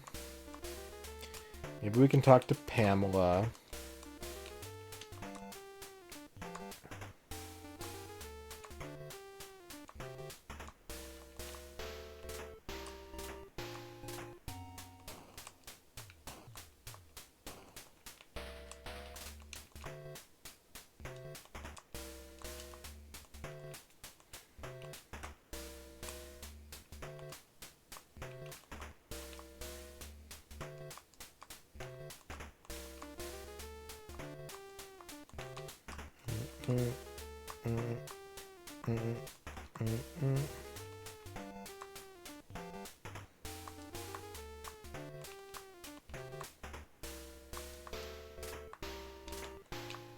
Okay, let's go to Bill's house. Maybe the secretary will be there.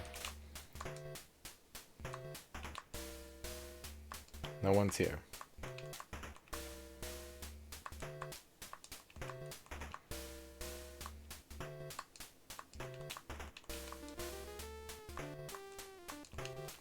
No clues. Oop.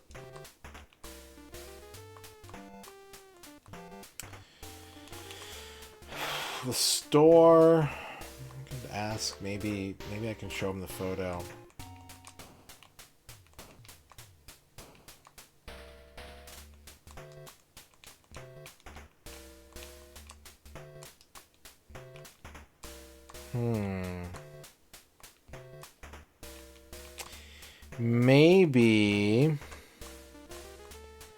Maybe the photo is how I can start to crack Joe.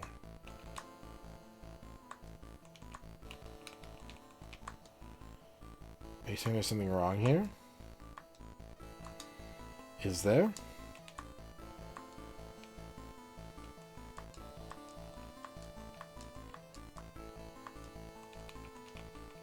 Let's talk to Simon. Simon ID'd the photo. But like, yeah, he doesn't say enough. He knew there was something going on between Bill and Susie. He asked her to stop seeing Bill. He didn't kill Bill.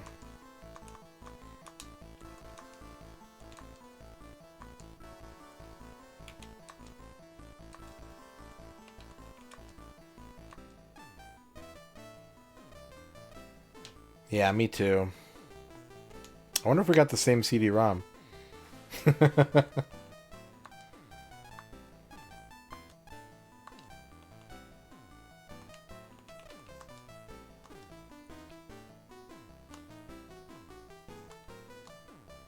Let's bring Fred in. Fred?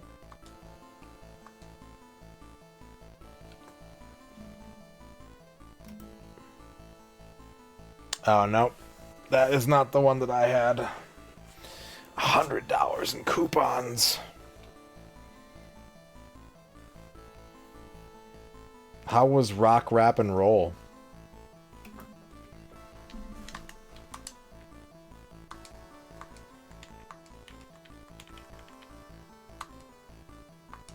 The photo means nothing to him.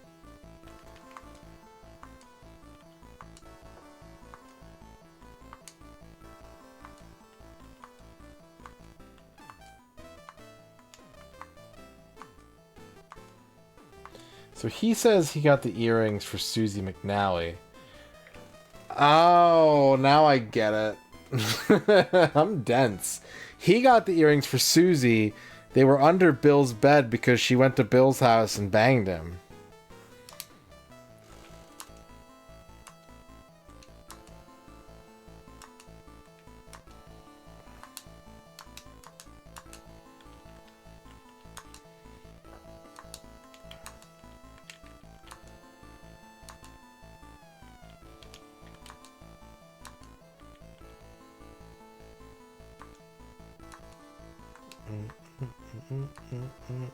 Okay, I don't think I have anything to do in here. And just to double check, I can't get any warrants right now, can I?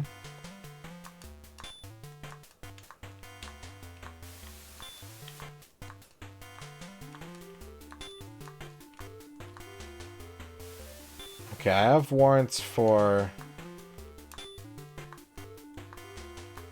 7 places. And I've searched a lot of them. I've gone over them again. Maybe the Holdings. And maybe Stewart's apartment. What's up, Minoc Fox? Let's go visit Stewart.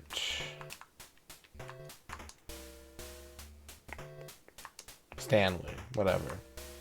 Storbert.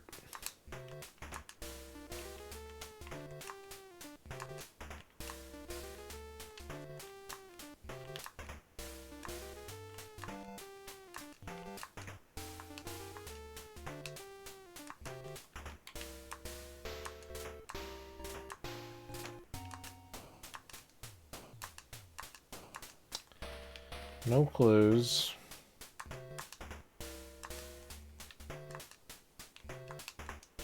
Can't show him any evidence. It was the Holdings was the other one, right? I don't think I've searched through here in a minute.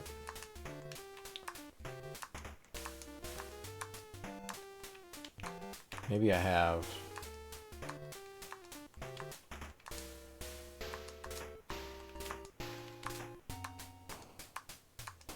God, I have to imagine it would have been so fascinating to work for, like, the American localization, like, just to be in charge of anything or, like, involved in anything bringing TurboGrafx stuff to America. I want to be a fly on the wall for that shit, man.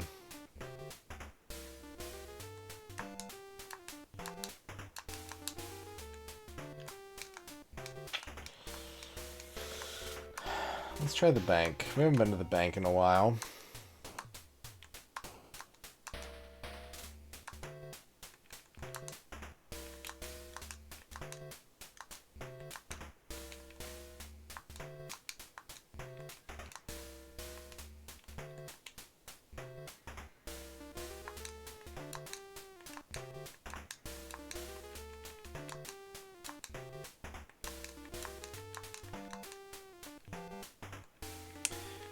I think the fascinating part would kind of be like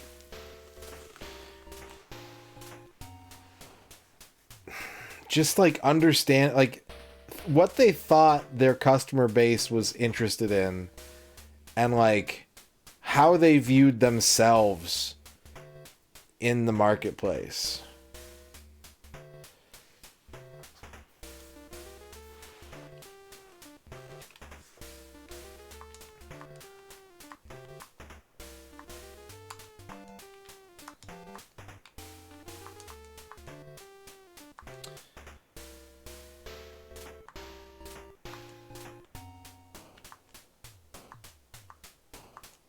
Talk to Edward.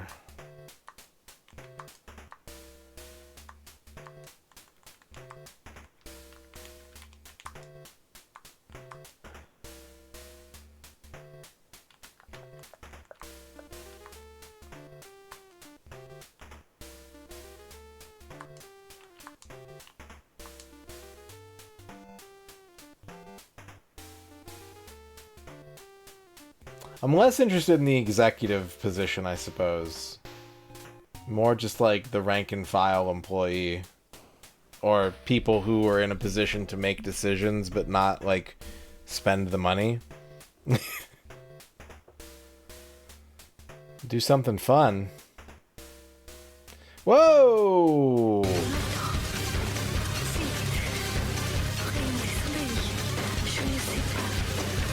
Basehole gifting subs to Daniel Bonin, Tokyo Genesis, Stream Hatman, Salad Dongs, and Mr. Smiles.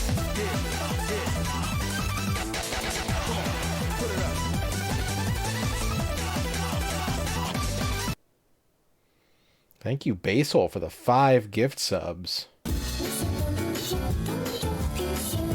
Speedy Cat's in here. Speedy Cat's in the pool.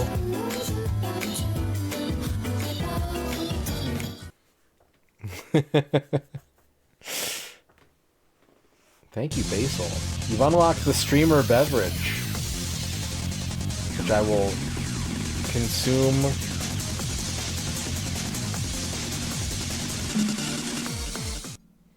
with thrill and excitement.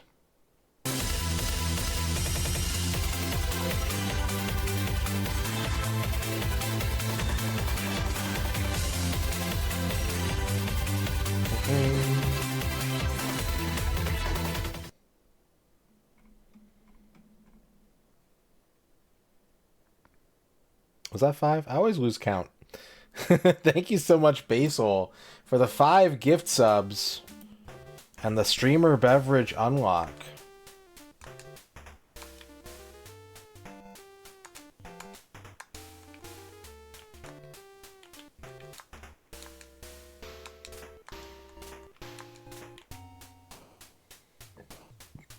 Slightly different English script. Interesting. I need to know who this Manuel Barclay is. Mysterious figure.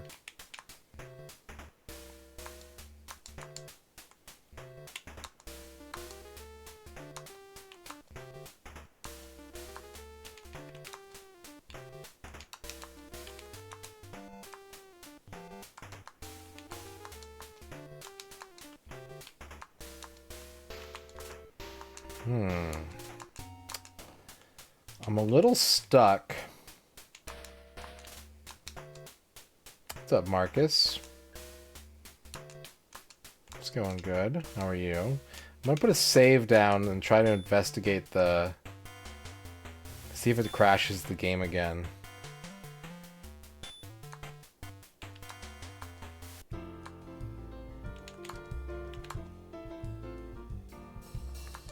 Also, let's talk to Jad. If you rush, you may miss something important.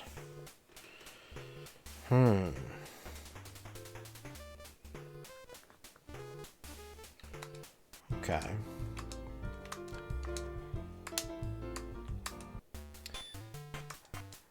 So if I go back to Joe's office...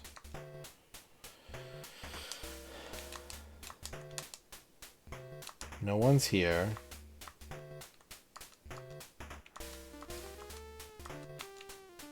Okay, that time I got to leave. Weird. That time I didn't. I don't think I searched the room. I skipped the search room. Did I, like, dead end myself? Did I do something? Does anyone... I know someone in chat mentioned that there's, like, soft locks in this game. Have I goofed?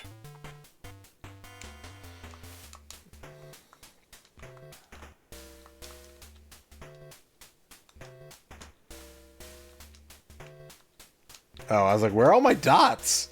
I didn't load my file.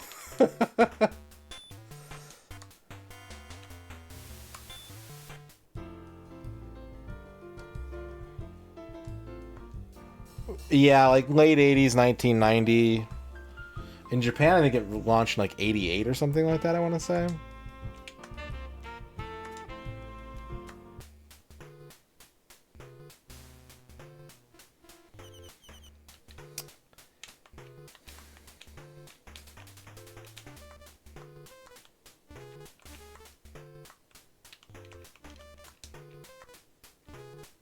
suspect.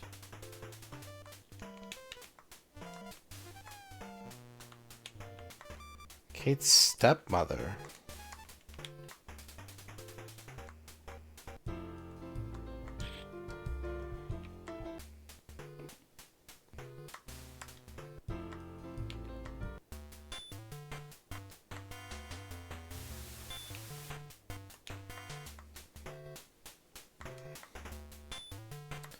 I can't get any warrants, I don't think.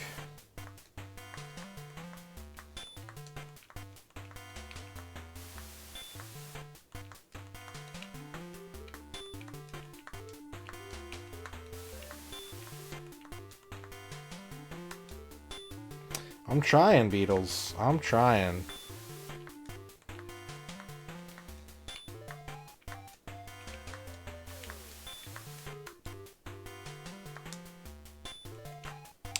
No warrants.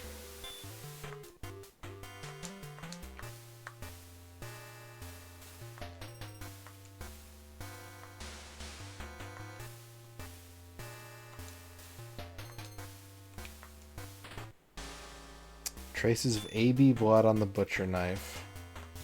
Same size as the murder weapon.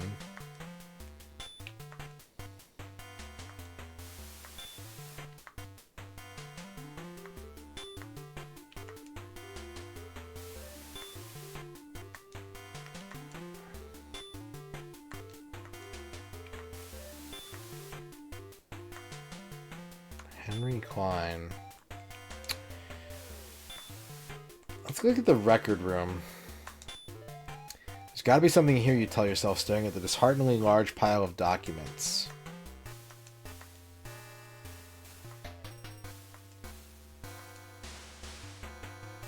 Security guard.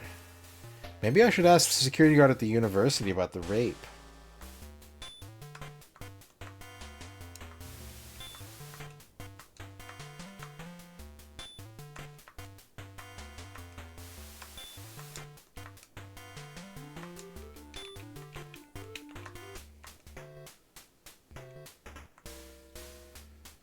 That is interesting.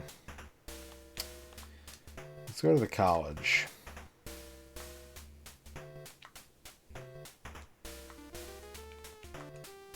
I can't ask him about it.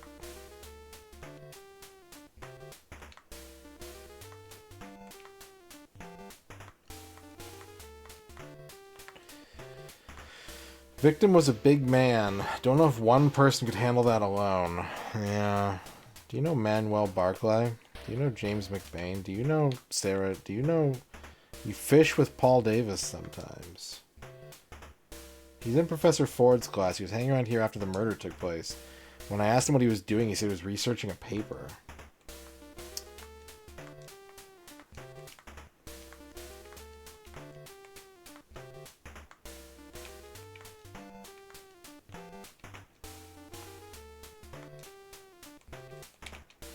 His paper about the perfect murder.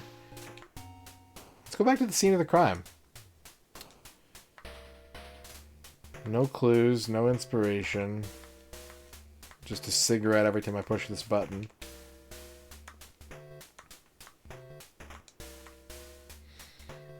Let's talk to the professor.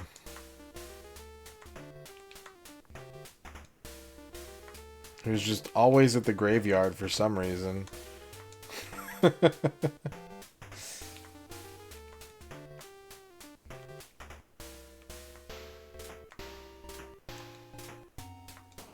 Just immediate emphysema death. Do you know Ralph Carrington? Yeah, you do.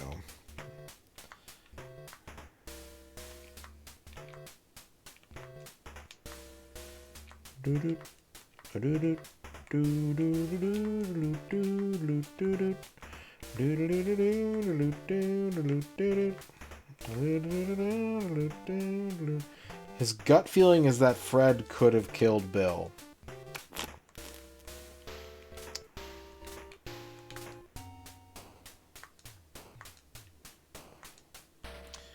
Let's go back to the Carringtons.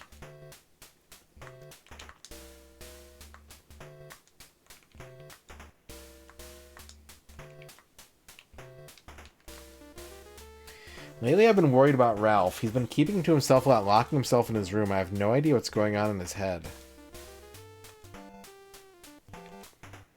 Ralph's being a little weirdo, huh? A little weirdo freak. A little freaky weirdo.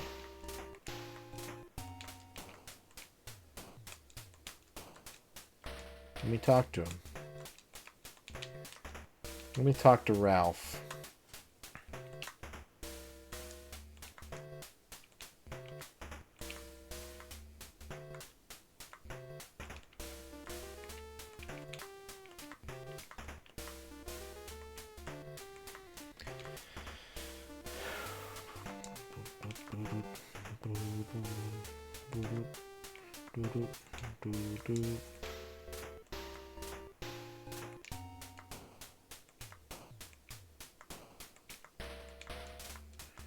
Ralph's got nothing to say.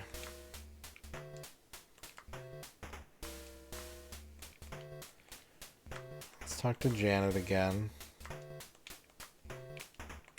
There's still this Bill's birth thing. Saw a picture of him once. I have a picture. I'd love to show it to you. I would love to show you a picture. Bill's both.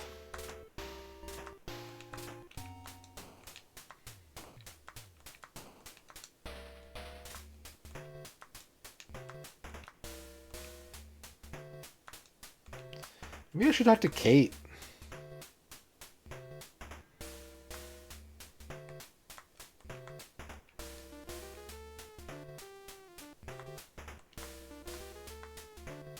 Maybe I should talk to Kate. I keep not talking to her because she seems like a minor character, but that's probably my mistake. What if I killed Bill? Oh my god, that's crazy. What are you talking about? Anyways, streamer beverage.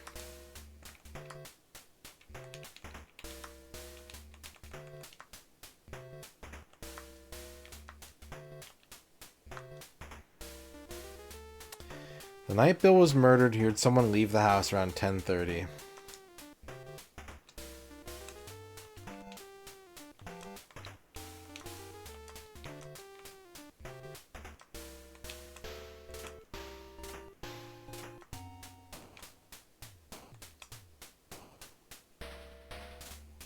Oh, did we finally find Shelly's apartment? Oh my god. After all this time, we can finally talk to Shelly. Oh my god. You stop in front of a white concrete apartment complex. You note that it's just a short walk from Hoolington College. Yes, questions the blonde woman who answers your knock. Hello. Yes, what is it? Shelly McDonald, 28, worked for the Robbins Trading Company, blood type O. Parents died when she was young, had a sister, but she died too. Did she, though? I don't think she did. I don't think she did, girl. I write sometimes just for my own enjoyment. I type and take shorthand. I also have good organizational skills. I was born in upstate New York and came here 2 years ago. That's right, Liz.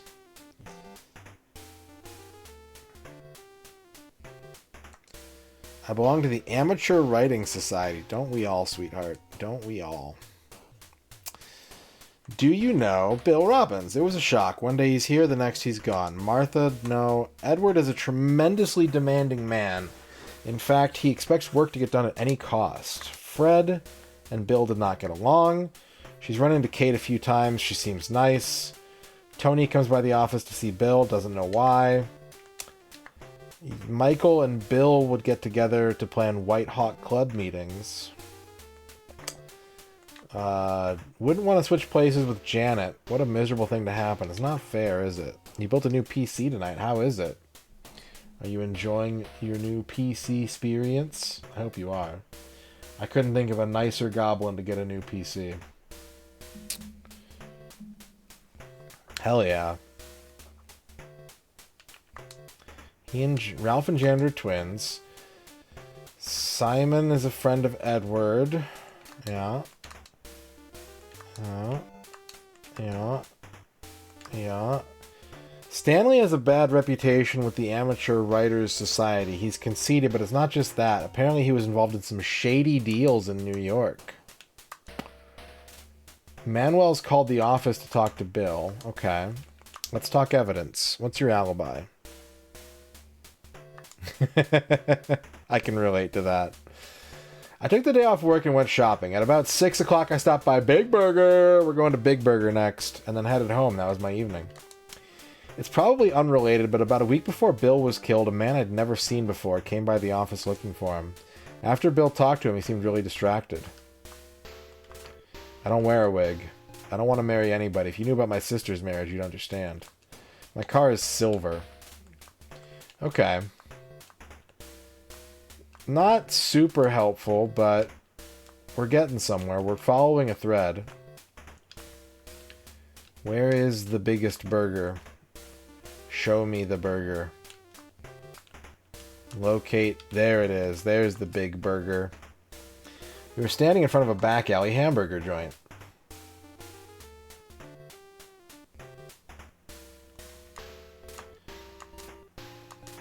That's not what I wanted to do. Back alley hamburger. Yeah. Hi there. How about trying our amazing new triple cheeseburger or perhaps a tasty chocolate bopper for dessert? Suggests the cheerful young man behind the counter. The restaurant is jammed with groups of teenagers and parents with small kids. Like, what do you want to talk to me for? Nick Goodman. Oh, this is the guy who's dating the girl who works at the movie theater. Totally cool name, huh? Who says that? I want a chocolate bopper, too. I'm 20 years old.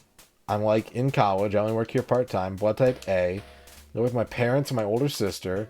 I like to get together with the guys and jam. We play some pretty killer surf tunes. No, you don't. You don't do that. Do you know how few bands were playing surf rock when this game came out?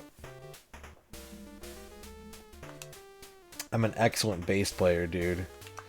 I was born in this lame town. I'm totally not into the group scene, you know? The dead guy? Yeah, I knew Janet, his old lady.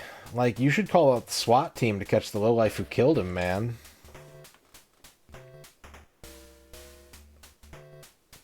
Maybe with, like, as, like, an offshoot of, like, B-52s? Yeah, Kokomo. I wouldn't call Kokomo a surf tune. I mean, it's a Beach Boys song. They're all surf tunes. But, yeah, I don't know.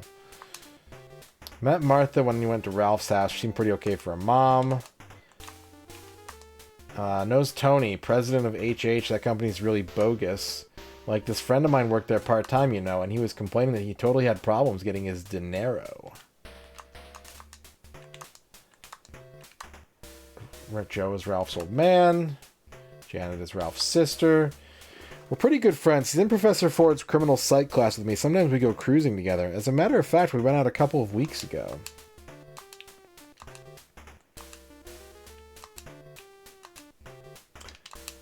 Sarah Shields is a babe. She's way mysterious, and I totally like that. I bet a lot of the customers go there just to check her out. I think he owns the movie theater where my girlfriend Daisy works part-time. The old guy always has a cigar in his mouth. He acts like a jerk. Seen him a couple of times over at the Hungry Fisherman. He's always bragging about something. Always telling people that he's just got himself some fantastic contract. From what I've heard, he can barely sell any books. Okay, let's talk evidence. Alibi. They were renovating this place the day that dude got killed, so I got off around 3. I picked up Daisy and Ralph later on. The three of us went for a cruise downtown, got home before midnight. I remember Ralph saying they had something to do. We dropped him off around 10 near school. Drive an orange Fiesta. That's the third Ford in this game. No other car brands have been named. Okay, so Ralph is looking real suspicious. I mean, he has been since the beginning, but why did Ralph go to the school at 10?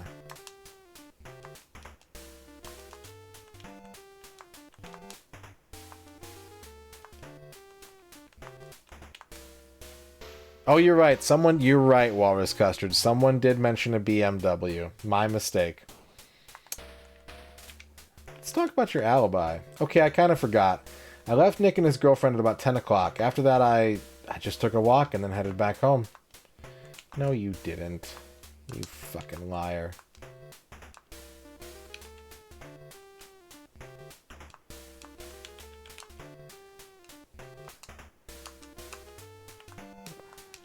Let's talk to the DA. Can I get a search warrant for the Carringtons? Yes, I can. Ding, ding, ding, ding.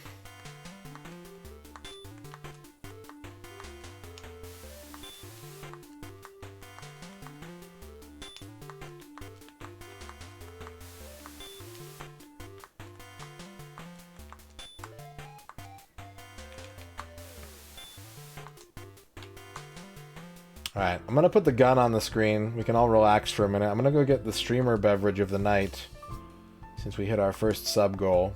I'm probably gonna go to the bathroom real quick, so this is gonna be an extended gun break. But I'll see you back here. Please think about the gun, listen to the soothing music, and I'll be back in a few minutes.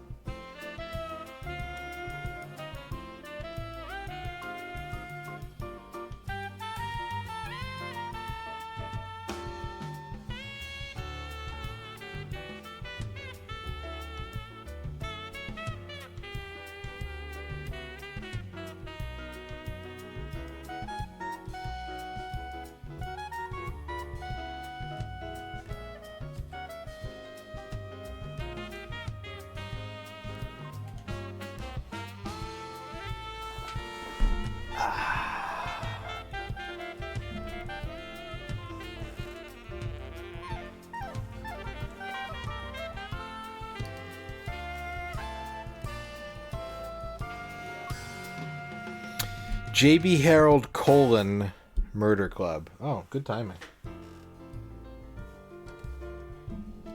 1 second.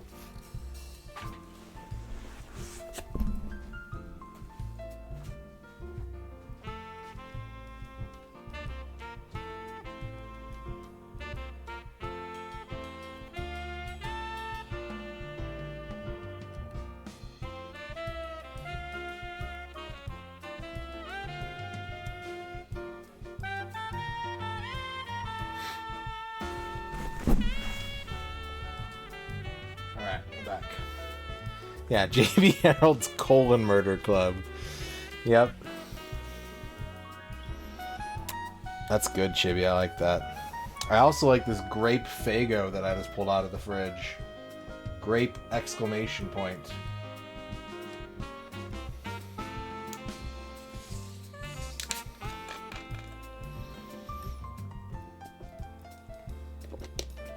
I don't drink grape sodas very often, but I always like grape soda.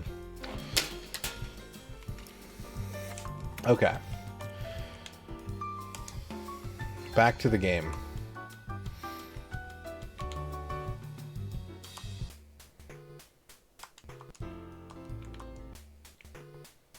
JB, you're hot on the trail. Go for it.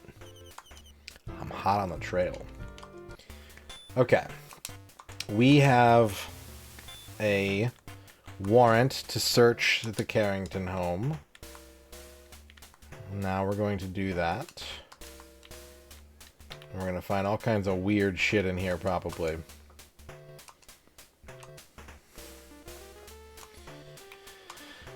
Out of my way!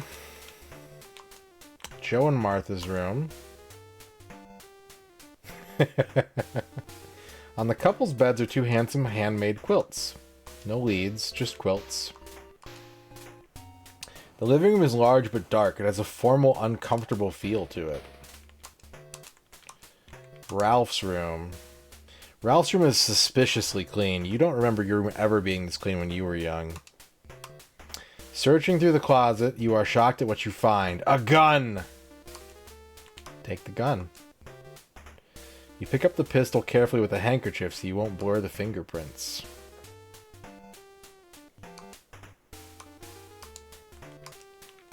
Janet's room. You can tell immediately that this is the room she grew up in. High school photos and posters cover the walls. In the chest of drawers, you find an envelope containing some kind of contract. It's Bill Robbins' life insurance policy. Yoink.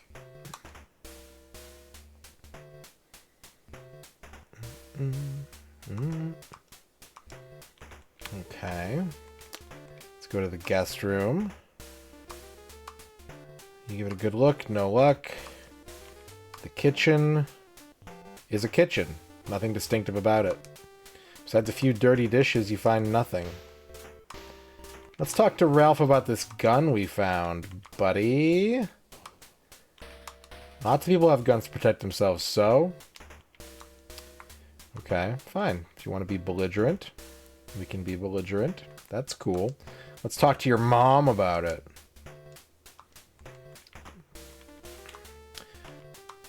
There's no pistol in this house. Yeah, not anymore. I'm about to take it downtown, lady. Janet, let's talk about this life insurance policy. Life insurance? What about it? Okay. I'll be taking this stuff with me. You all have a good day. I'll be back in a second to arrest you.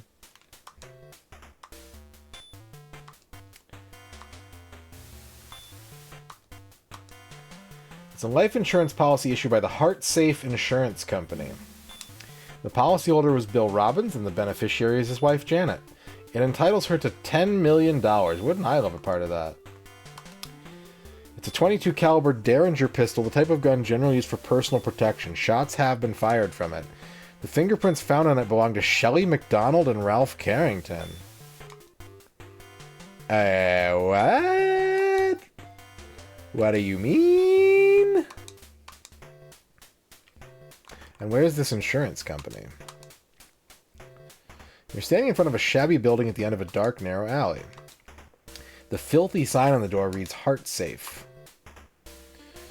What is it? Asks the seedy-looking man. The small office contains just a desk, a chair, and stacks of papers. Harrison Turner, 34, insurance agent, blood type O, wife and 2 daughters. He likes to toss down a few cold ones and reminisce about his hippie days. What about some cool ones? He swims the same way he drinks, like a fish. Born in Santa Cruz. Belongs to the Insurance Agents Association. Let's go down the list. Read about Bill in the papers like everybody else. We live in a terrible world. What am I supposed to do about it? Never met Martha. Edward wouldn't buy insurance from us, so he doesn't believe in insurance. Tony's the president of the HH company. He's trying to get insurance from us. I guess their fancy new Eau de Citrus perfume is a real bomb. Michael took out a policy for his family. Joe took out a fire protection policy. Janet has a policy with us. It's kind of fishy that the lady just signed the papers and boom, her old man drops dead. You bet we're looking into it. Doesn't know Ralph. Dr. Randall bought insurance. It was a life insurance policy and the beneficiary was Susie McNally. But he doesn't know Susie. Really likes Sarah's music. And that's it. Okay, let's talk evidence. Alibi. The day of the murder, I went out of town on business and came back about 11 o'clock. I was too tired to drive home, so I just slept here in the office. Hey, wait, I saw Mr. Robbins that night. No, not the victim, his father. It was kind of late, and he was walking with someone near the church. White Hawk Club was an excuse for snooty rich kids to get together and get smashed. Mrs. Robbins came in to sign the contract about a month ago. She said everything seemed to be in order. Business is slow, but he's doing all right. Okay. Well, a murder for insurance money. You play with the idea for a moment. That definitely gives us something to talk to Janet about. It also gives us something to talk to Edward about. And maybe we can make 2 more arrests. Maybe we can make 4 arrests. Can't wait to arrest everybody.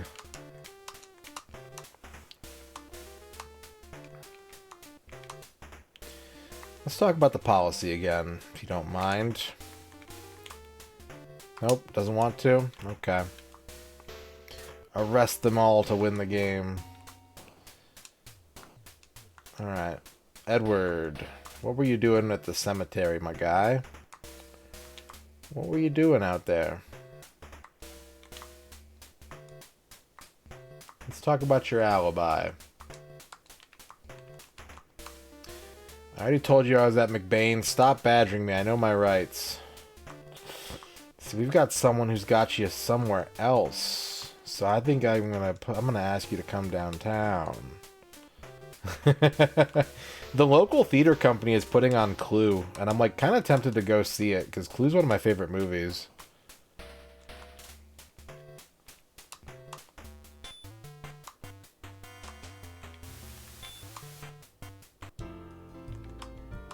No, not cancel. Save. Ta-da! How's my score? 70%. The truth is difficult to determine, but I know you can do it.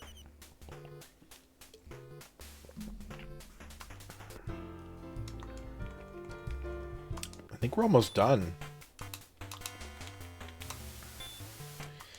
I want to arrest everybody. Arrest Edward? I can't. Okay. Arrest Janet? I can't. I could probably get some search warrants, though. Can I arrest Susie? No. Can I arrest Shelly? No. Oh, I gotta ask Shelly about the gun. Her fingerprints are on the gun. Alright. Search warrants. Robbins Company?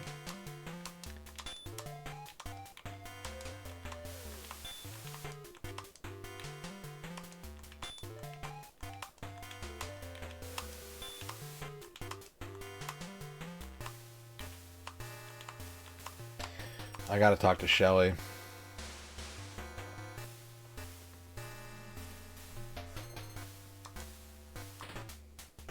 I have no idea.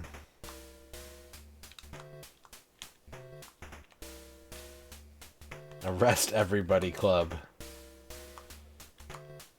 Alright, Shelly, why do you have prints on this pistol? I have never used a pistol. You have, though. We got an ID on your prints, lady. Alright, well, I'm gonna get a search warrant. I'll be right back.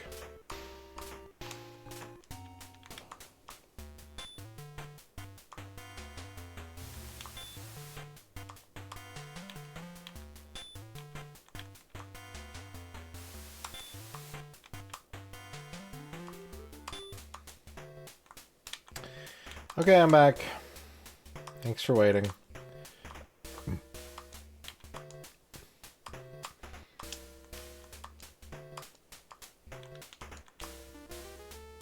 Books, jewelry, clothing, everything is meticulously organized. You're beginning to feel a little sick.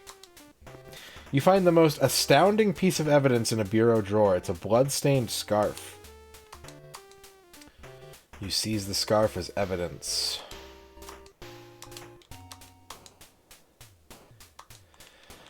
Okay, Shelly, let's...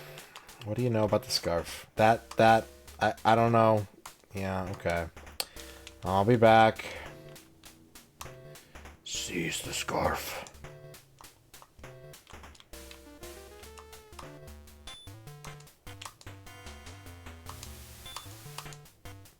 It's a silk scarf. We found traces of type AB blood on it.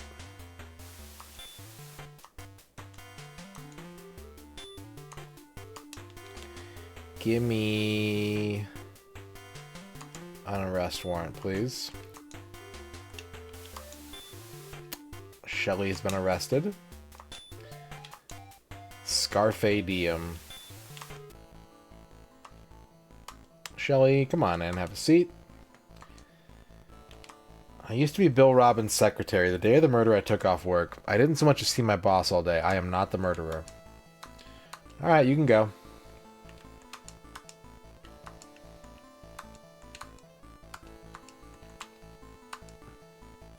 Earrings don't belong to you. Doesn't know about the policy. Doesn't know about the wig. Doesn't know about the letter. That's my gun. That's your gun. Why is it in Ralph's room? That.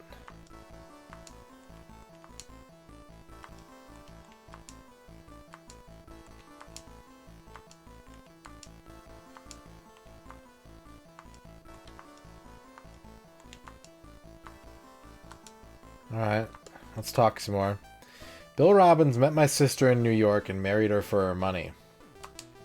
He spent it all, every penny, and when my sister couldn't support him anymore, he walked out on her. As I said, when my sister's money ran out, Bill dumped her. Well, Bill was her whole life. When she realized he wasn't coming back, she shot herself in the head with that gun. I came to this town to avenge my sister's death, but I gave up that silly idea.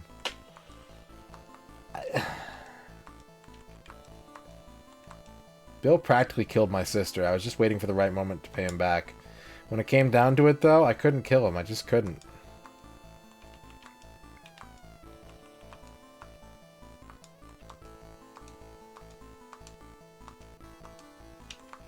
Let's look at the pistol again. It's her gun. Okay.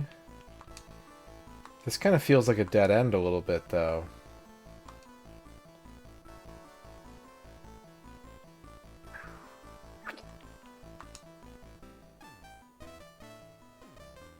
Except for the part where her gun is in Ralph's room.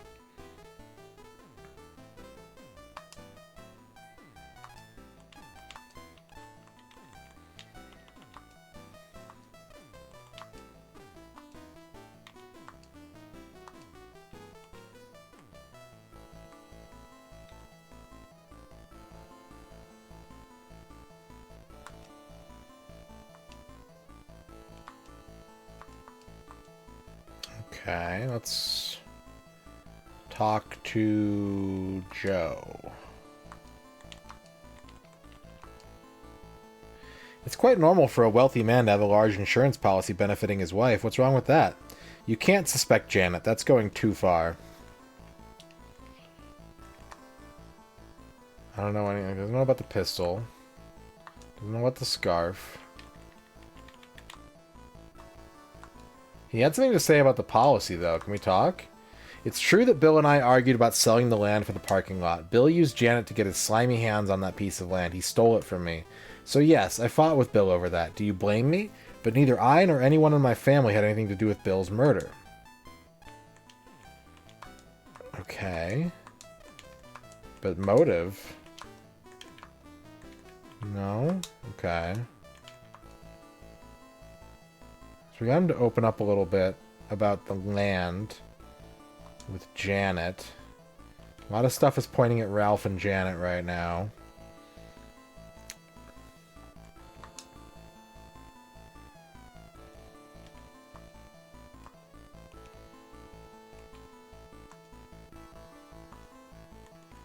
Can we get some more arrest warrants?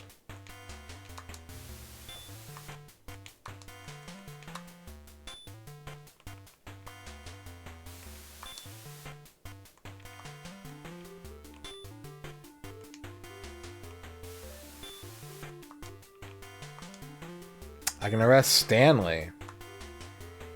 Where did that come from? Why can I arrest Stanley? All right, let's question Stanley.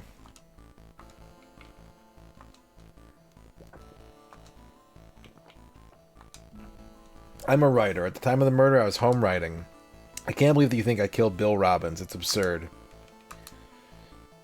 What about your bank book, my friend? That. Yeah. That.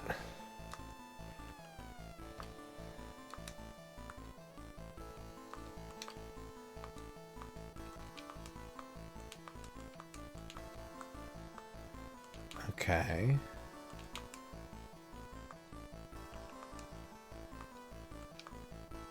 That's the only thing we can get him to nudge on. It doesn't seem to know about anything else. Just the bank book. That was the money I got from selling the car I'd stolen.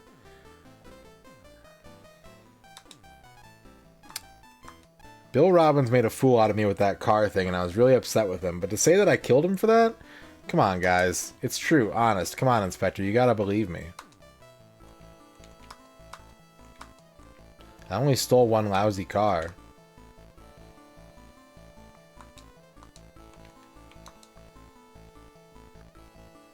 Yes, I stole the car from the Robbins Trading Company parking lot. I couldn't sell my books. I was having a hard time. I'm truly sorry. It was a bad judgment call. I'll admit to stealing a car, but I sure as hell didn't kill anyone. It's true. You've got to believe me. The background in his portrait changed color. I don't know why, but it did.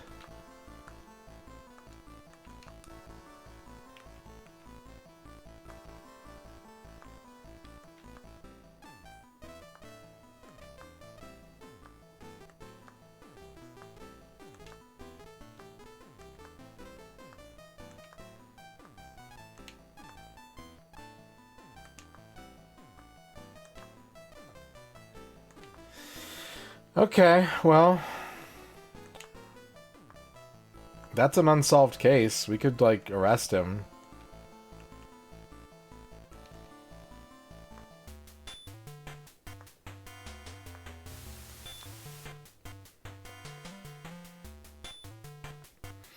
Innumerable files are kept in this dimly lit room. You skim through them for information relating to the Robbins case.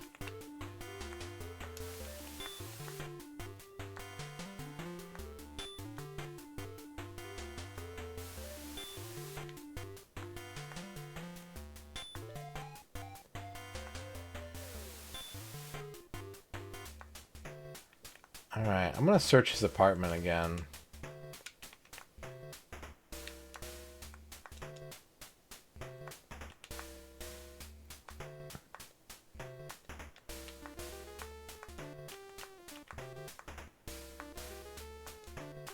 Nope.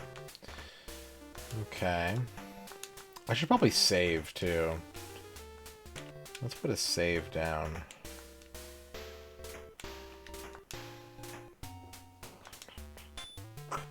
Mm.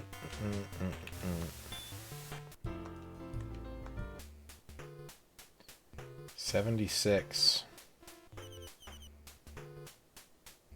There's a little bit of interviewing I haven't done yet, and a little bit of information I don't have. But I think I'm 76% done with the game.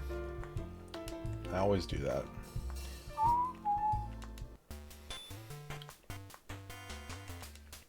I'm on it, Chief. Janet. Janet? Janet. Janet and Ralph. This game is just the one case, yeah, but there's a whole J.B. Harold series. I don't remember how many games are in it. I think it's at least like 5.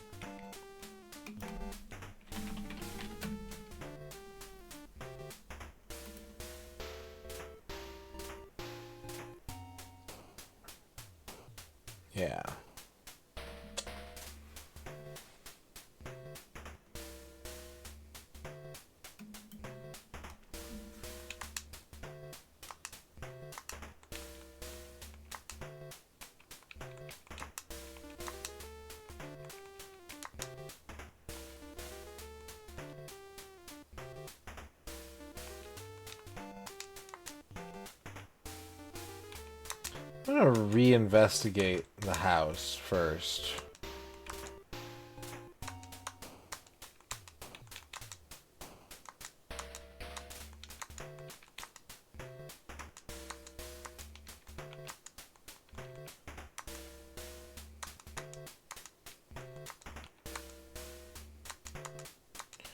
Alright, let's call Ralph in. Ralph. Nothing worth talking about. Yeah, but you had her gun. Okay, hang on a second.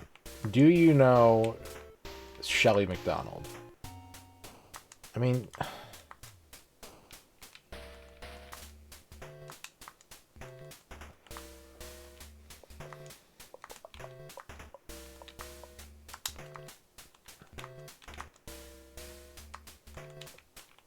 Do you know Shelley McDonald?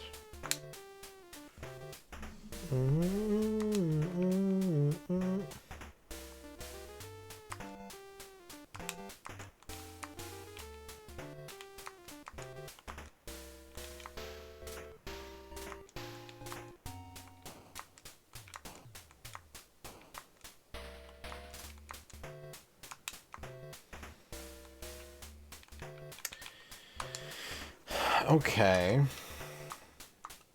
Let's go to the parking lot guy. I solved your stolen car case.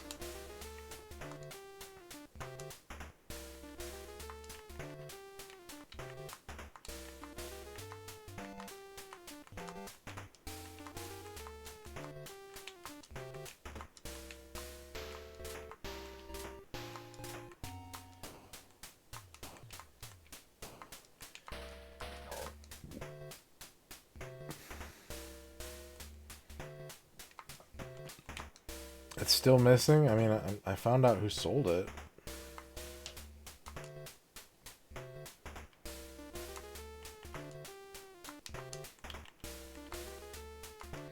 Can I get a search warrant for Joe's office now?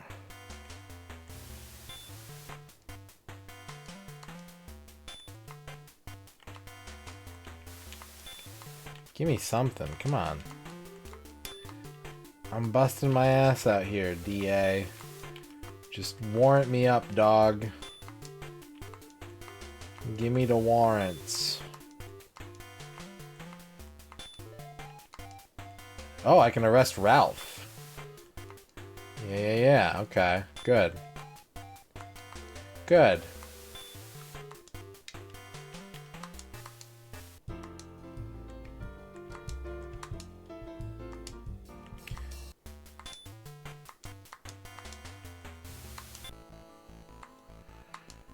Ralph. I'm Janet's twin brother. I hated that rotten husband of hers. Still, I didn't kill him. The night he was murdered, I was out driving with friends until late at night. I didn't even see him.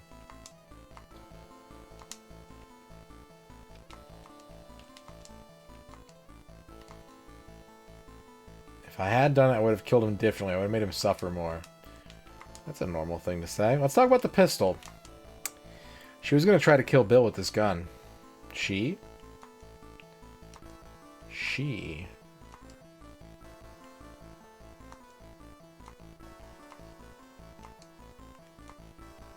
That's my blood.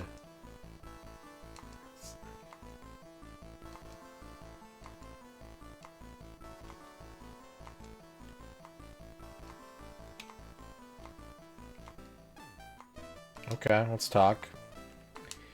That day I was cruising around town with my friend Nick and his girlfriend. They dropped me off early so I could stop by Shelley McDonald's apartment. I was worried about what she might do. She hated Bill for what he did to her sister. I didn't know what she was capable of doing. That's why I took the gun away from her. Okay. The more I heard stuff about Bill from Shelley, the more I felt something had to be done about him. I even thought about killing him, but somebody beat me to it.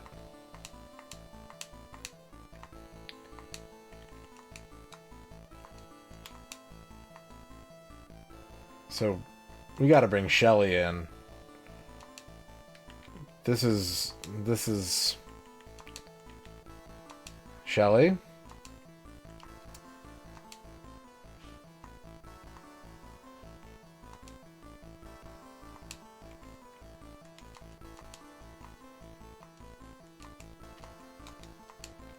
Let's talk about the scarf. Oh shit, I didn't see what she said. I was going to kill Bill, but Ralph wrestled the gun away from me. As we were struggling, a shot went off and hit him. The bloodstains on the scarf are his.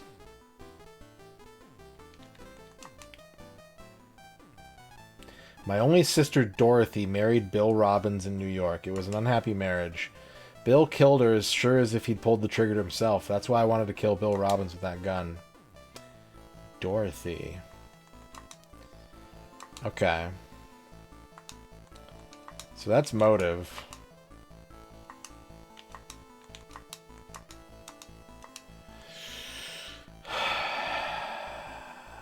We gotta bring the doctor in.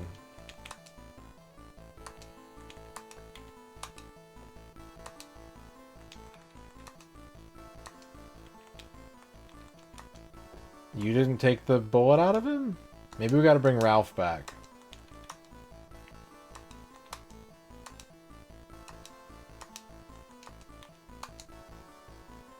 Shelly didn't do anything. She used her scarf as a bandage when I accidentally got shot.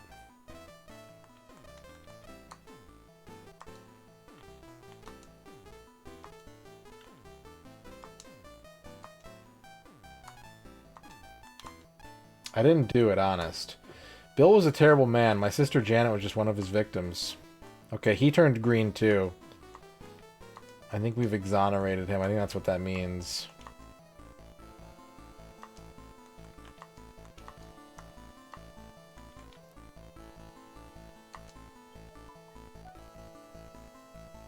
What's up, my man is Mega?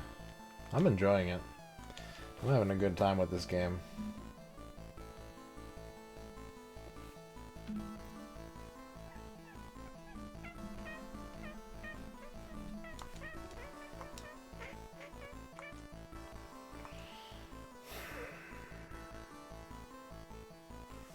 So now what?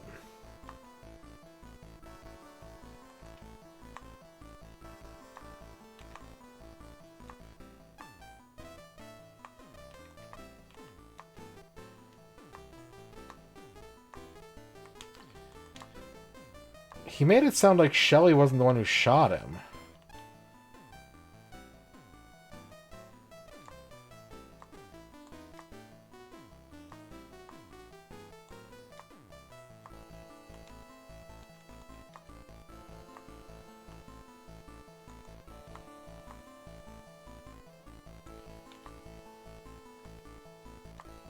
Tony?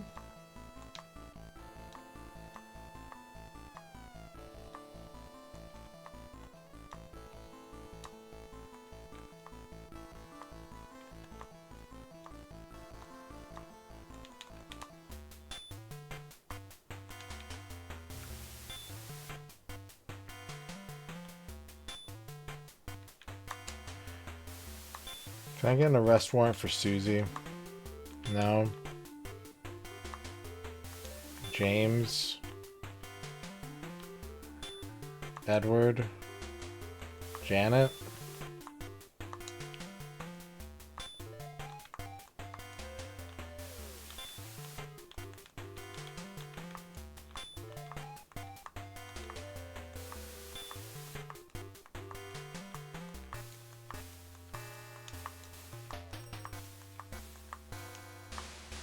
Okay, so I can't get any more warrants.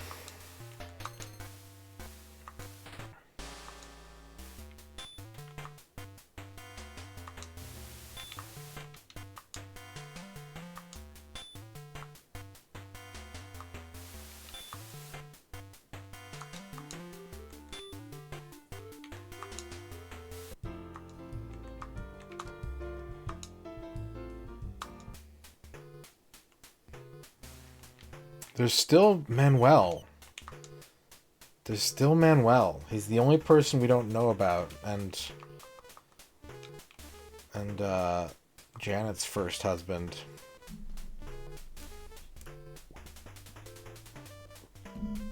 Who should be Henry Klein.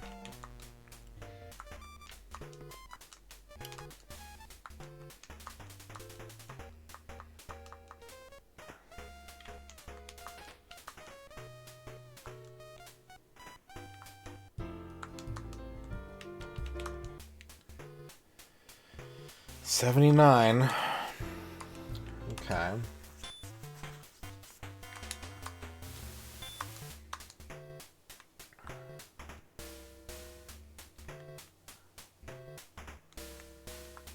Janet?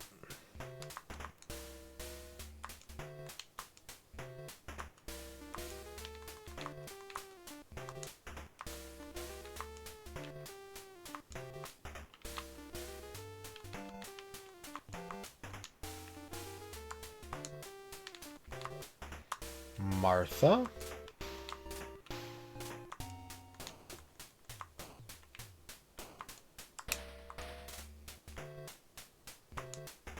Let's search. Let's look for clues.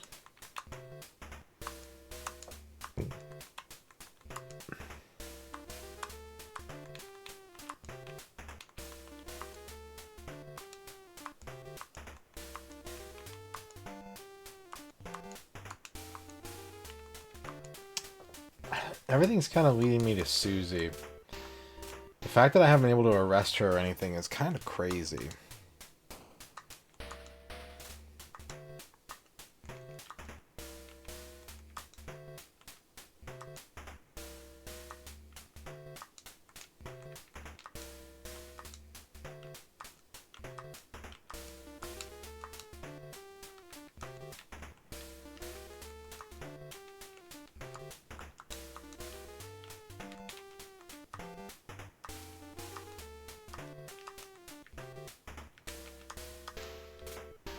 Anything in the clinic?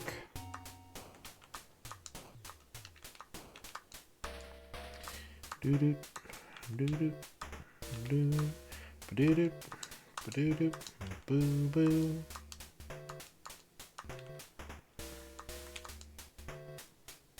Holdings?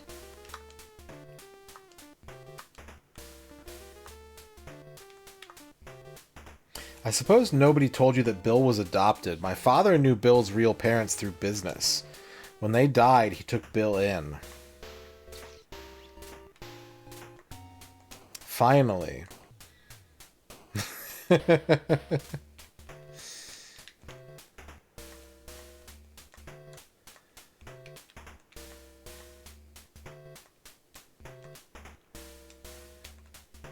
that why Pamela doesn't like him? What's up, Kydrian?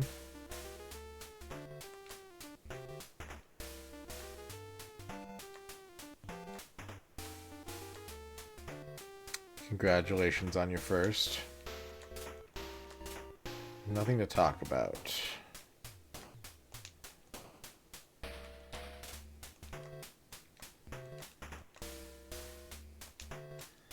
Someone's alibi needs to crack. I need to start asking everyone about their alibi again.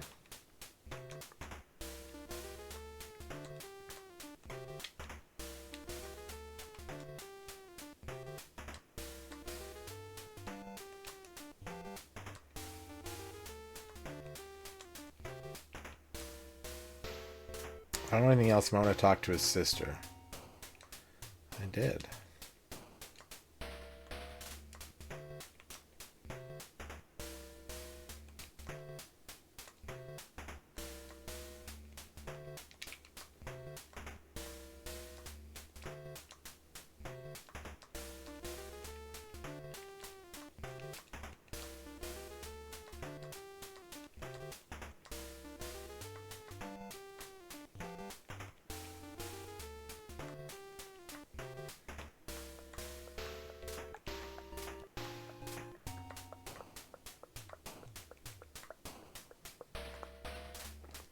We should investigate the Holdings house again.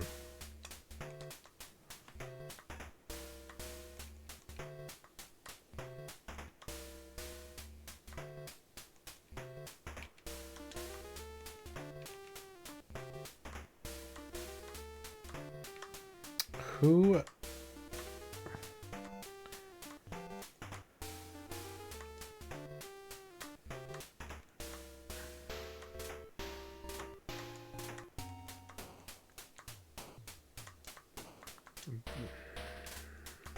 McBain?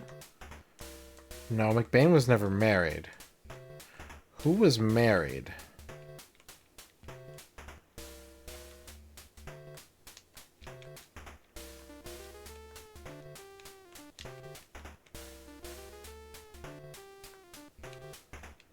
Wait a second.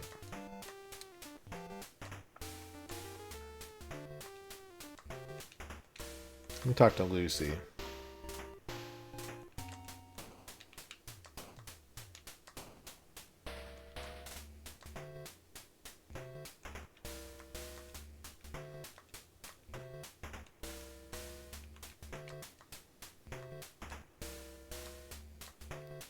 That sucks.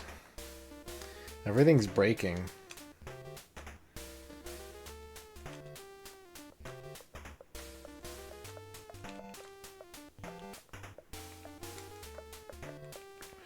This does not take notes, no, but I haven't really had the need. I don't know if I've like... I don't think it's come up where I've been like, I wish I'd written something down.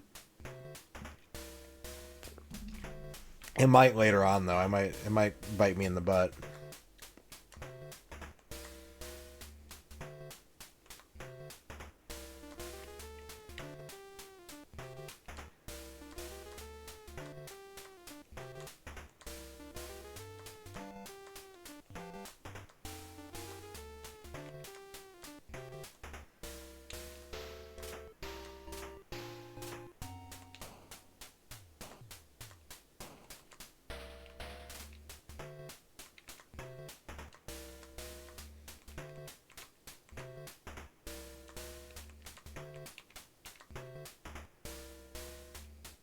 Tell me about your pistol marriage.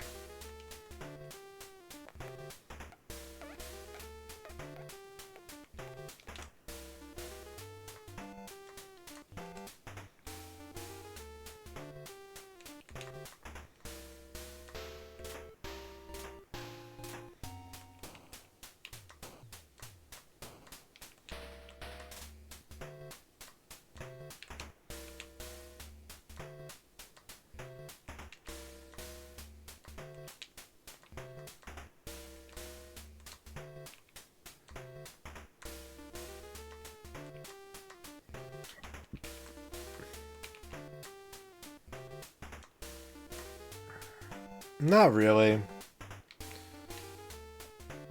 Not really. I've still got leads to chase.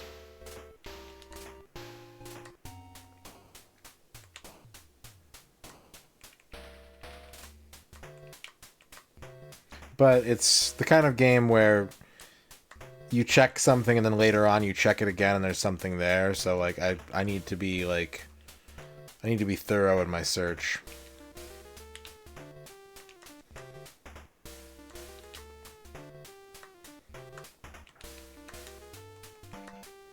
What? I can show him the photograph.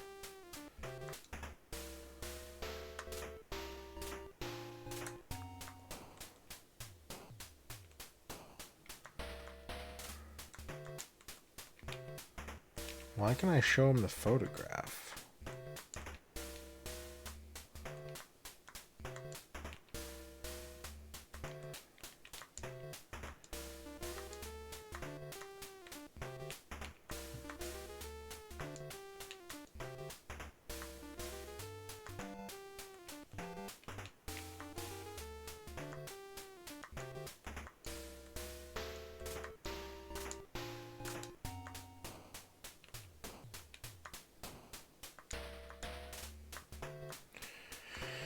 Boom, boom. Okay, there's a lot of places I've only been to like once. Would you like a hamburger and some fries with that coffee?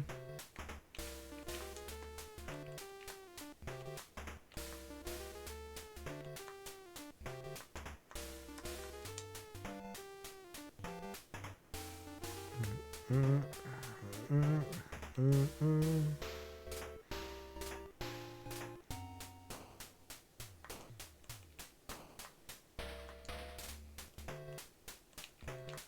the fuck is Manuel Barclay? Who is Manuel Barclay?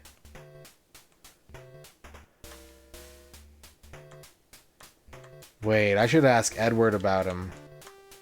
Now that I know that Bill's adopted, what if Manuel Barclay is Bill's dad?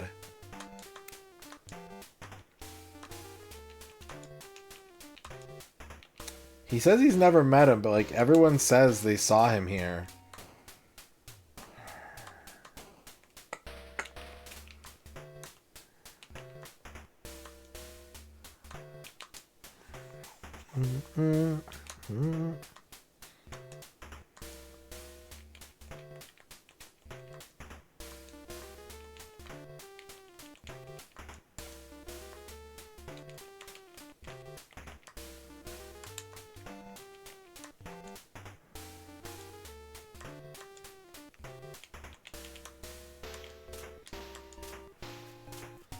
If I go there, I might freeze the game.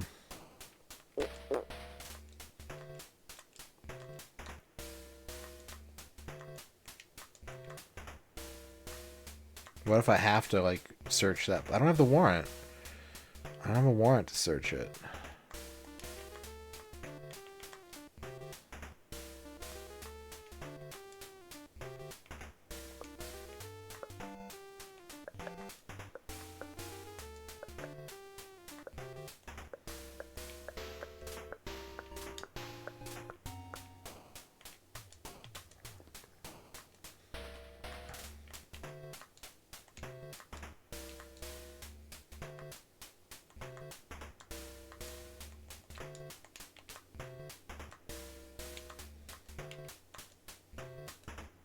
Let's try the hotel again.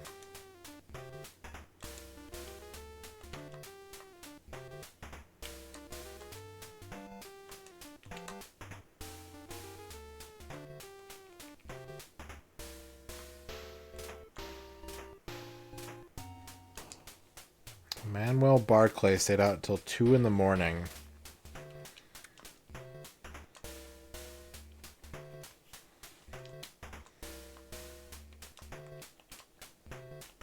Been staying here for 3 weeks.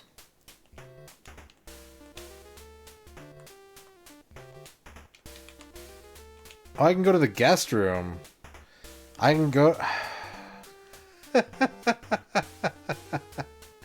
It's a comfortable looking room. You're impressed with the luxurious surroundings. Yes, what is it?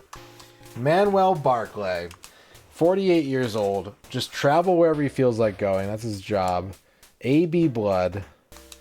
Back home, he's got a wife and 3 kids. He just likes to travel. He always makes money when he goes to the racetracks. He's born in Brazil. He's not affiliated with an organization. Do you know Bill Robbins? Read about it in the newspapers. Man got killed, right? Don't know anyone in town. But you do. But you do, my friend.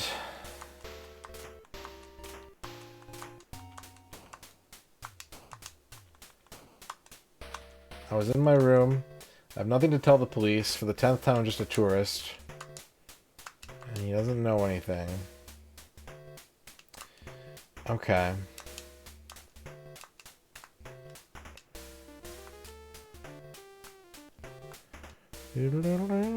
Yeah, just travel and gamble.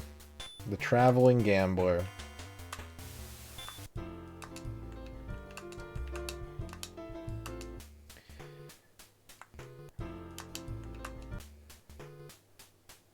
I have 100% information. I haven't done all the interviewing. I have a lot of interrogation and a little bit of evidence to find still. Let's see if we can get a warrant. Can we get a warrant on the Robbins Trading Company? No. Can I get a warrant on the hotel? No.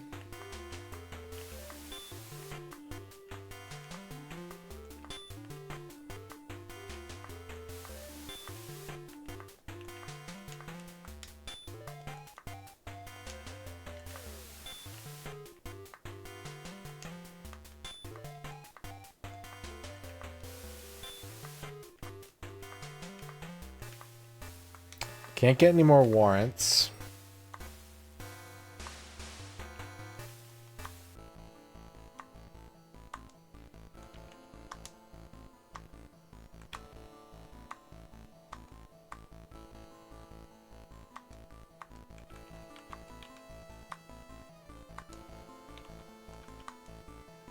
Can I get him to open up?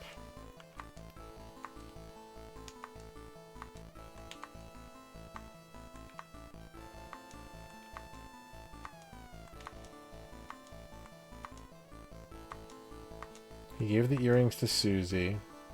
He didn't trust insurance agents, said they were the scum of the earth. No matter how many people encouraged him to get insurance, he never bought any. He didn't buy the policy. Janet put the policy on Bill.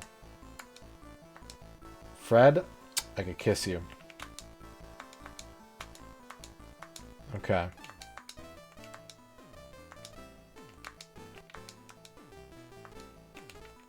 Now can I get an arrest warrant for Janet?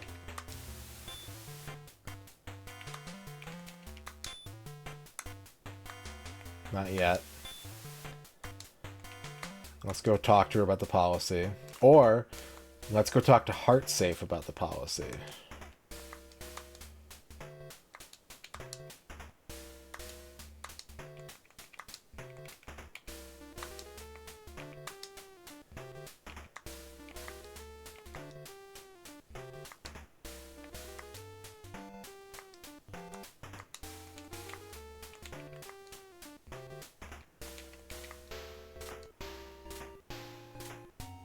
Okay.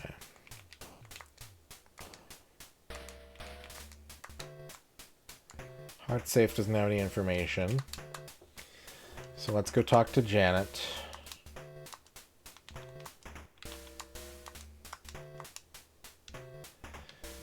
And if she doesn't know anything,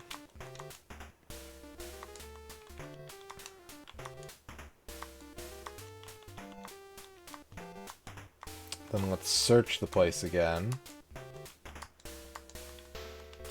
And if I don't find anything, we'll talk to Joe about the insurance policy.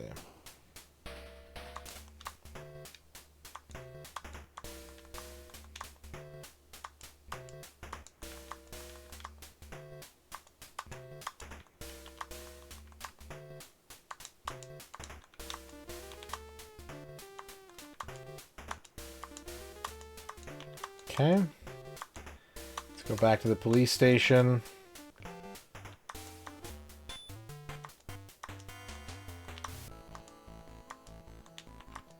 Call Joe. Show him the policy.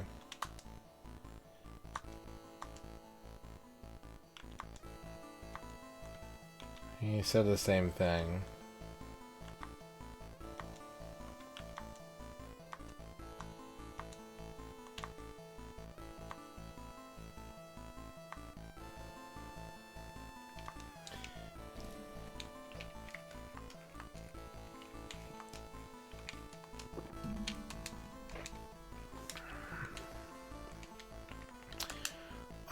What about Ralph? What about Tony? I'm sure he was killed for the insurance money.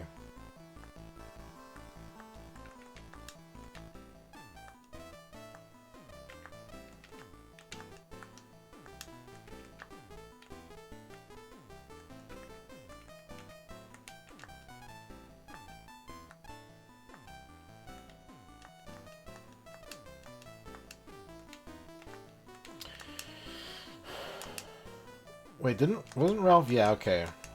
We got Ralph to green.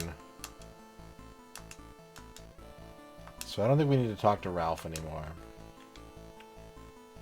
Stanley is green too.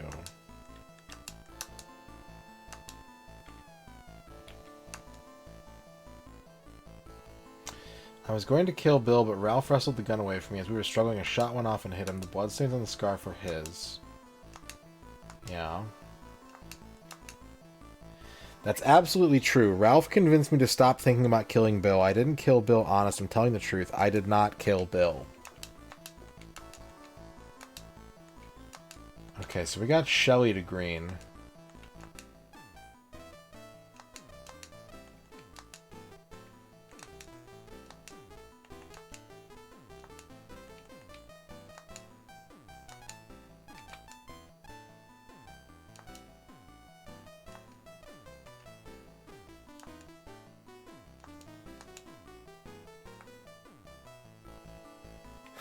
I did not. Oh, hi, Jiggy. How's it going? Okay.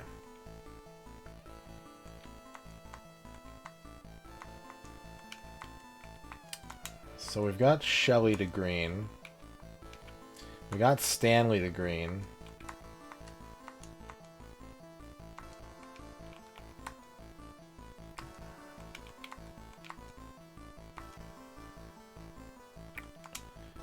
Hopefully you get well soon.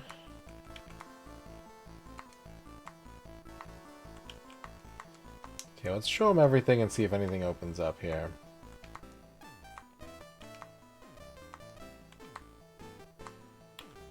Maybe we missed something. It's one of the few pictures we have of Susie's father. The man next to him is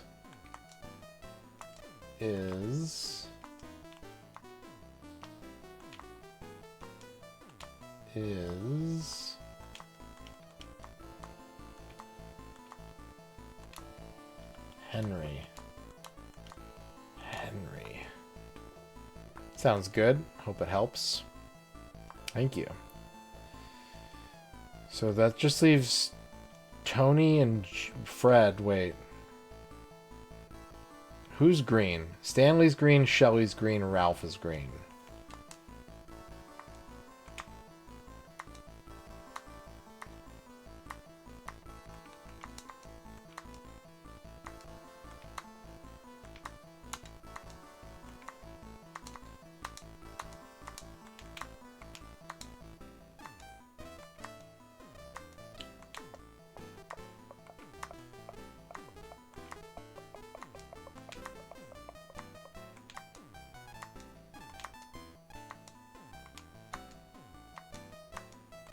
He gave the earrings to Susie. He said that he never bought any insurance. His dad doesn't trust insurance agents either. Maybe I need to talk to him about that now too. Let's go through. Tony's like, yeah, he was killed for the insurance money. He's like, that's a for sure thing.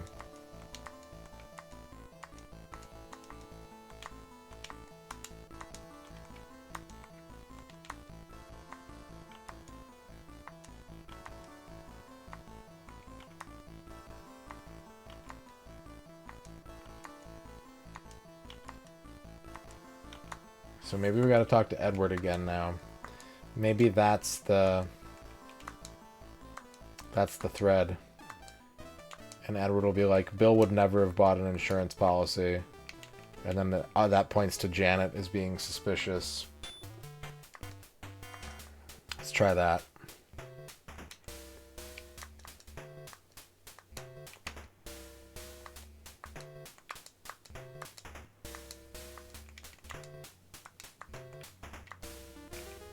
I can't ask him about the policy.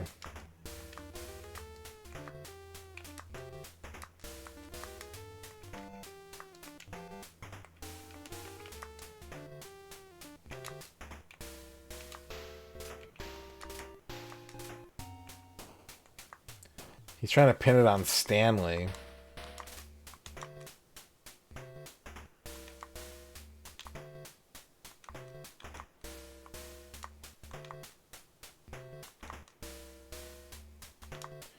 I haven't talked to Michael in a long time.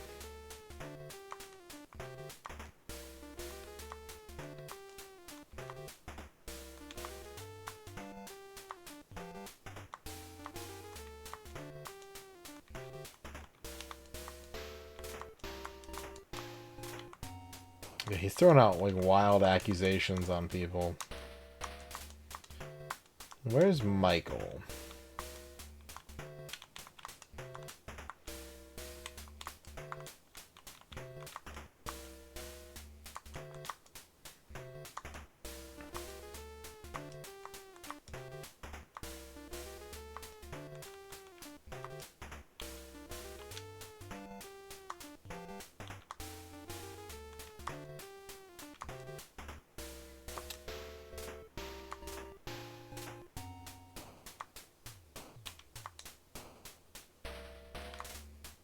White Mercedes. An IOU for what? I don't know what you're talking about.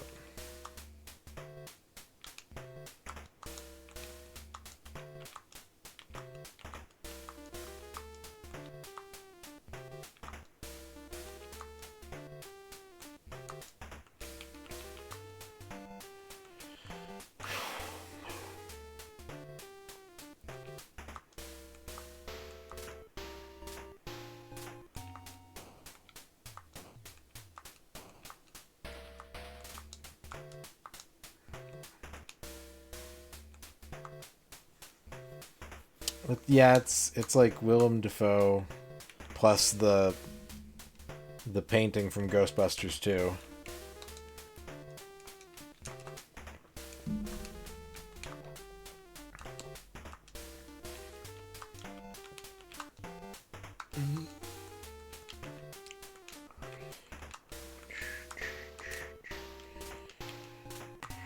Let's go talk to Manuel again.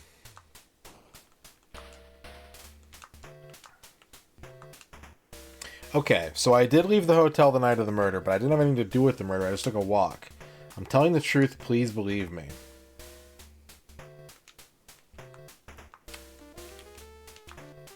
Can I bring him in for questioning? That seems very flimsy, but can I bring him in for questioning? Yep, I sure can.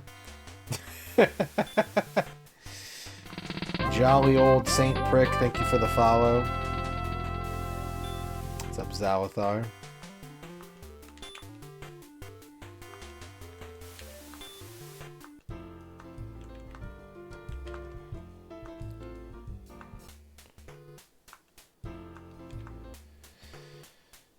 %. 80% complete. I'm still missing evidence, a little bit of interviewing. Like, probably like one thing in an interview or something, and then interrogations. Alright. Manuel, have a seat. I just asked him about it a second time, and he was like, okay, I lied.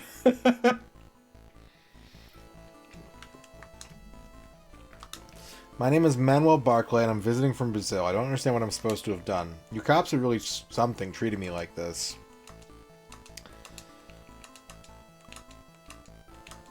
Okay.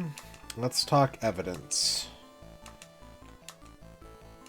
Is he in the photograph? That man. That man. He does recognize the guy in the photograph.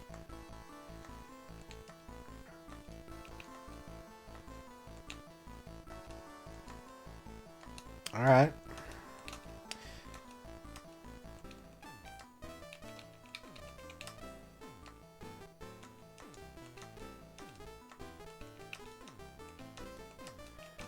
That's all I got. I got him to acknowledge the photograph. Can I search his room? Can I get a search warrant for the hotel? No. Yeah.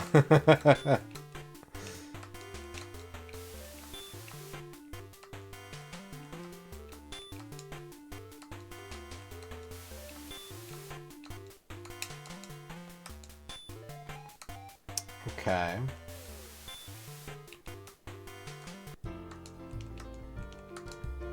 Well.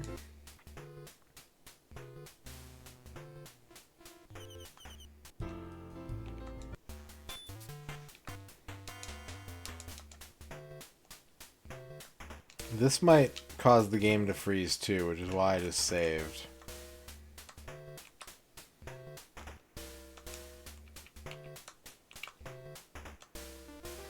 Manuel Barclay had already been arrested, so you can't investigate the room. I see. Yeah, I did. Thank you, Lance. It's like, tell me where I can't get a warrant for. HH Company. We talked to Michael.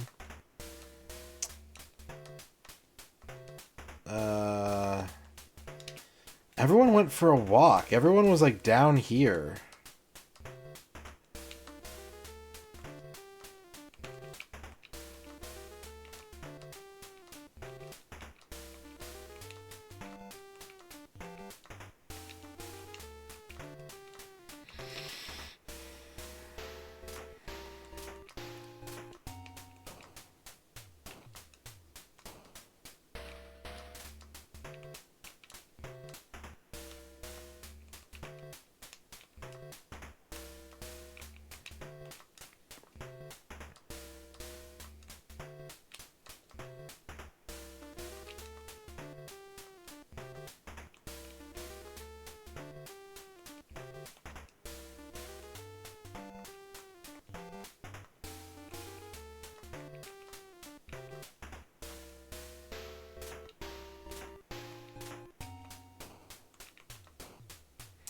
But did he have enough of a motive to kill Bill Robbins? Yeah. No, I've already exonerated him.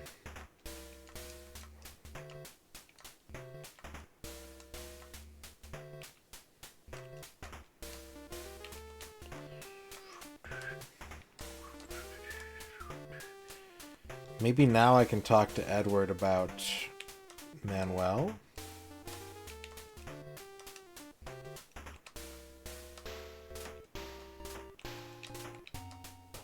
Has the criminal been arrested? Now that's good news.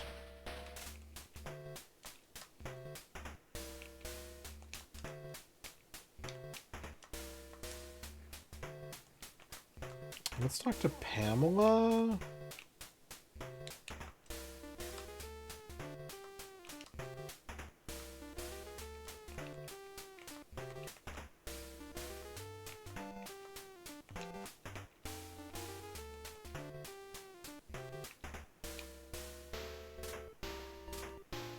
I may be old-fashioned, but I can't say I approve of her morals. It doesn't take her long to get to know a man, if you know what I mean.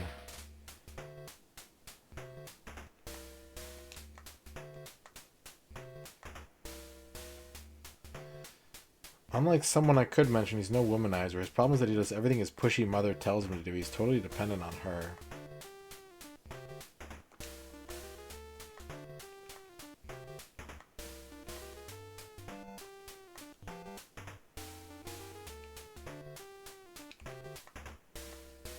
Let's search again.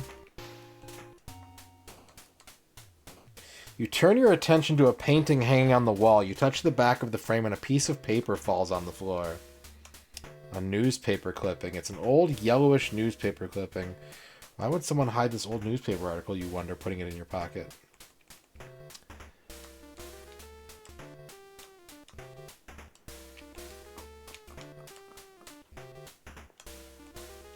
Doo-doo, doo-doo, doo-doo, doo-doo, doo-doo. I don't know anything about that. Okay, dude. You're so cooperative. You are the most cooperative. I think it turned up because Manuel got arrested. I think that was the flag.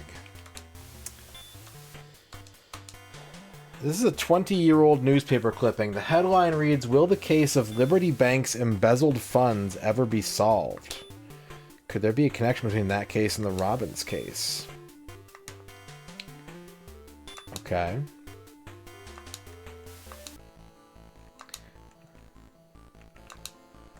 Let's start with Tony. Hi, Tony. Do you like newspapers, Tony?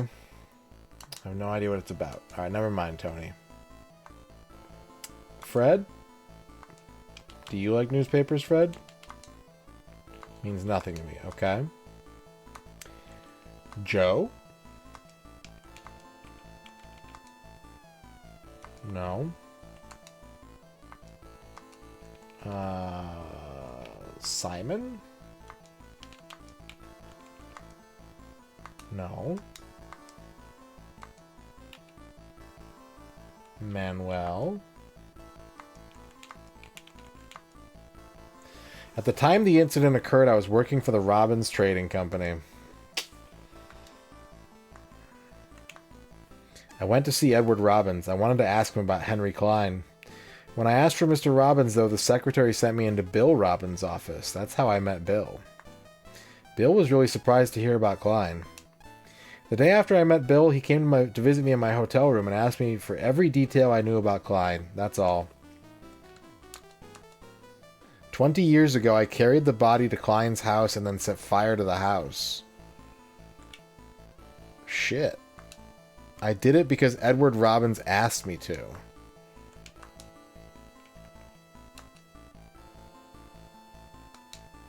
Okay.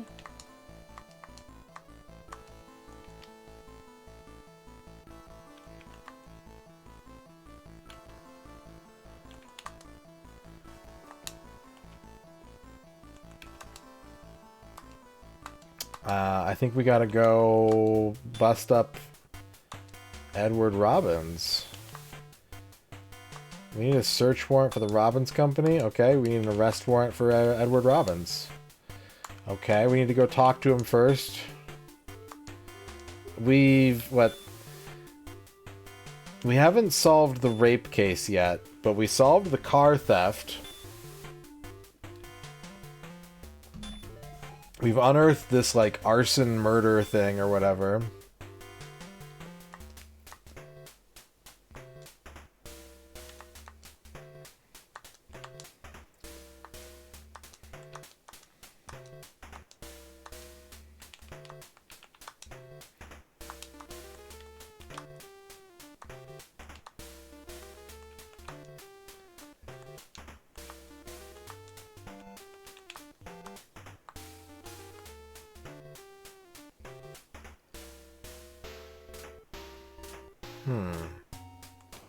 He's still not being cooperative.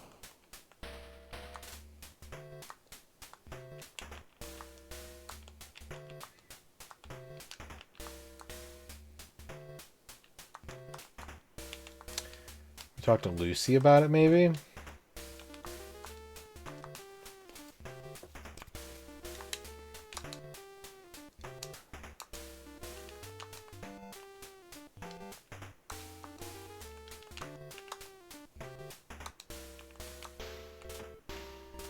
No.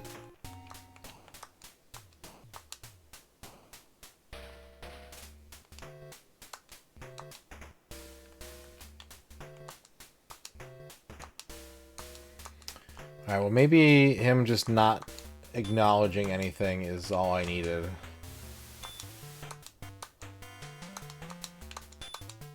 Nope.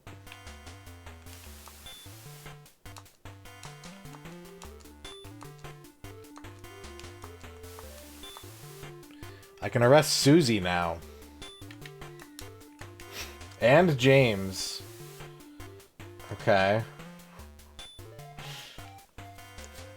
I guess.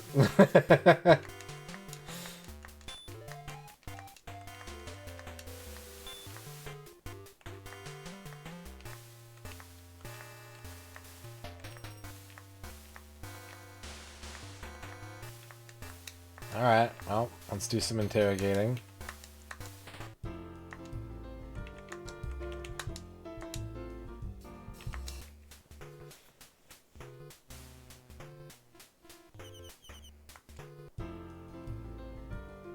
There's been a lot of moments where it's just like all of a sudden there's been a handful of moments. I shouldn't say a lot. But there's been a handful of moments where like they've just been like, okay, go get your warrant. And I'm like, I don't know what I did to make them like suddenly I can like I should have been able to arrest Susie a long time ago, I feel. But it's whatever. Let's call James McBain in. Hello, James. I'm the owner of the Gaslight Theater. I didn't have anything to do with Bill's murder. Come on, leave me alone. Let me go. I got work I gotta do.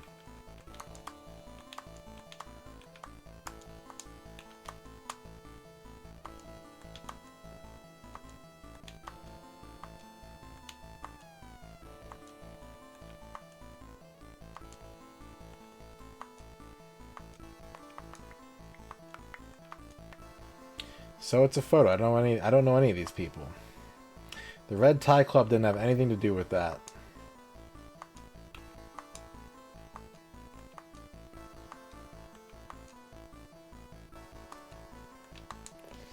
Henry Klein is already dead.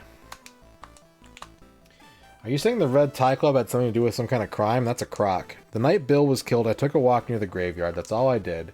You're not saying that I killed Bill. Don't make me laugh.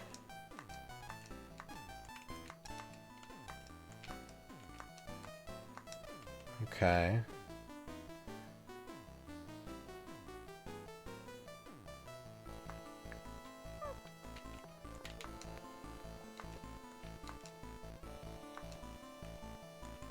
So the Red Tie Club was more than just a murder mystery, like, fan group? Let's bring Susie in. I've been wanting to talk to you for a while, Susie. I'm the nurse over at the Randall Clinic. I was in my room that night. I don't know anything about the murder. Yeah, but see, I got all these smoking guns. The earrings. The wig. The letter. The scalpel. The man on the left with the crutches is my father. He hurt his leg during the war. I'm the one in the middle. My mother said that the man on the right was a friend of my father's. That newspaper article was written the same year that my father died.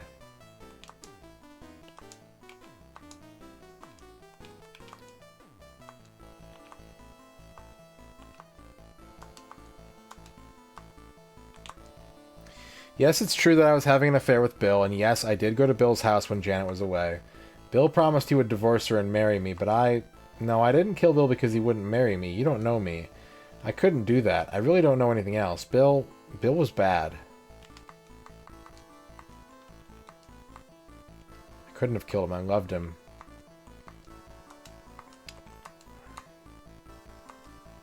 You still won't acknowledge the... Okay, the wig is a disguise I used when I went to meet Bill. When I wear it, I look a lot like Shelley MacDonald, Bill's secretary.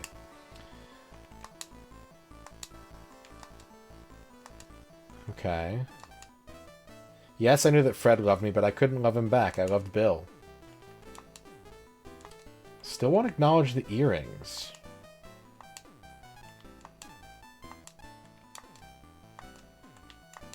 Felbin. Felbin. Thank you for the raid. Holy cow. Holy cow. How's it going, Felbin? Thank you for the raid. What were you up to tonight? DKC2, let's go. I don't know how they do that. I'll have to figure out their secrets. Yeah. But anyway, what the hell just happened? Okay. That was scary. Hope that didn't dox me. Alright. So we were trying to find, let's see, Jen Thomas season 1. Welcome on in. Playing some JB Harold Murder Club. We're getting close to the end.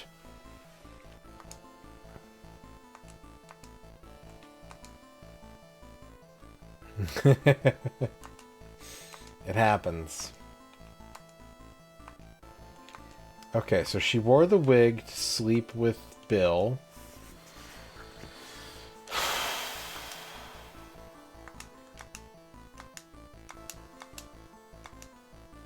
She admits she wouldn't go with Fred.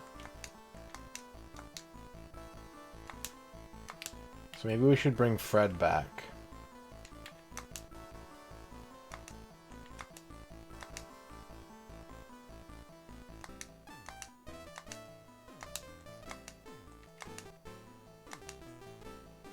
Should interrogate Bill? Yeah, we should. Yeah, we did a couple days of Chivos this month. Burned through them pretty quick. Now we're just kind of playing some games for fun.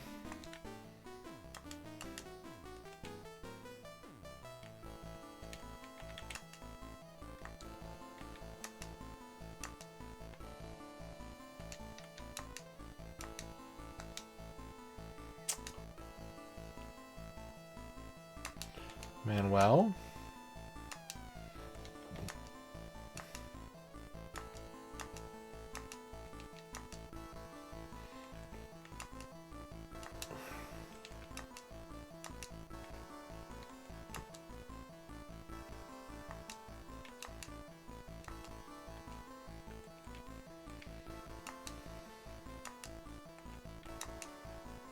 Okay, maybe now we need to talk to McBain about Henry Klein.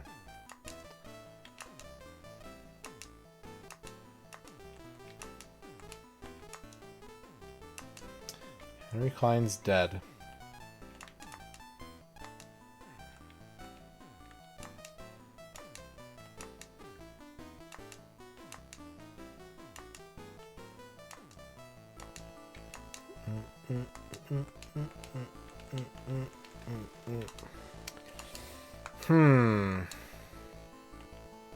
Okay. Where does that put us? 85.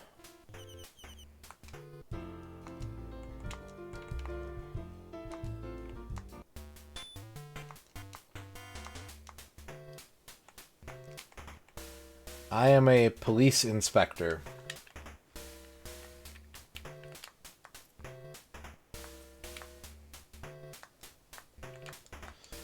And everything's pointing at Edward right now.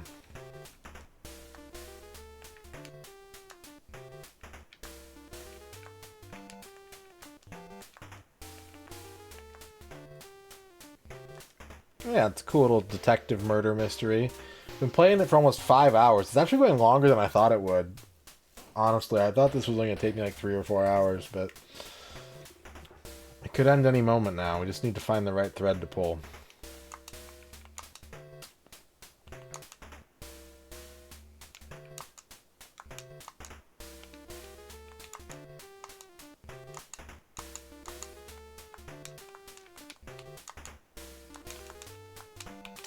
What if I show Sarah the newspaper clipping or the photograph?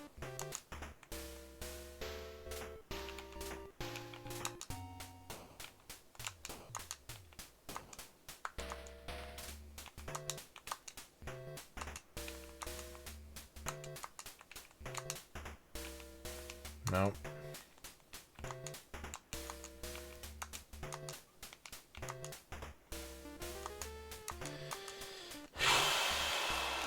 What if I show Mrs. Carrington?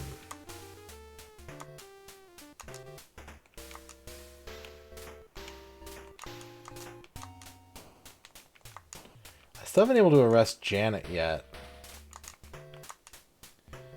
I don't know him. Wait a minute. Yes, now I remember he's been here before. Manuel Barclay was in the Carrington home. For what? Why?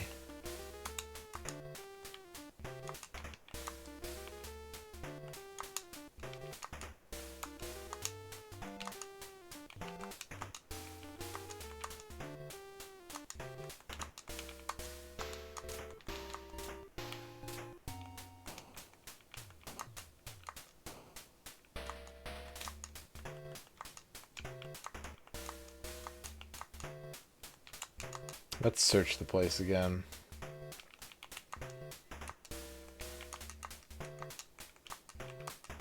Maybe he was in the guest room. Watch. There's gonna be something in the guest room. I'm gonna be thorough about this, but I think that probably flagged the guest room finding something.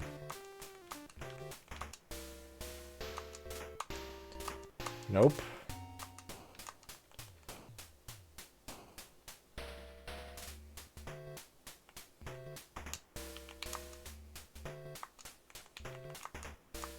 Then what was he doing here?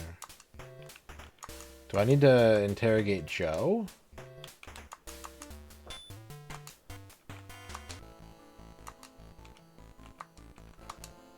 Hello, Joe. Take a look at this newspaper clipping. Take a look at this photograph. Take a look at this book of membership. Take a look at this life insurance policy. I don't know. I'm running out of ideas.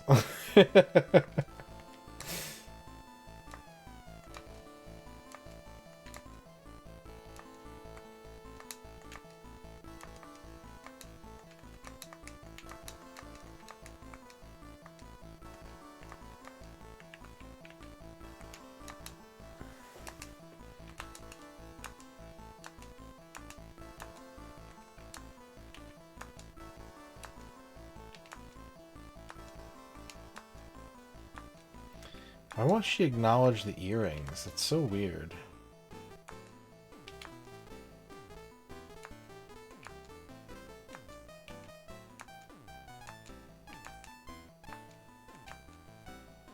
The man on the left with the crutches is my father.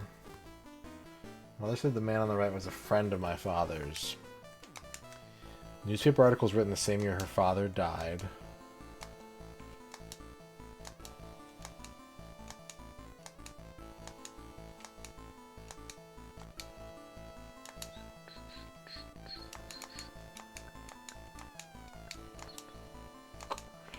Simon.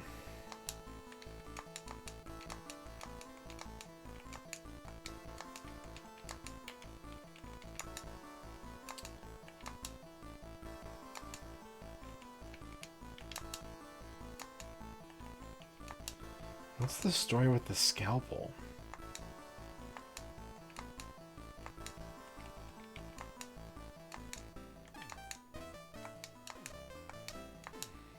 What am I missing?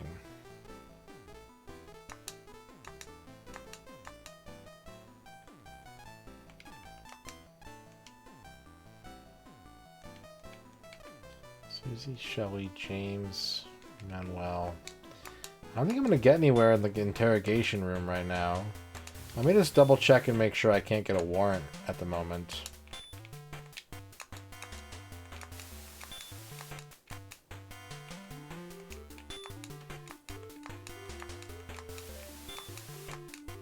There's only 2 people that I know of that I can't arrest yet, and it's Edward and Janet. Of course. 2 of the most central figures in the story.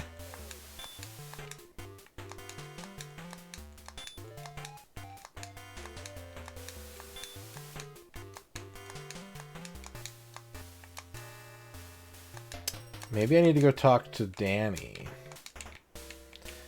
Danny's one of the other people that's lived here in this town his whole life. Maybe he knows something. Nope. He don't.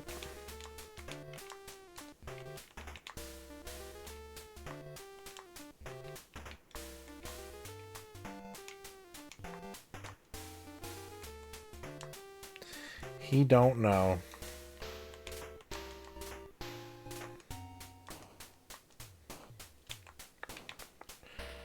Okay.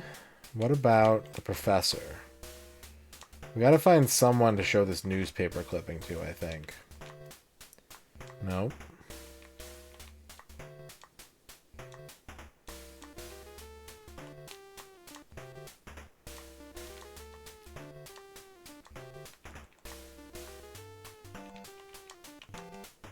I can show him the photograph for some reason. That's so weird.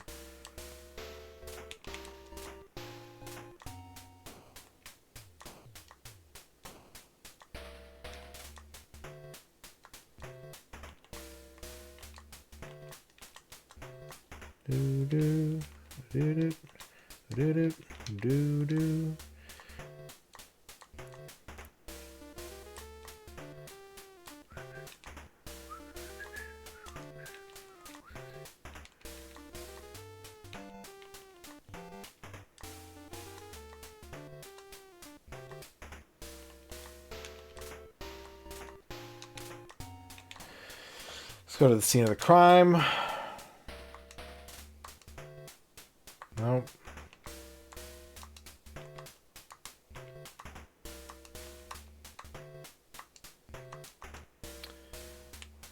Shelley's apartment.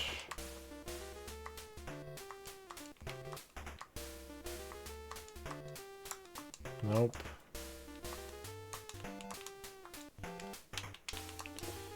McBain's house.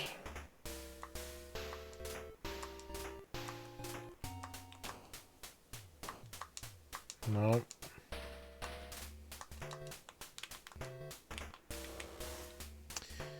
I feel like we've already exhausted the Carringtons. Check the clinic.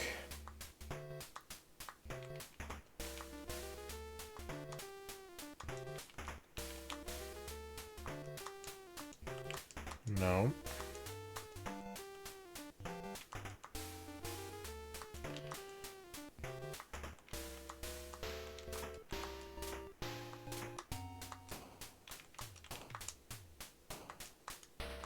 Nothing in Randall's house. This is the Holdings.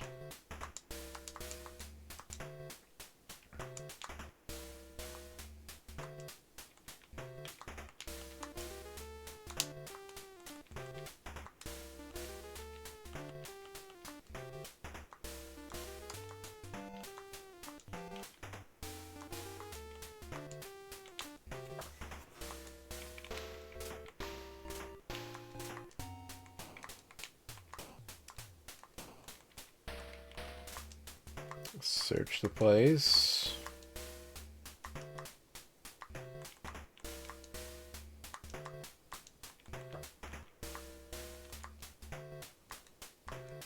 Should I talk to Michael again?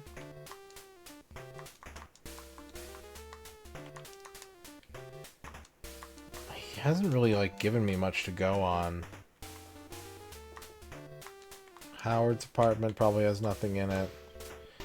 Edward's house, maybe. Yeah, I'll search Edward and Bill's house, and then I'll go talk to Michael.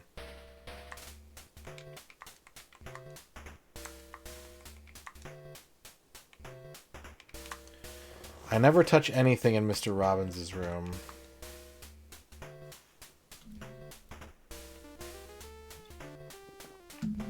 I think I might have already encountered it, Zenek.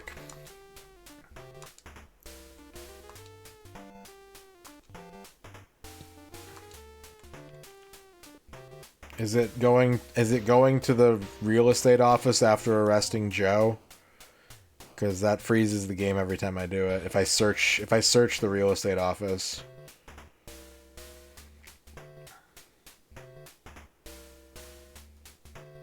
Oh, it's a data issue. Okay. No, I don't know, but then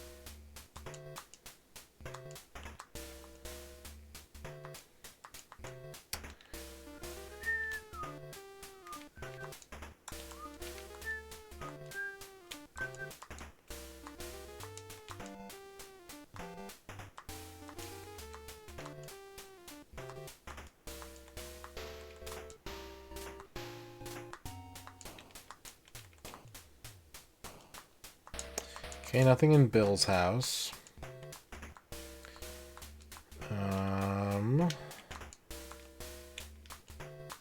Let's talk to Michael again.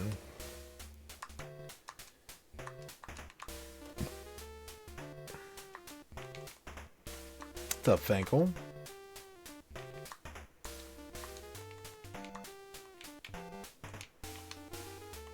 No, he doesn't have anything new to say.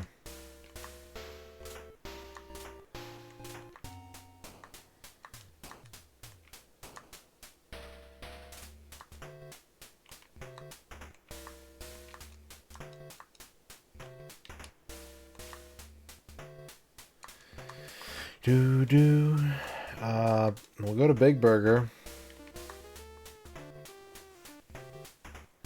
If I arrested Simon Randall before talking to Nick Goodman, I'm stuck. Yeah, I did do that.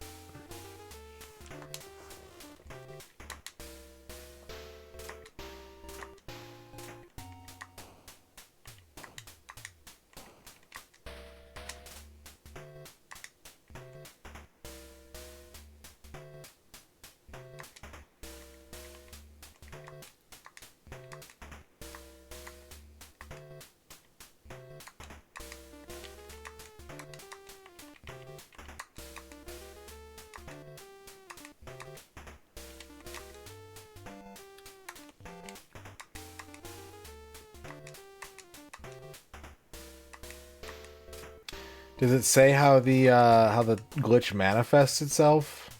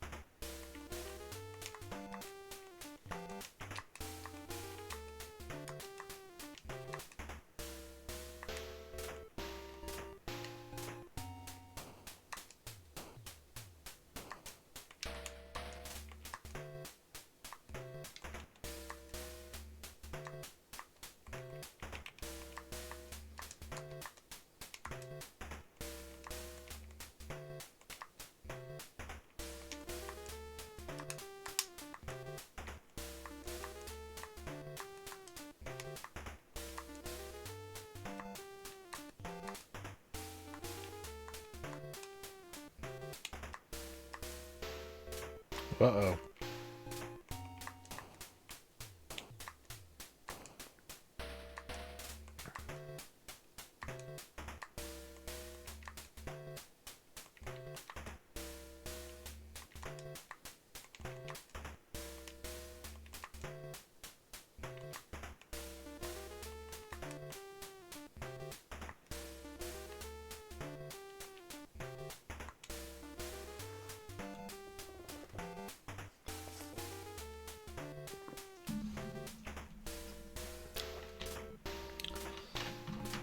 I'm probably stuck then.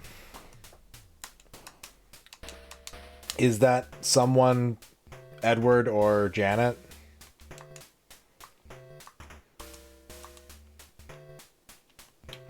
Fuck. Yeah, I'm probably stuck then.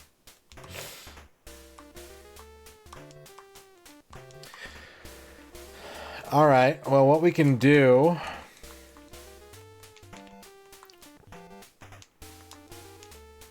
I don't think I have a save from that early on, so what we can do is basically follow a walkthrough until we get to somewhere that we haven't been. Which I'm okay with doing at this point. Just kind of speed run the game with a walkthrough, up until we do something we haven't done before.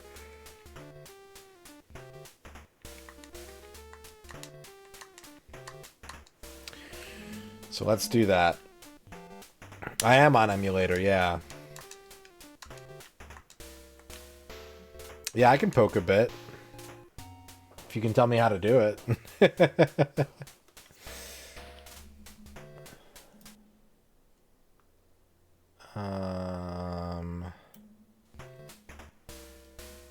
015A.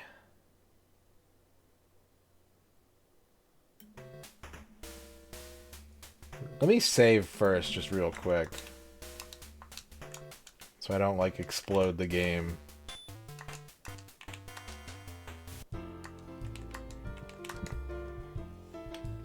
Okay. 015A.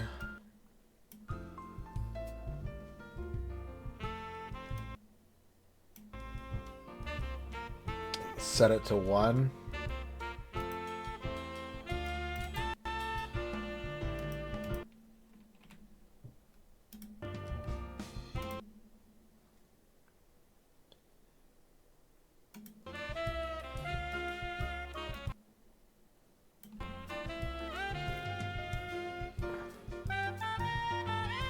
Alright, let's see if that worked.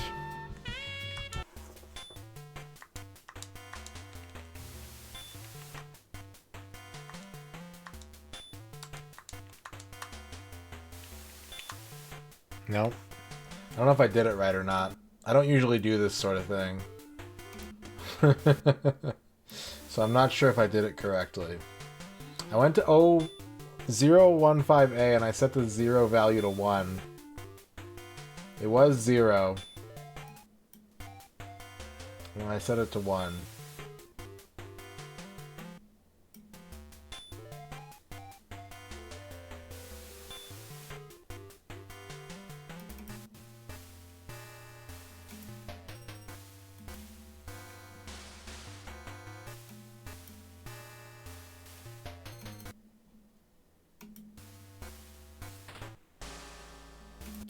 Let me close this and restart it.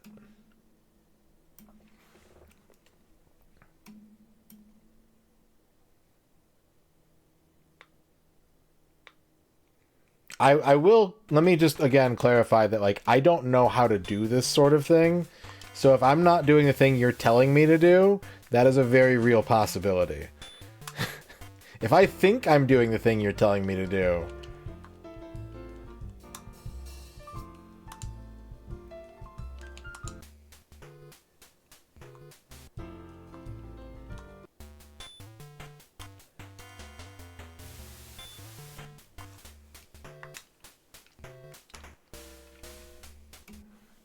Go to RAM search. 015A is currently 0 again. Value is 0.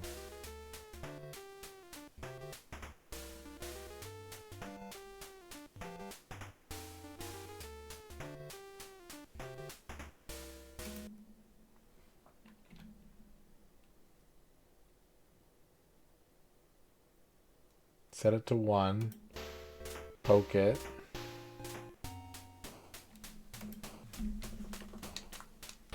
Maybe there's an extra step. Maybe the thing has to be set to 1 and then you have to like make a dialogue choice or something.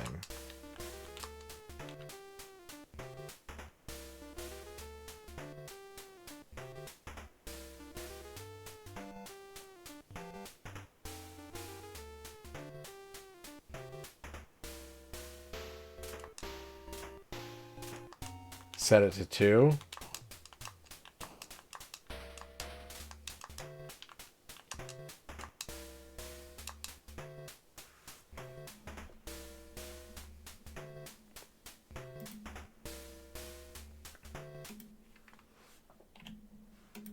Okay, I'll set it to 2.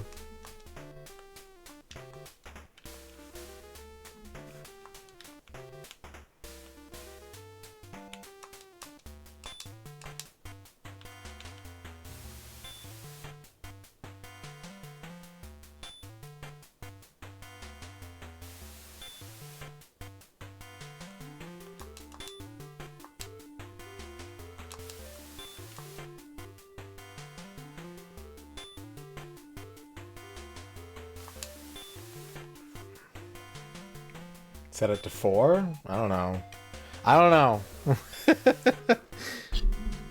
Here's a guide. Okay, let me look at this.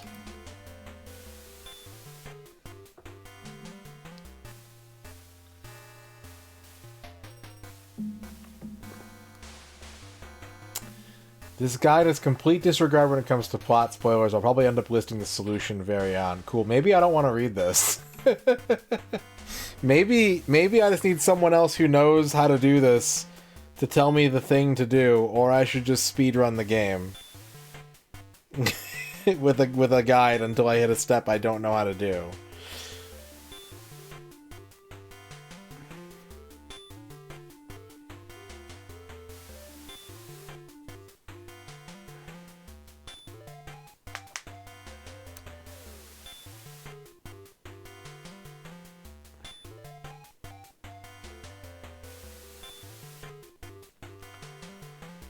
I'm in BizHawk.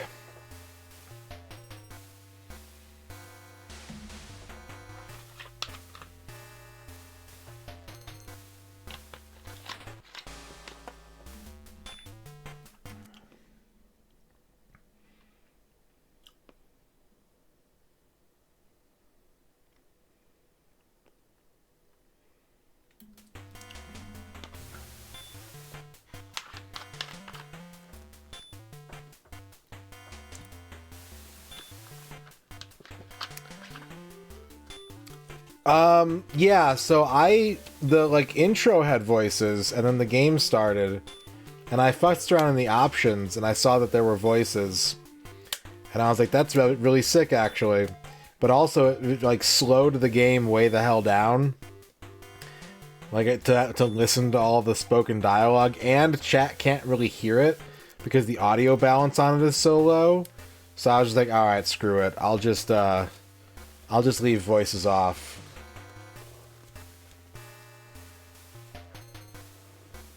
Alright, I'm gonna go to the bathroom real quick. If anyone wants to help me solve this problem and figure out the best way to go about doing this, I will put the calm gun on the screen, and I'll be back in a few minutes, because I gotta go to the bathroom.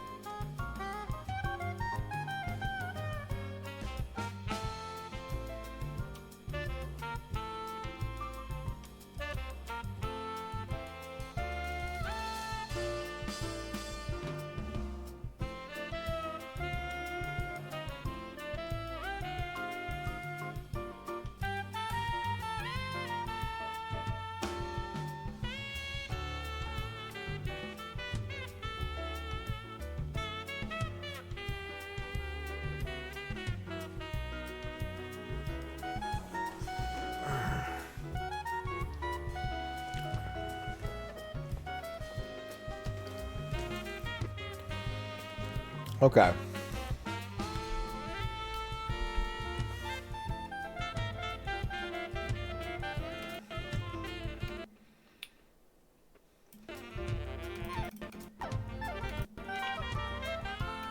What if I set this to 4?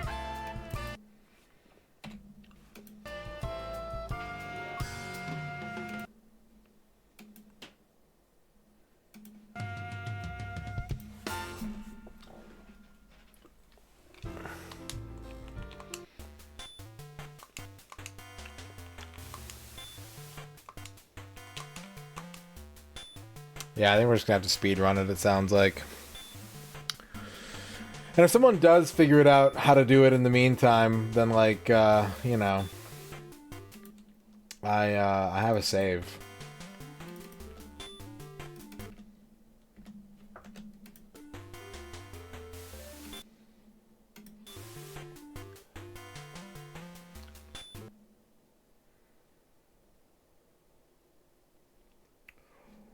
Okay. Let's find a guide.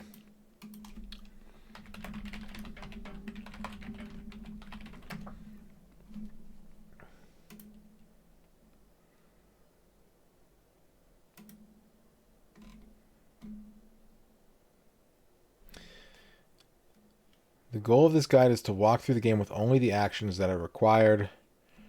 This is not spoiler free. Okay.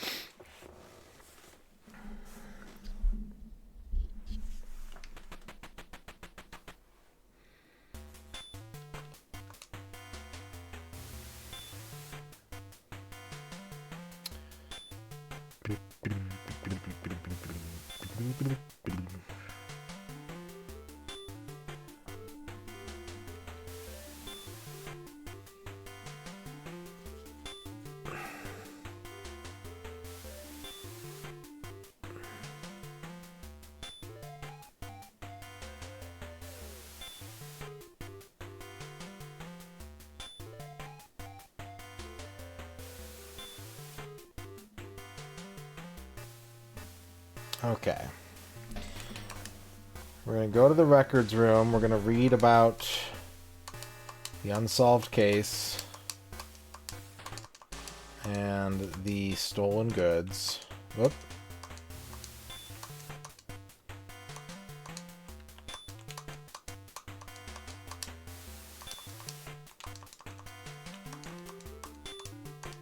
Okay. Go to the college.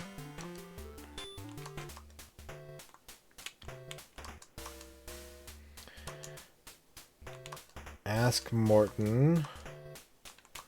Name. Alibi. Anything else? Discovery. A car. Okay. Now we're gonna go to Bill's house.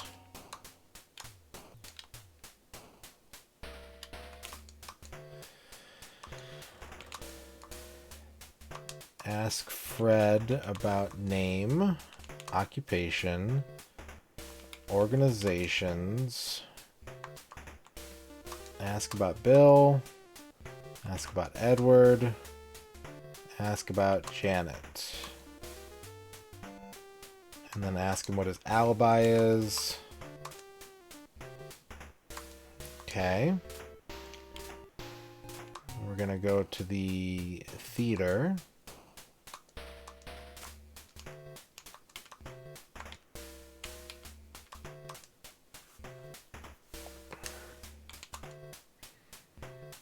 We're gonna ask Daisy her name.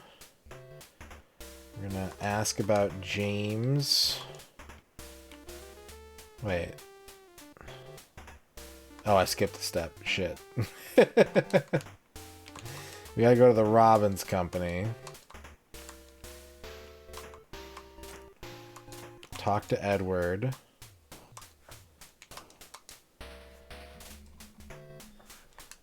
Ask him his name. Ask him about Bill. Ask him about Jane.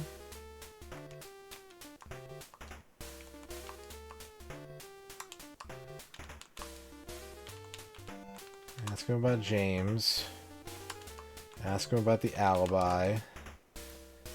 Anything else? Okay. Now we're gonna go to the theater.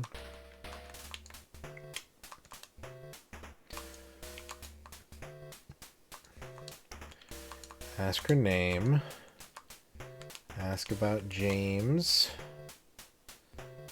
Ask what her alibi is. Okay. Now we're gonna go to the hotel.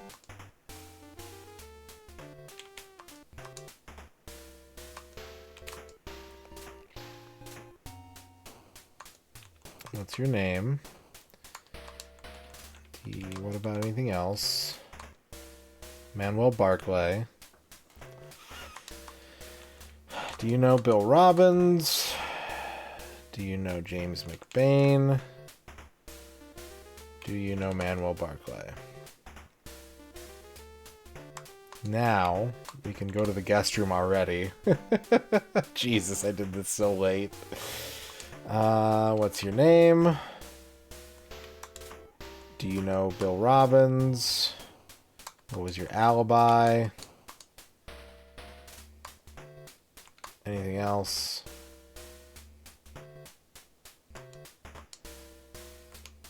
Okay. Go to Edward's house.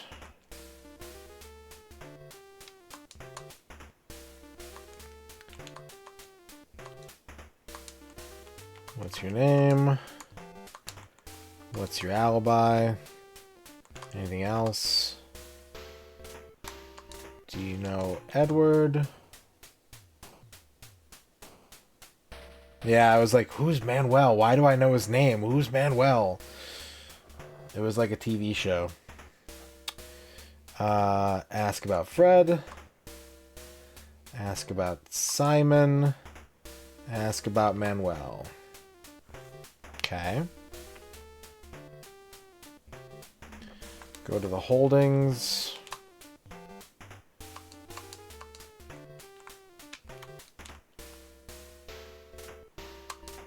Who's Manuel?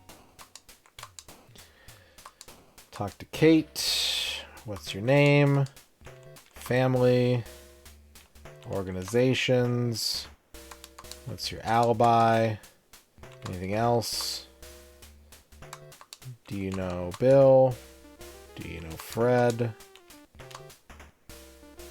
Do you know Janet? Do you know Edward? Do you know Shelley? Do you know Simon? Okay, let's get Tony in here. What's your name? Ask him about his alibi twice. Ask about Shelley. Call Lucy over. What's your name? Who's your family? What's your alibi? Anything else? Do you know Janet? Do you know Simon? Do you know Tony? Okay. Now we're going to leave and go to Simon's clinic.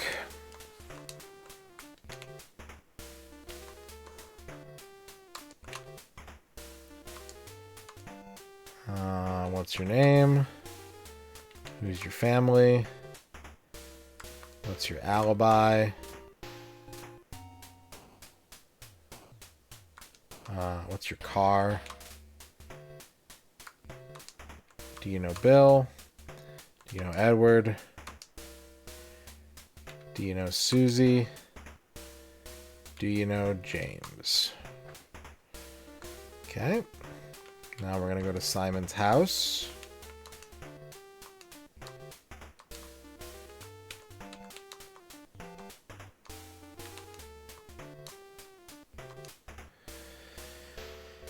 What's your name? Who's your family?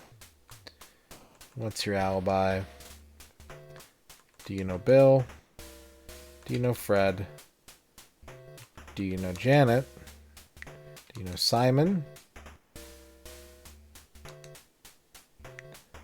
And what's your alibi again? Okay, we're going to go back to Edward's house.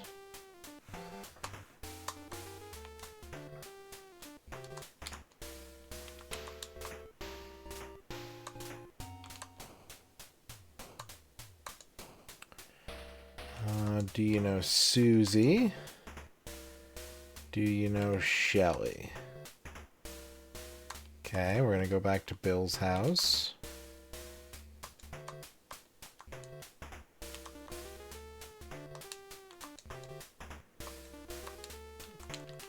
What's your alibi?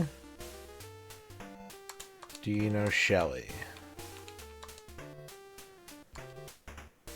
Wait, do you know Susie?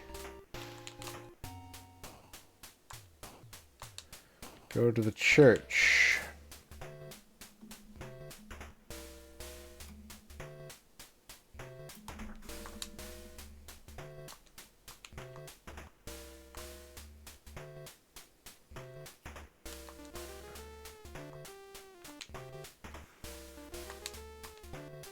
What's your name? What's your alibi? Anything else? Heard a car? Do you know Susie? Okay. Go to the Carrington's house. We're going to be here for a second.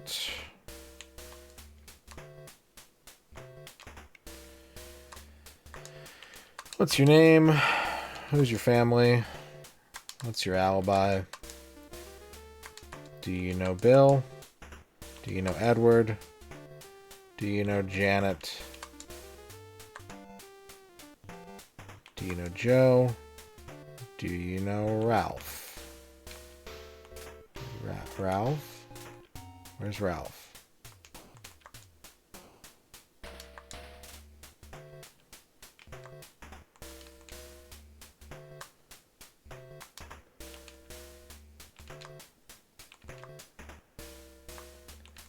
What's your name? Okay. Bring Martha back. Do you know Ralph? Okay. Now we're going to tag in Janet. What's your name?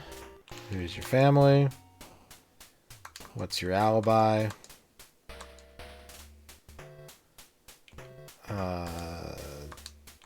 Marriage? I can't talk to her about marriage yet. Why can't I talk to her about marriage yet?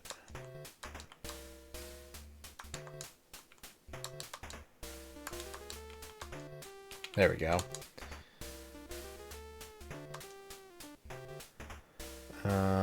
Ask her about the knife.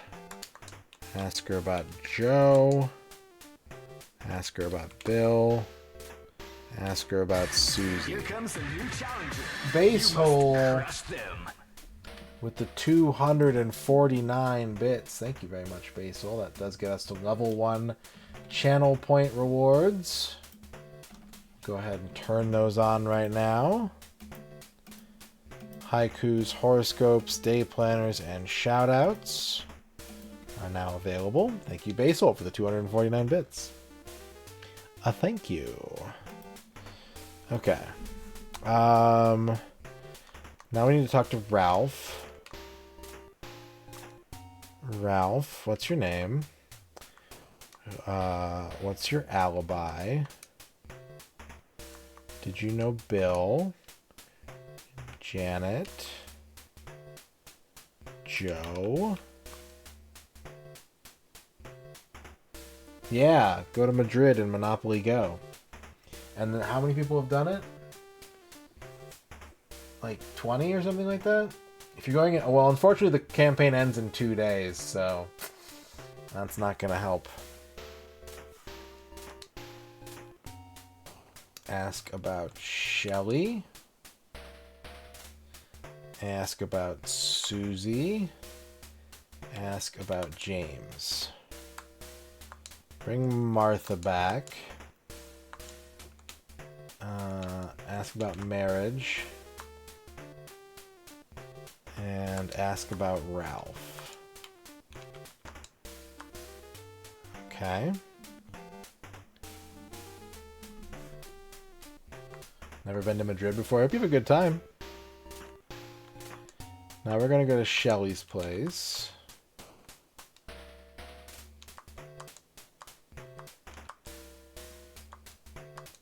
What's your name? Who's your family? What's your alibi? Anything else? Do you know Ralph? Do you know... Oh, wait. Ask about marriage. Name, family, alibi.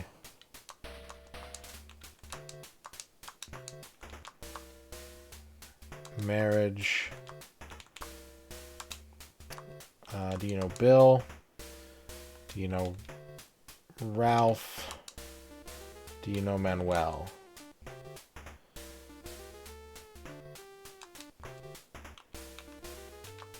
Okay. We can go to Big Burger now.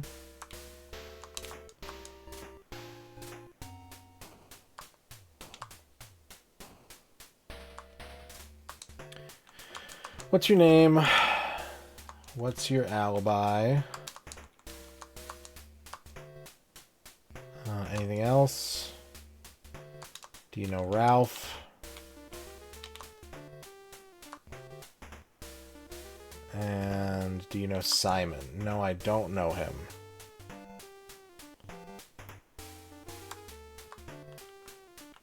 So that's the thing that I didn't do when I should have done it, because it took me forever to find Shelly's apartment. Okay. I'm going to take this opportunity to put a save down real quick, just in case I missed a step or something. We're going to save on slot 4.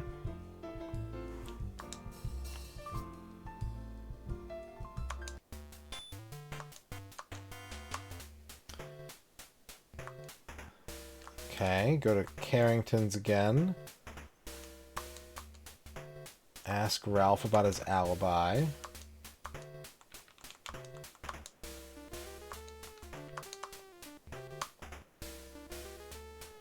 Go to the Hungry Fisherman.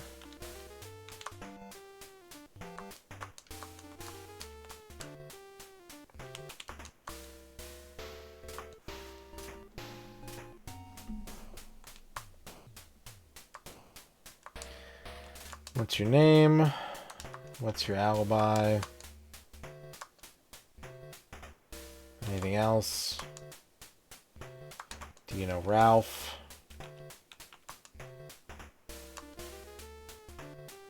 Do you know Stanley?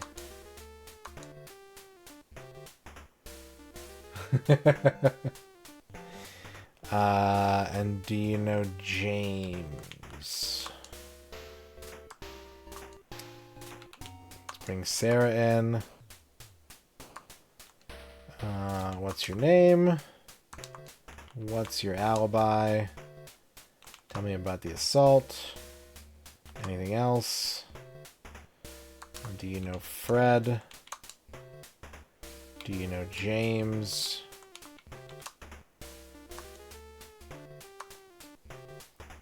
Do you know Stanley?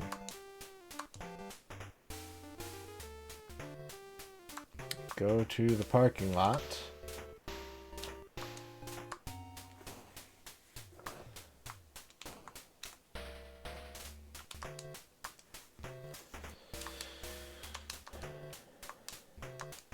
What's your name?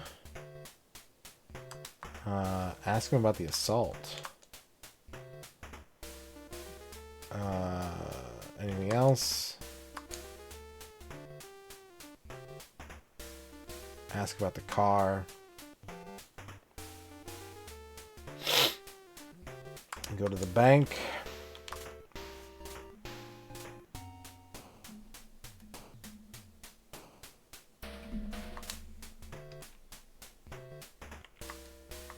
Ugh, that sounds frightening.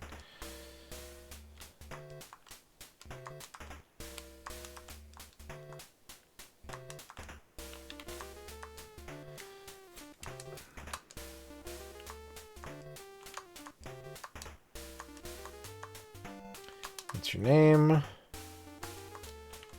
Anything else? Ask about Joe. Ask about Shelly. Ask about Tony. Go to HH.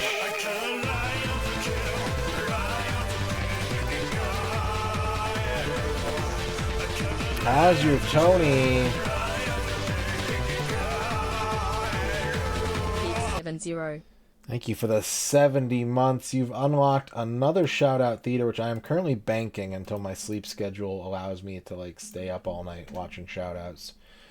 But thank you for that. Thank you very much. We got another shout-out theater in the bank. Shout-out fans rejoice.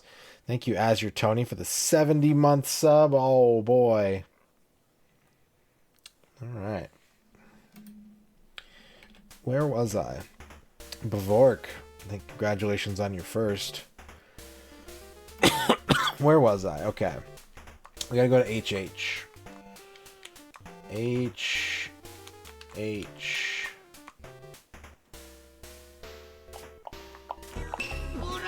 Dr. Tasty 69 with the raid.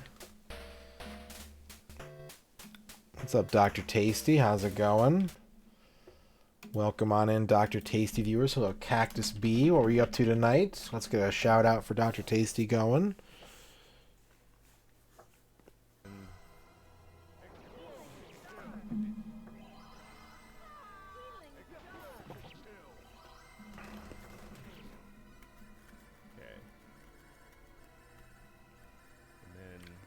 Nice.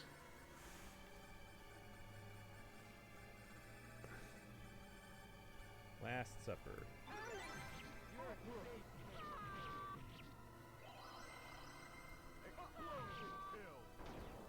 Oh, I did it. I fucking did it. It worked. We got him. Are you hurt? Fuck yeah. Oh my! I guess that's it. I'm delighted.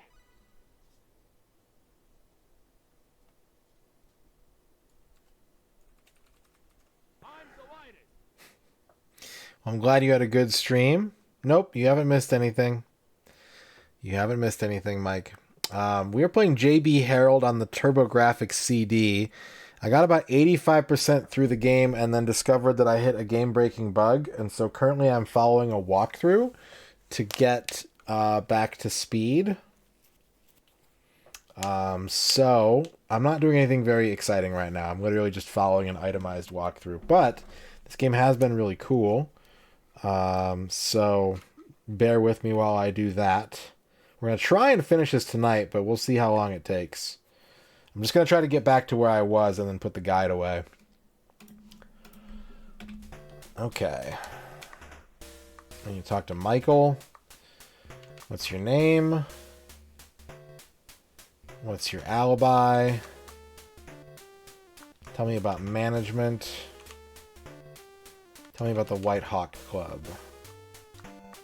Okay, we're going to go to the real estate office.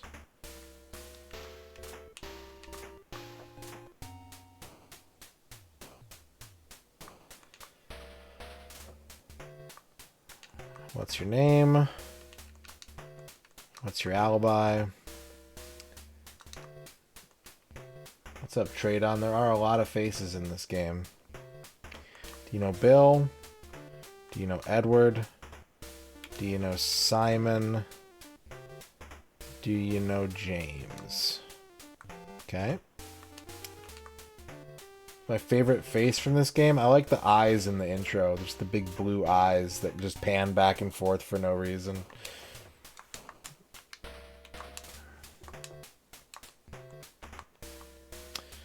Go to the holdings. We gotta talk to Tony about management and Susie.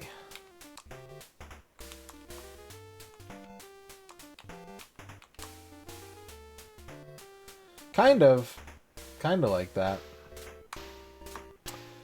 Go to James McBain's house.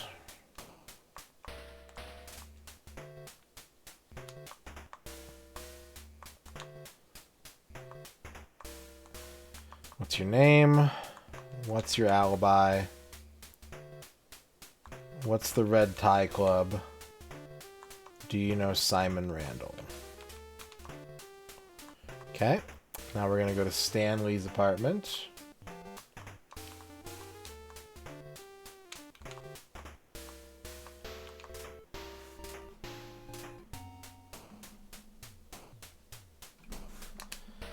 What's your name? What's your occupation? What's your alibi? What do you know about cars? And do you know Bill?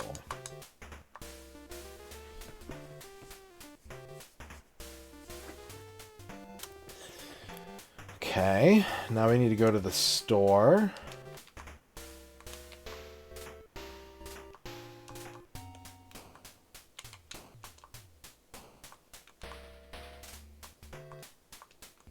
What's your name?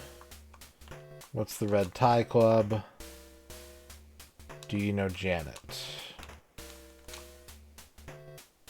Okay.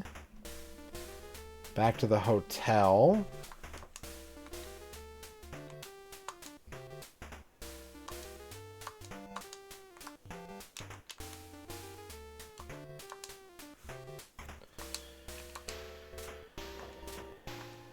Do you know Shelley?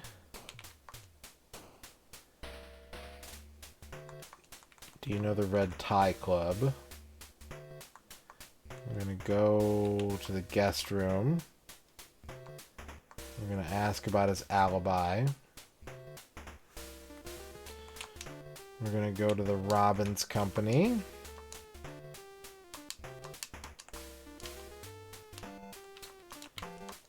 Brazilian Paul Reiser. We're going to ask Edward about the Red Tie Club. And we're going to ask him about Tony. Now we're going to go to the cemetery.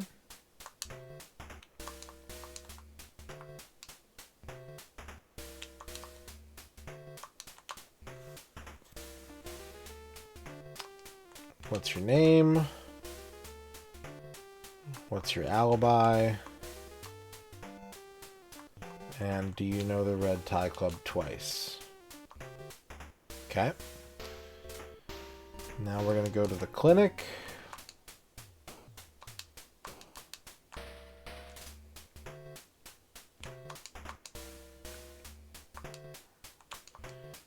Do you know Joe?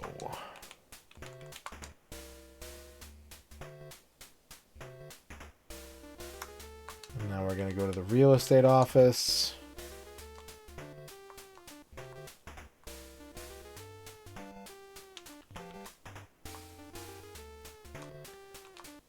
And do you know Janet?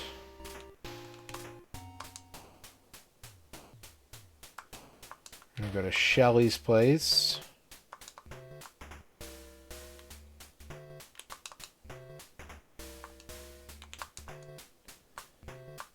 What's your alibi? Do you know Stanley? Go to Stanley's place.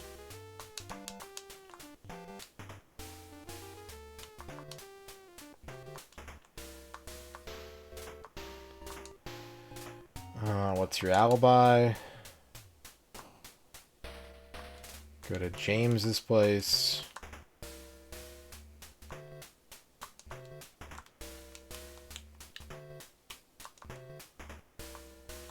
What's your alibi? Okay.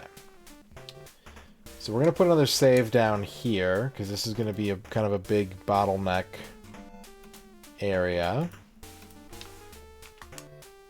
We're about to do a bunch of shit.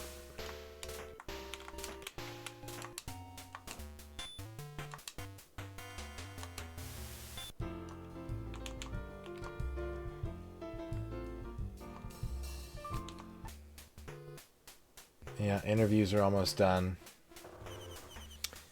Okay.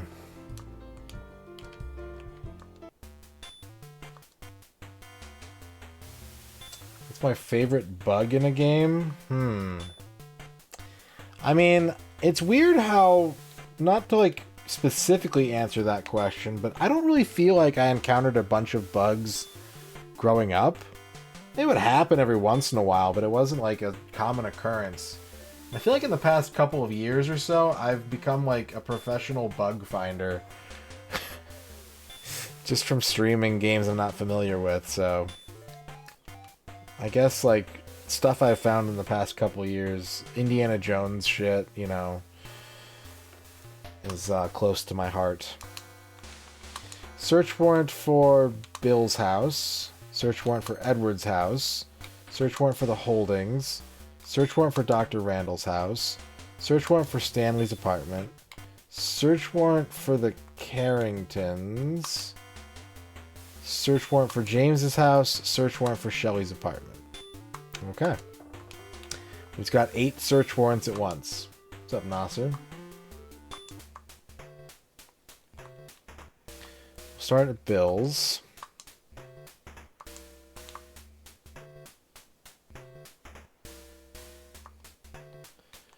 I've got a warrant. We're going to search the bedroom. We got the earrings. We're going to search the kitchen. We're going to get the knife.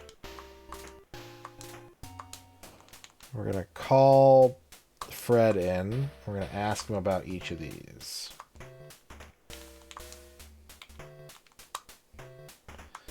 Okay. Ooh, debug Jurassic Park.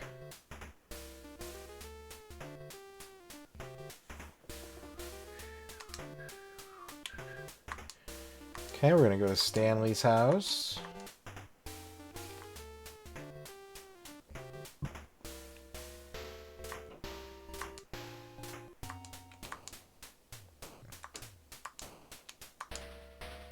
I'm gonna go to the study.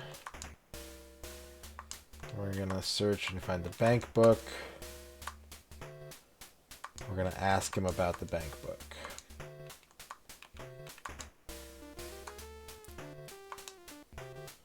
Okay, we're gonna go to Simon's house.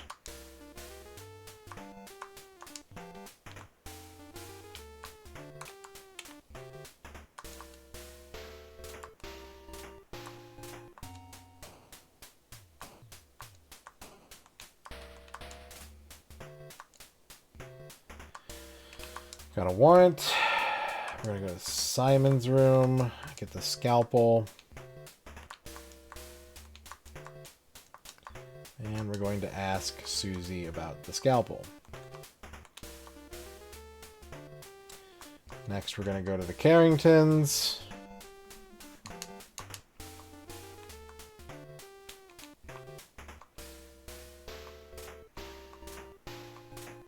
Keep doing that.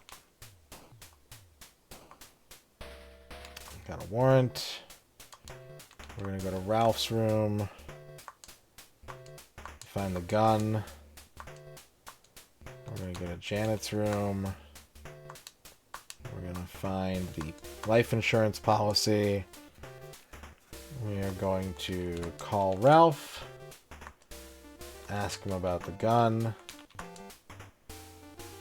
And we're going to call Janet.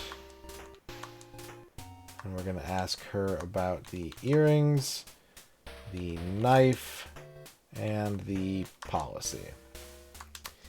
Next, we're going to Shelley Shelley McDonald's apartment.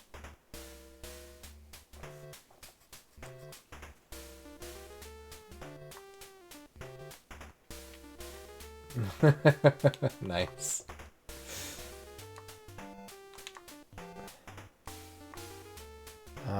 We're going to show her the warrant. We're going to go to the bedroom and find the scarf. Get the bloody scarf. We're going to call her. We're going to ask her about the pistol and the scarf. Okay, now we're headed to the police station.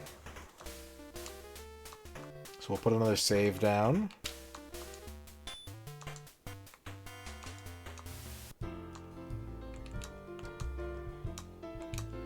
And we are back up to 49% complete.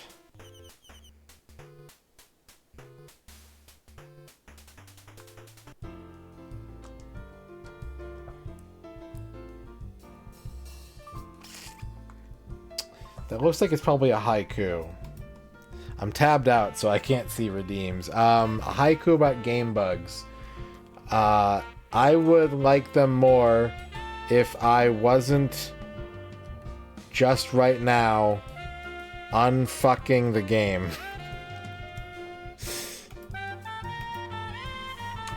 There you go, there's your haiku. Okay, we're gonna produce all the evidence. Pistol, scarf, knife, scalpel, bank book. Okay.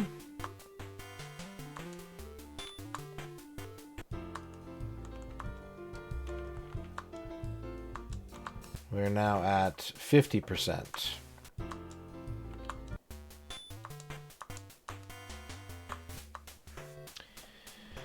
We're going to Stanley's apartment.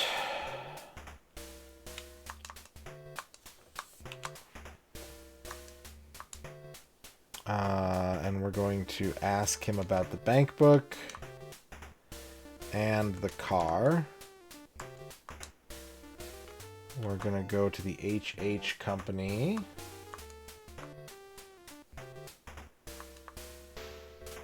And we're going to ask Michael about Fred.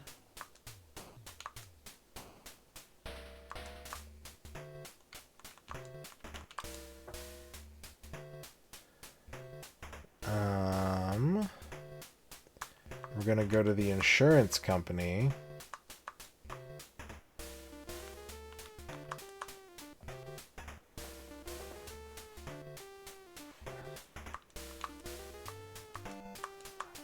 What's your name?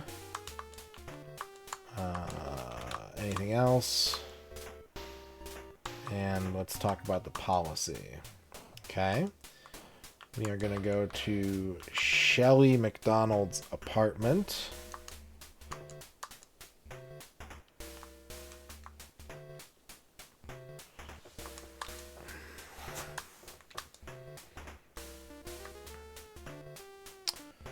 And ask her about the scarf. We're going to go to the Carringtons.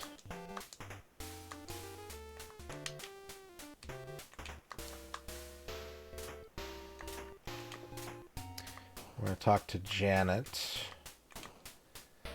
about her alibi, about the policy, about marriage, and about her father.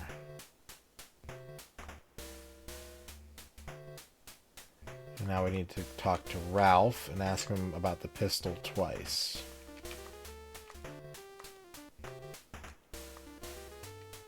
Okay. We're going to James McBain's house next. And we're going to ask him about Joe.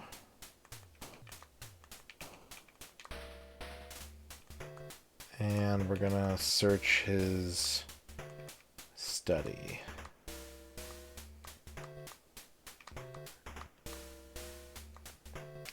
Okay, next we're going to the holdings.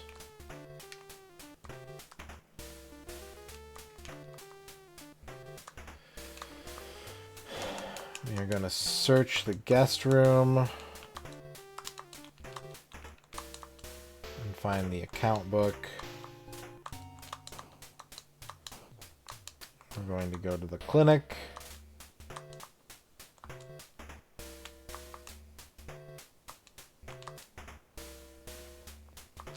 Going to ask him about his alibi. And then we're going to go to the police station.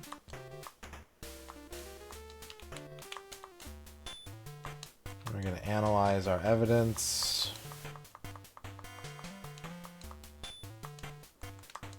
And we're going to get a warrant for the clinic.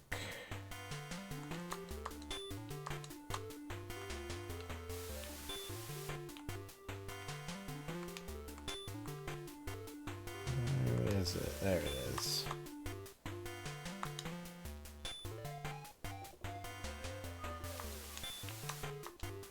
Put another save down since we're at the police station.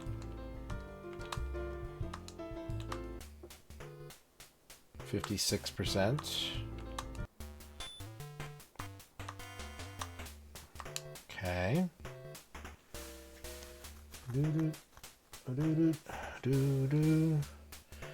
All search warrants have now been obtained, it says. So we're going to go to McBain's house.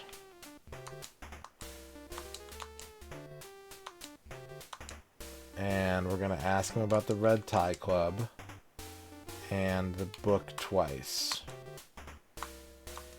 And then we're going to go to the holdings. And we're going to ask Tony about the account book twice.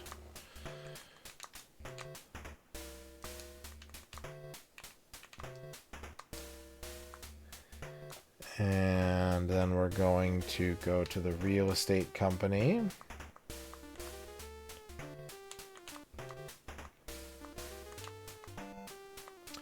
We're going to ask Joe about his alibi. And we're going to ask him about Tony.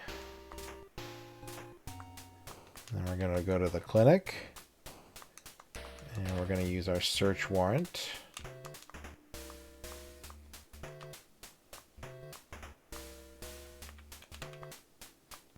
And then we're going to go to the infirmary. And we're going to get the wig. Next, we need to go to Edward's house.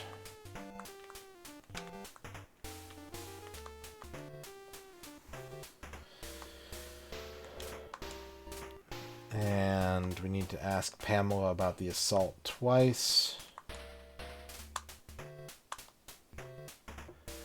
And we need to search Fred's room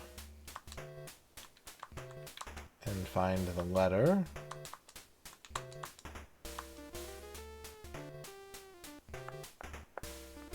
Now we need to go back to the police station.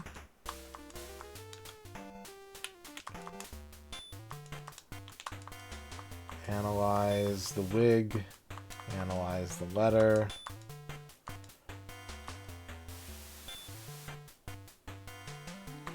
Put another save down. And we are up to 61%.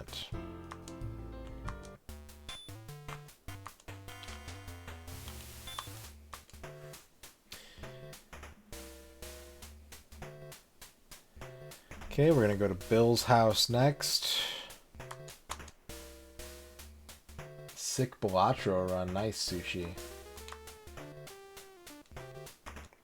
We're going to ask him about the letter twice. And we're going to search the study and find the IOU. Okay. We're going to go to Simon's house.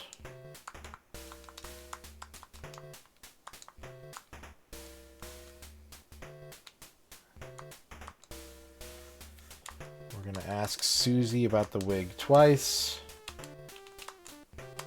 And we're going to ask about her father. We're going to go back to the police station.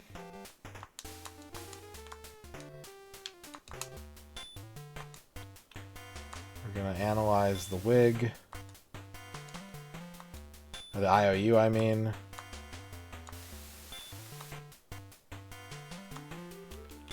Save our game. Progress check, 65. Okay. Now we need to go to the holdings.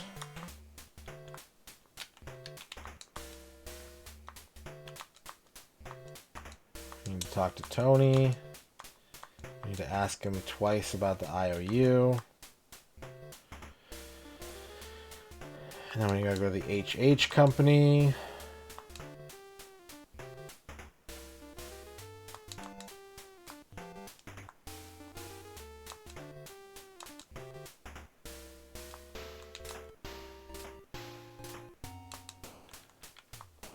And we gotta ask Michael about Tony.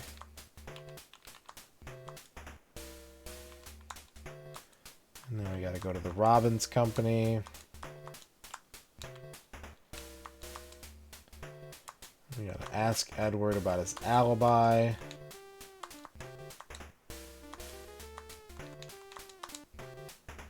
Gotta ask him about the Red Tie Club. We gotta ask him about Joe.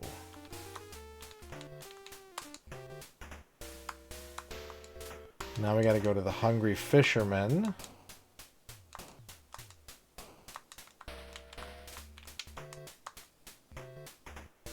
And ask Sarah about the earrings. Did I must have done this.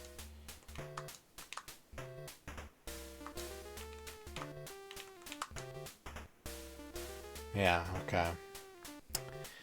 Then we go to the hotel.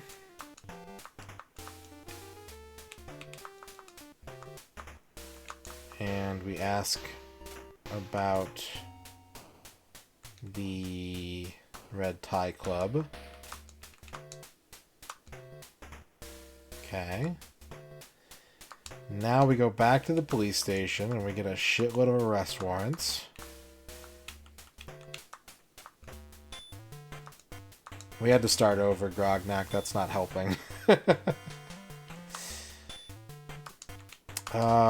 Fred, Tony, Janet, Ralph, Simon, Shelley, Stanley, Manuel,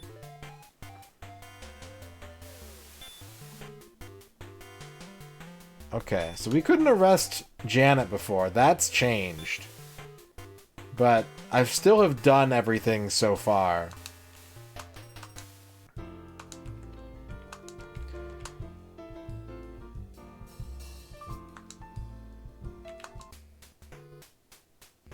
%. I don't think we're going to finish this tonight, though. We're going to run out of time. Sad to say, we're going to have to finish this next stream. Okay. We're going to call Fred in. Have him confess. Show him the earrings. Then we're going to call Tony in.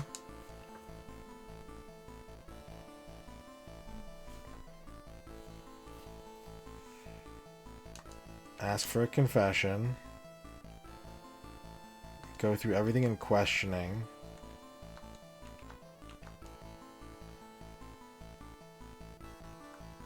Call Manuel in.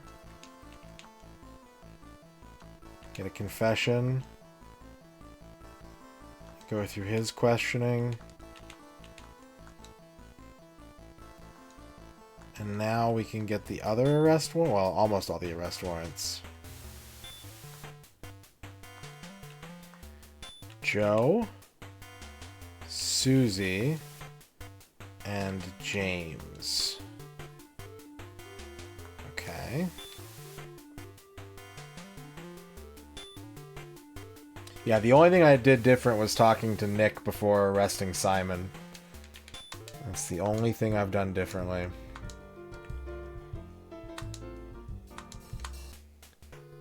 $71. Okay, call James to the interrogation room.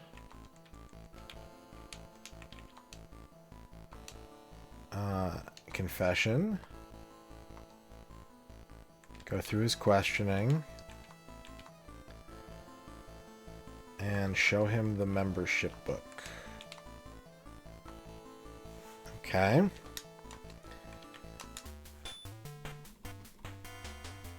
Now we have to go to Edward's house.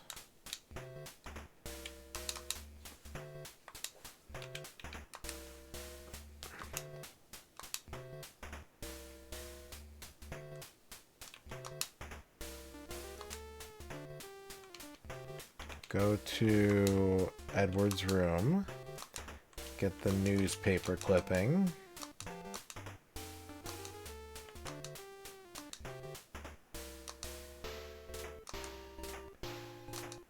Okay, I see something I didn't do. So we're gonna pick this thread up here. I found out what I didn't do. So this is the point in the game. Even though we're gonna have to redo some stuff we did already, I see something that we didn't do. So this is where we're gonna put the guide away and start playing the game normally again. I never went to the record room to look at the newspaper clipping.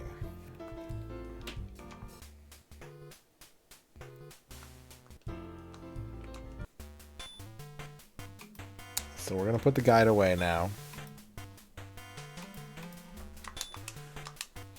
Even though we only have like 10 more minutes tonight, I think. Yeah.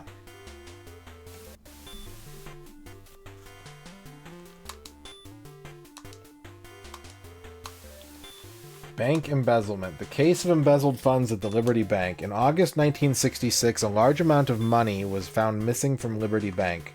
Henry Klein, a 32-year-old bank teller, was brought in for questioning but released due to a lack of evidence. The investigation was cut short when immediately after his release, Henry Klein died in a freak accident. The deceased didn't leave behind any further clues, and the case remains unsolved.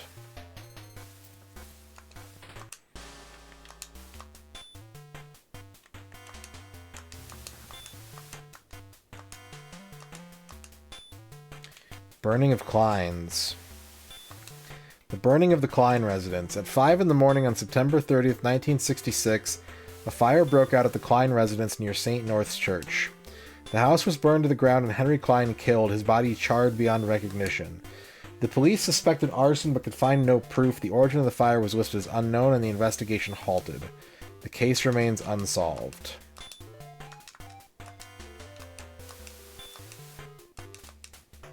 Okay.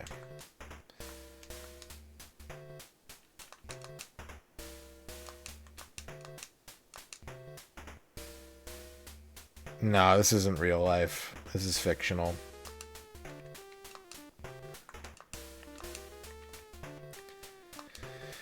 Now that's an interesting case. It had to have been extremely well planned, and I'd bet money that there was more than one person involved. When Henry Klein's house burned down, all the evidence was destroyed. The timing was just too perfect. I'm sure something fishy was going on.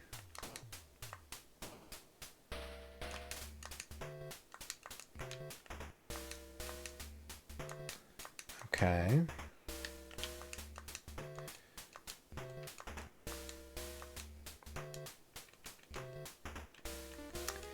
Doesn't know about the bank embezzlement. Doesn't know about the burning of Klein's. You know what I don't have? I don't have the photograph.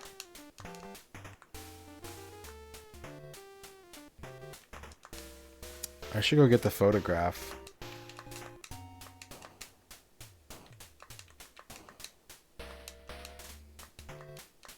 I can't get it yet.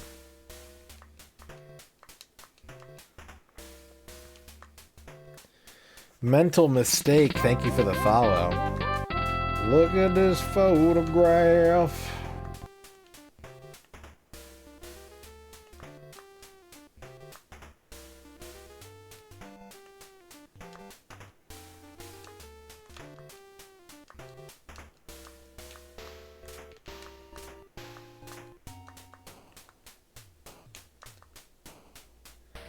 What's up, Mental Mistake? How you doing? How you doing?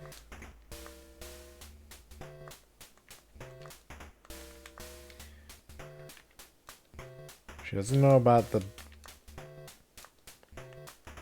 those two crimes. Maybe we gotta ask Edward about them. Or the bank manager.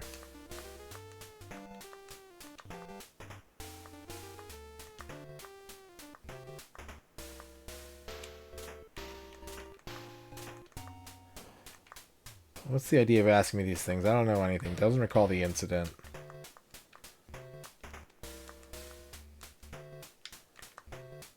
Big Burger. Bank. This is the bank. I want the parking lot as the bank.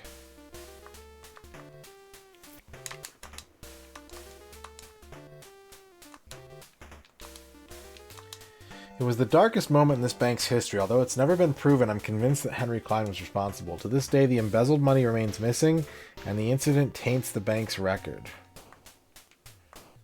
Unfortunately, all the evidence was lost in the fire. Somehow the bank's personnel file on Henry Klein was lost as well. Okay. Very suspicious. Can we ask the hotel guy? And do we have Henry Klein in our... We don't. Bank embezzlement. Vaguely remember it. Doesn't remember the burning house. Okay. I'm going to save this on file 3. 4 is our we followed the guide to this point file. 3 is going to be our experimental file. 73%.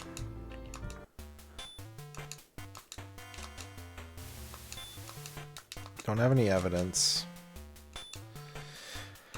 I could do some interrogating. Who,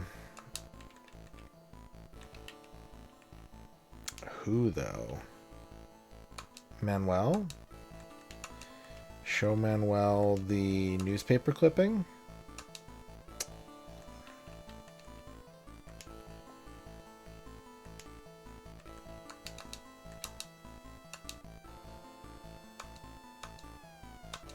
That's how he met Bill.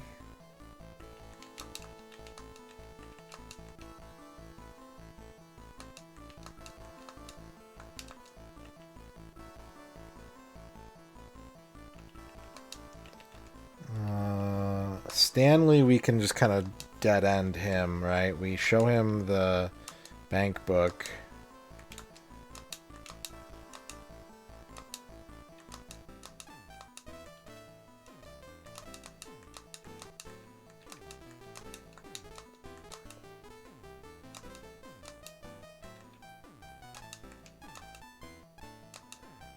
And he confesses to selling the car.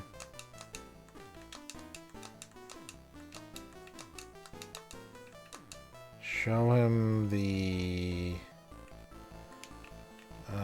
IOU? Bank book again? The account book? No.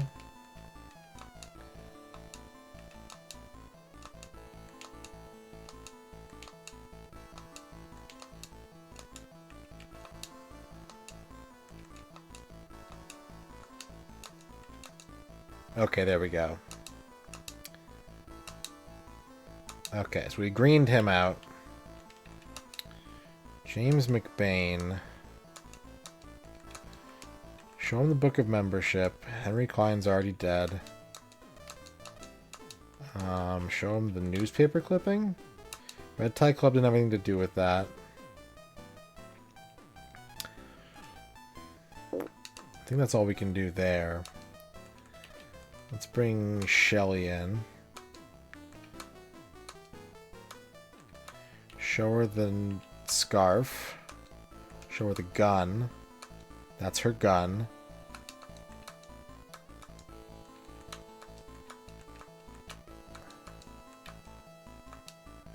And she tells me about her sister Dorothy dying.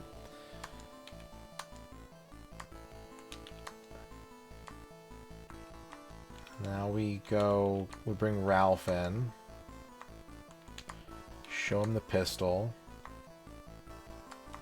Get the confession.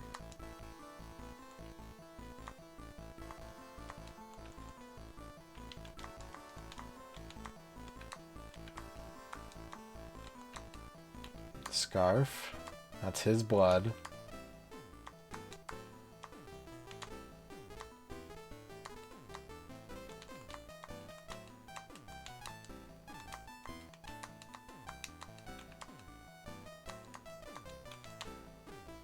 Almost got him.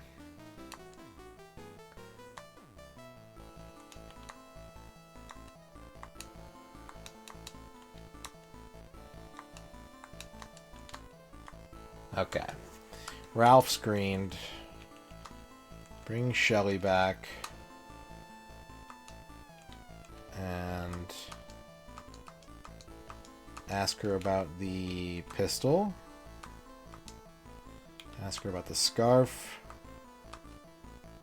Ask her about the pistol. Confession? No.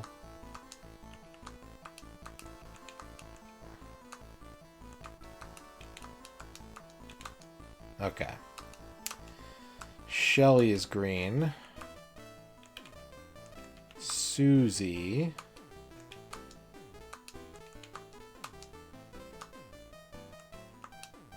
Show her the wig. Show her the letter. Show her the scalpel? How do I get her to crack? I got this started. Did I need the... Oh, the newspaper articles were written the same year her father died.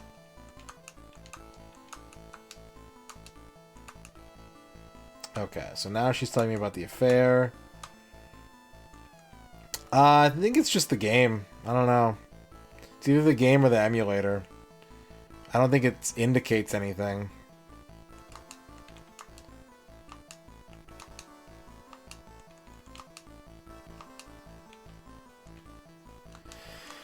Okay, we're gonna leave it there. And we'll come back to this next time. We lost a little bit of progress, but it's gonna come together quickly. We are ending at 80%. So, pretty good.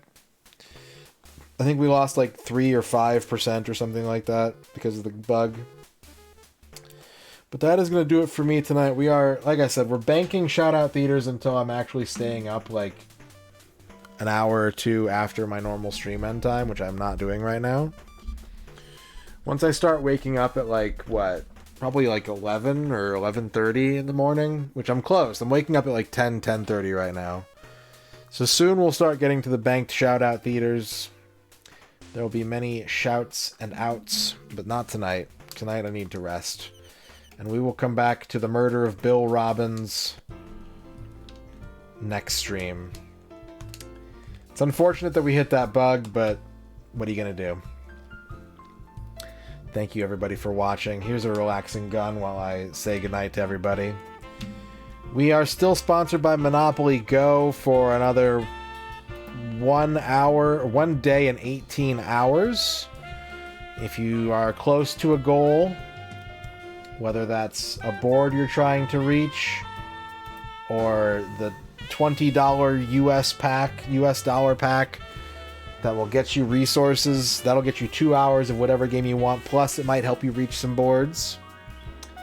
And if you haven't done any Monopoly Go, you have never downloaded it and you want to help the stream out, you can get the first 2 goals done in about an hour, so there's still plenty of time to get 4 shoutouts to whatever streamer you want in your pocket.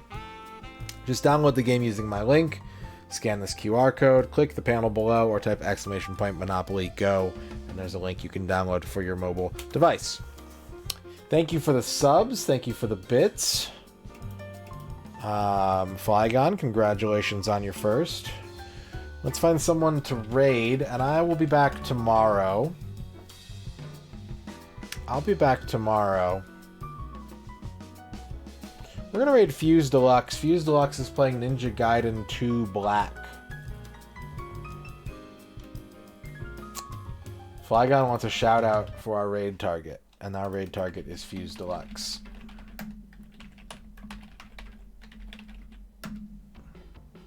Ah!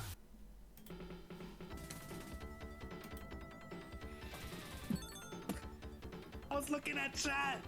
What do you mean I got... That was not the best place for me to fucking stand still. Alright, there we go. Go stay wet up to Fuse. Go watch him slice some stuff with his ninja swords. And I will see you all tomorrow for some more JB Harald. We'll wrap this mystery up and then we'll begin a new adventure of some kind. Take care, everybody. Thank you for watching. Thanks for hanging out. Thanks for the raids, Dr. Tasty and Felbin and Reg and CarTube. And we'll see you next time. Bye-bye, lizards.